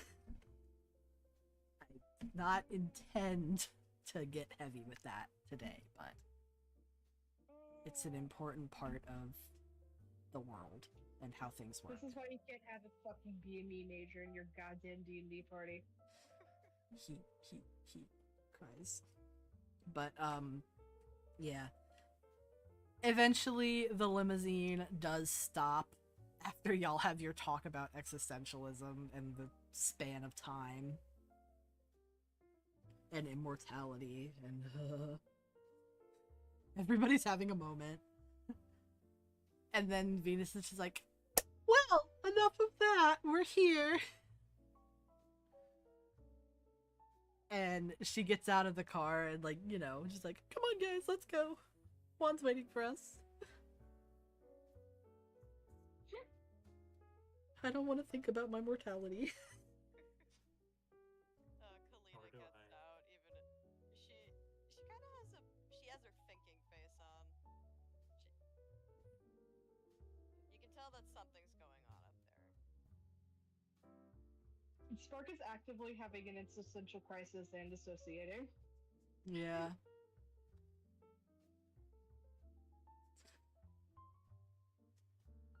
I imagine most everybody is right now.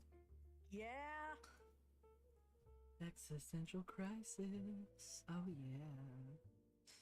But you step out of the limousine and there is this like gigantic skyscraper with these giant glass windows that goes all the way up to almost the ceiling of the dome. This is like the tallest building in the dome. And it's huge too.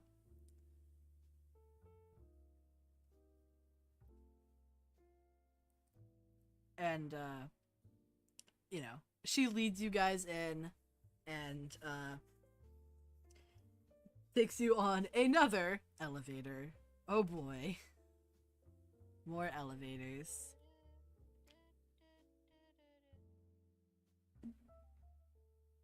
And yeah. She's like, alright, so Juan actually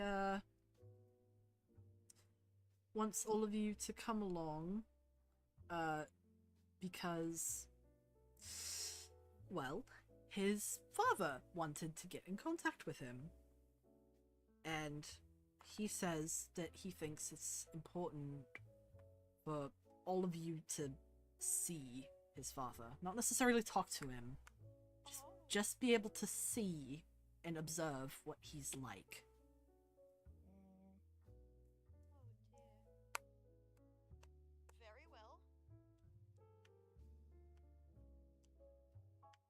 But we'll have some time to, you know, talk to Juan himself before the Duke is ready for the meeting. Of course. We've got about, and she looks at like her little console thing, she's like 30 minutes before we scheduled for the Duke to talk with us.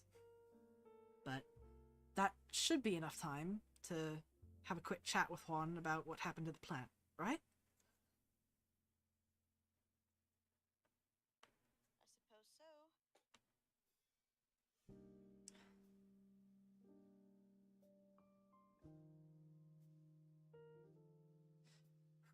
The elevator stops and opens the doors, and she's like, all right, here we go. y'all are basically gonna be FaceTiming him. So he's not actually gonna be there in person. He's just gonna be he's zooming y'all. He's doing a Zoom call. Okay, Just that's to ease the players' anxieties about it. yeah. So I was about to say. Y'all don't know that. The characters don't know that he's just gonna be zooming, Skyping, FaceTiming. Y'all are just anxious as hell. But, Venus leads you to, like, this big meeting room. And there are, like, lots of, men in these, like, fancy suits and stuff all talking. And Juan is, like, at the head of the table. And he is just, like, he looks, like, kind of out of it. He's just got his, cheek resting on his hand, trying to not just completely ignore what they're saying.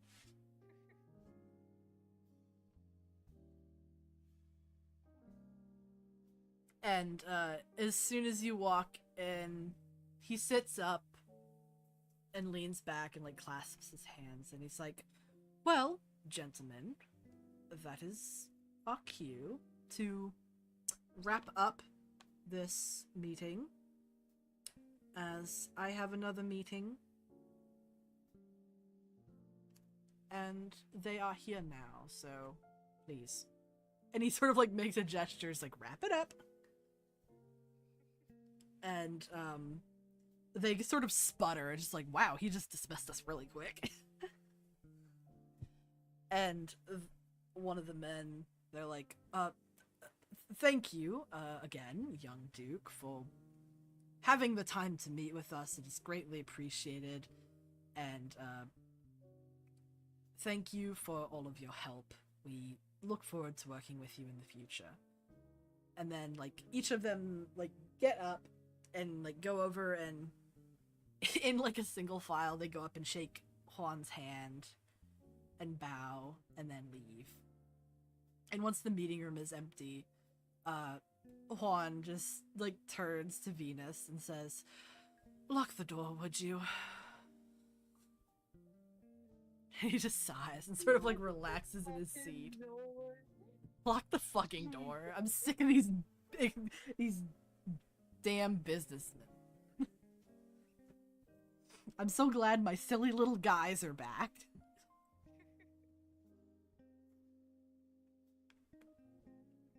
But, Venus locks the door, and, like, the walls that are glass, she, like, keys into a code thing, and the glass doors that go out into the hallway, they, like, frost over so nobody can look through. And after that, you see Juan, like, grab at the edge of his mask and sort of, like, just pull it off, and the veil comes with it. And he just sort of drops it on the table and rubs his face. I think this is the first time that, like everyone else aside from, Spark has seen his face. Yeah. Spark and Colbart. Spark and Colbart have, both seen his face, though Colbart was kind of dissociating the whole time. Yeah. Discord moment. Discord moment. Beautiful Discord moment. So, you know, this is the first time that the rest of the party has seen Juanlan's face.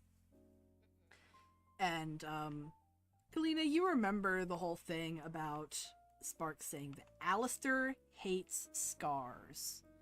And now that comment sort of makes sense to you, seeing Juanlan's face, as it is completely covered in scars.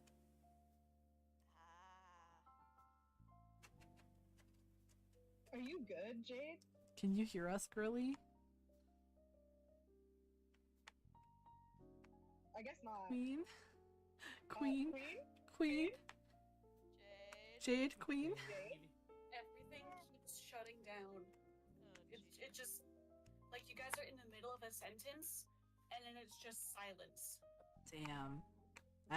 That's shit. I think your modem is a dud. That's such ass. But yeah. That comment that Spark had made previously makes a lot more sense now. Seeing Juan's face. You can tell that he just looks exhausted.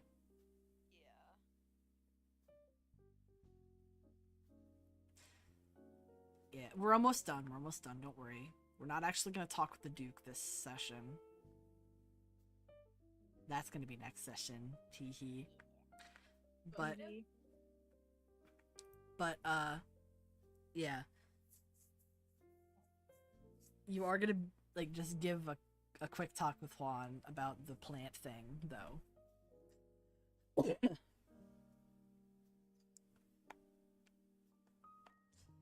But, Juanlan says, right. So, how did it go at the plant? We got a payment plan set up. That's wonderful. You didn't have any trouble, did you?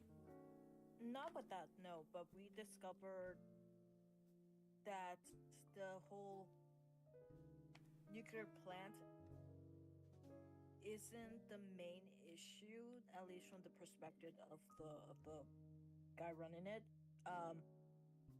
It's the air purity thingy. That is the real bottleneck of the issue going on. We need to, I think, we need to do something about that more than anything. You see, like, his face sort of like, confusion. He's like, what problems are they having with the air purification program?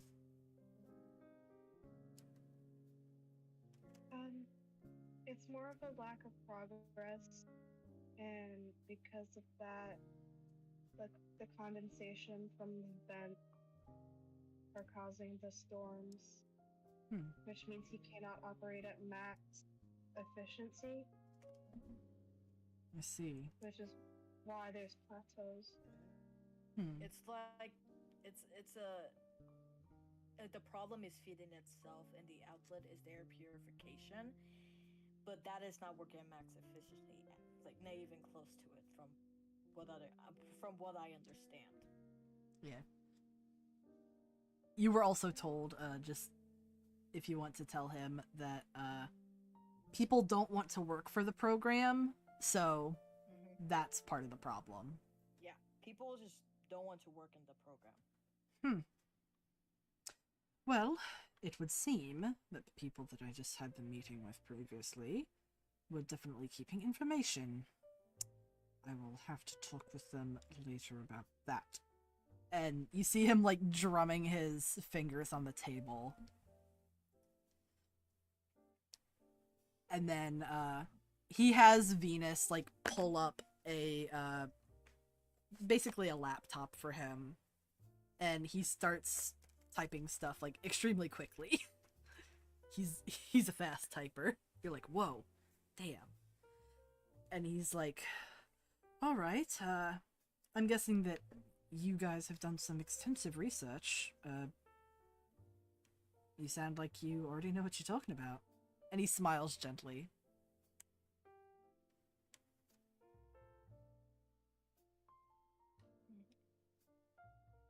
Yeah, we went around talking with people directly, we made friends with one of the workers. We talked to the wives and mothers that were in the residential area. So we got the perspective of them as well. And we asked some questions to the tour guide. He seemed nervous, but I think we made him nervous because we were asking a bunch of questions. And so we got perspective on a couple of people. He nods. And he's like, all right. Now, what can we do to help with the program?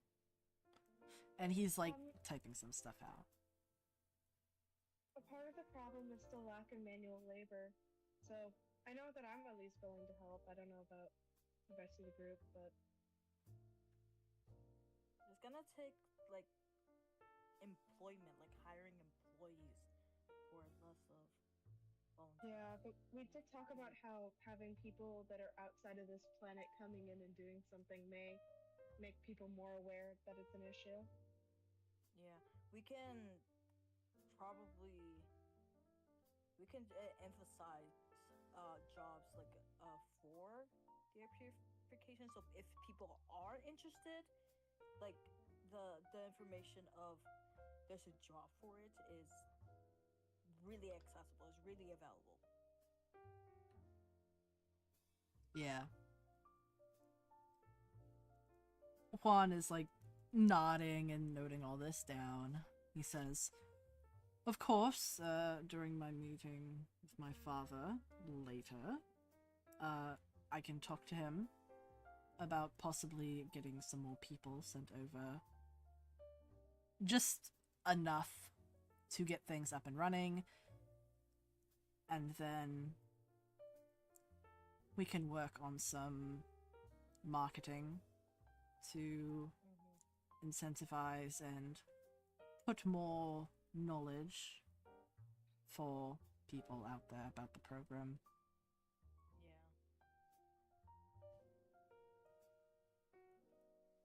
And then he's like typing stuff down about it. Maybe we can have more entry level jobs in it as well. Yes, that definitely could be it. And he's like, let me just look at something real quick.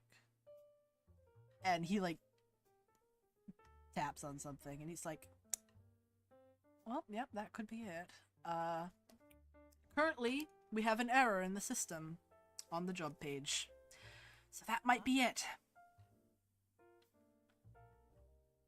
What's the error?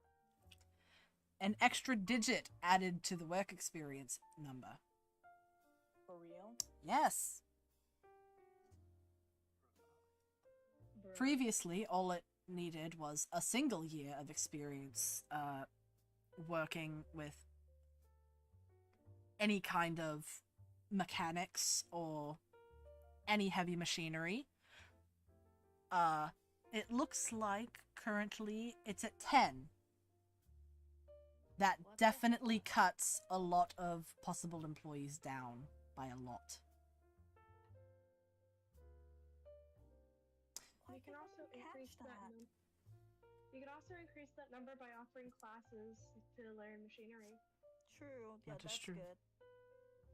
We do have the capabilities for it here on the colony, so I am just going to message job site editor, tell them to fix that immediately, because you don't really need a lot of experience to be able to work in the air purification program, just enough to understand.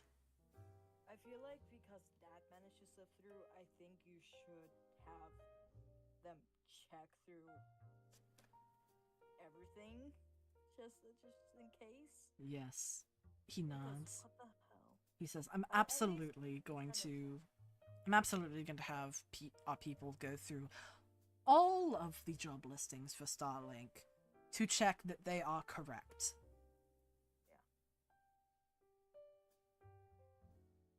Because this is unacceptable. But hopefully that, combined with the other suggestions that have been made, will definitely help this get in the go along a lot quicker than it has been. Yeah. Yeah. I'm just thinking, what else could be done as well? Yeah. I know. Hey, little brain is super tired, so I literally can't Yeah. think of anything else. So I bet there's gotta be something else. I mean, But yeah, I think. I think that you guys have done a good amount, like bringing stuff to people's attention, having it realized that something is wrong with the actual job listing, which is very important. Okay. So yeah. It's a start. I mean, if we need to come back and help more, we always can. Yeah. I think having people at ground level talking to actual people is always good, and Mm-hmm. we could definitely do that. What if that's straight up becomes a business to us though? Yeah. I say to Spark. What? What if us like go and like being hired to talk to real people in situations like this? What if we can? What if that's an actual business thing that we can do? Oh my god, we should patent that. Yeah. Yeah, we should. Yeah. But, you see that Venus, like, you hear her get a ping on her thing, and she looks at it, eyes go wide, and she, like, shuffles over to Juan and, like, whispers something in his ear. And then Juan says, well, looks like Dad wants to do the meeting a little early. So, don't worry, you all don't need to say anything. But I just want you to see what he's like. Get you prepared. And with that, that is going to be the end of tonight's session. Next week, or whenever our next session is, we are going to pick up with the first true introduction to Duke Alistair.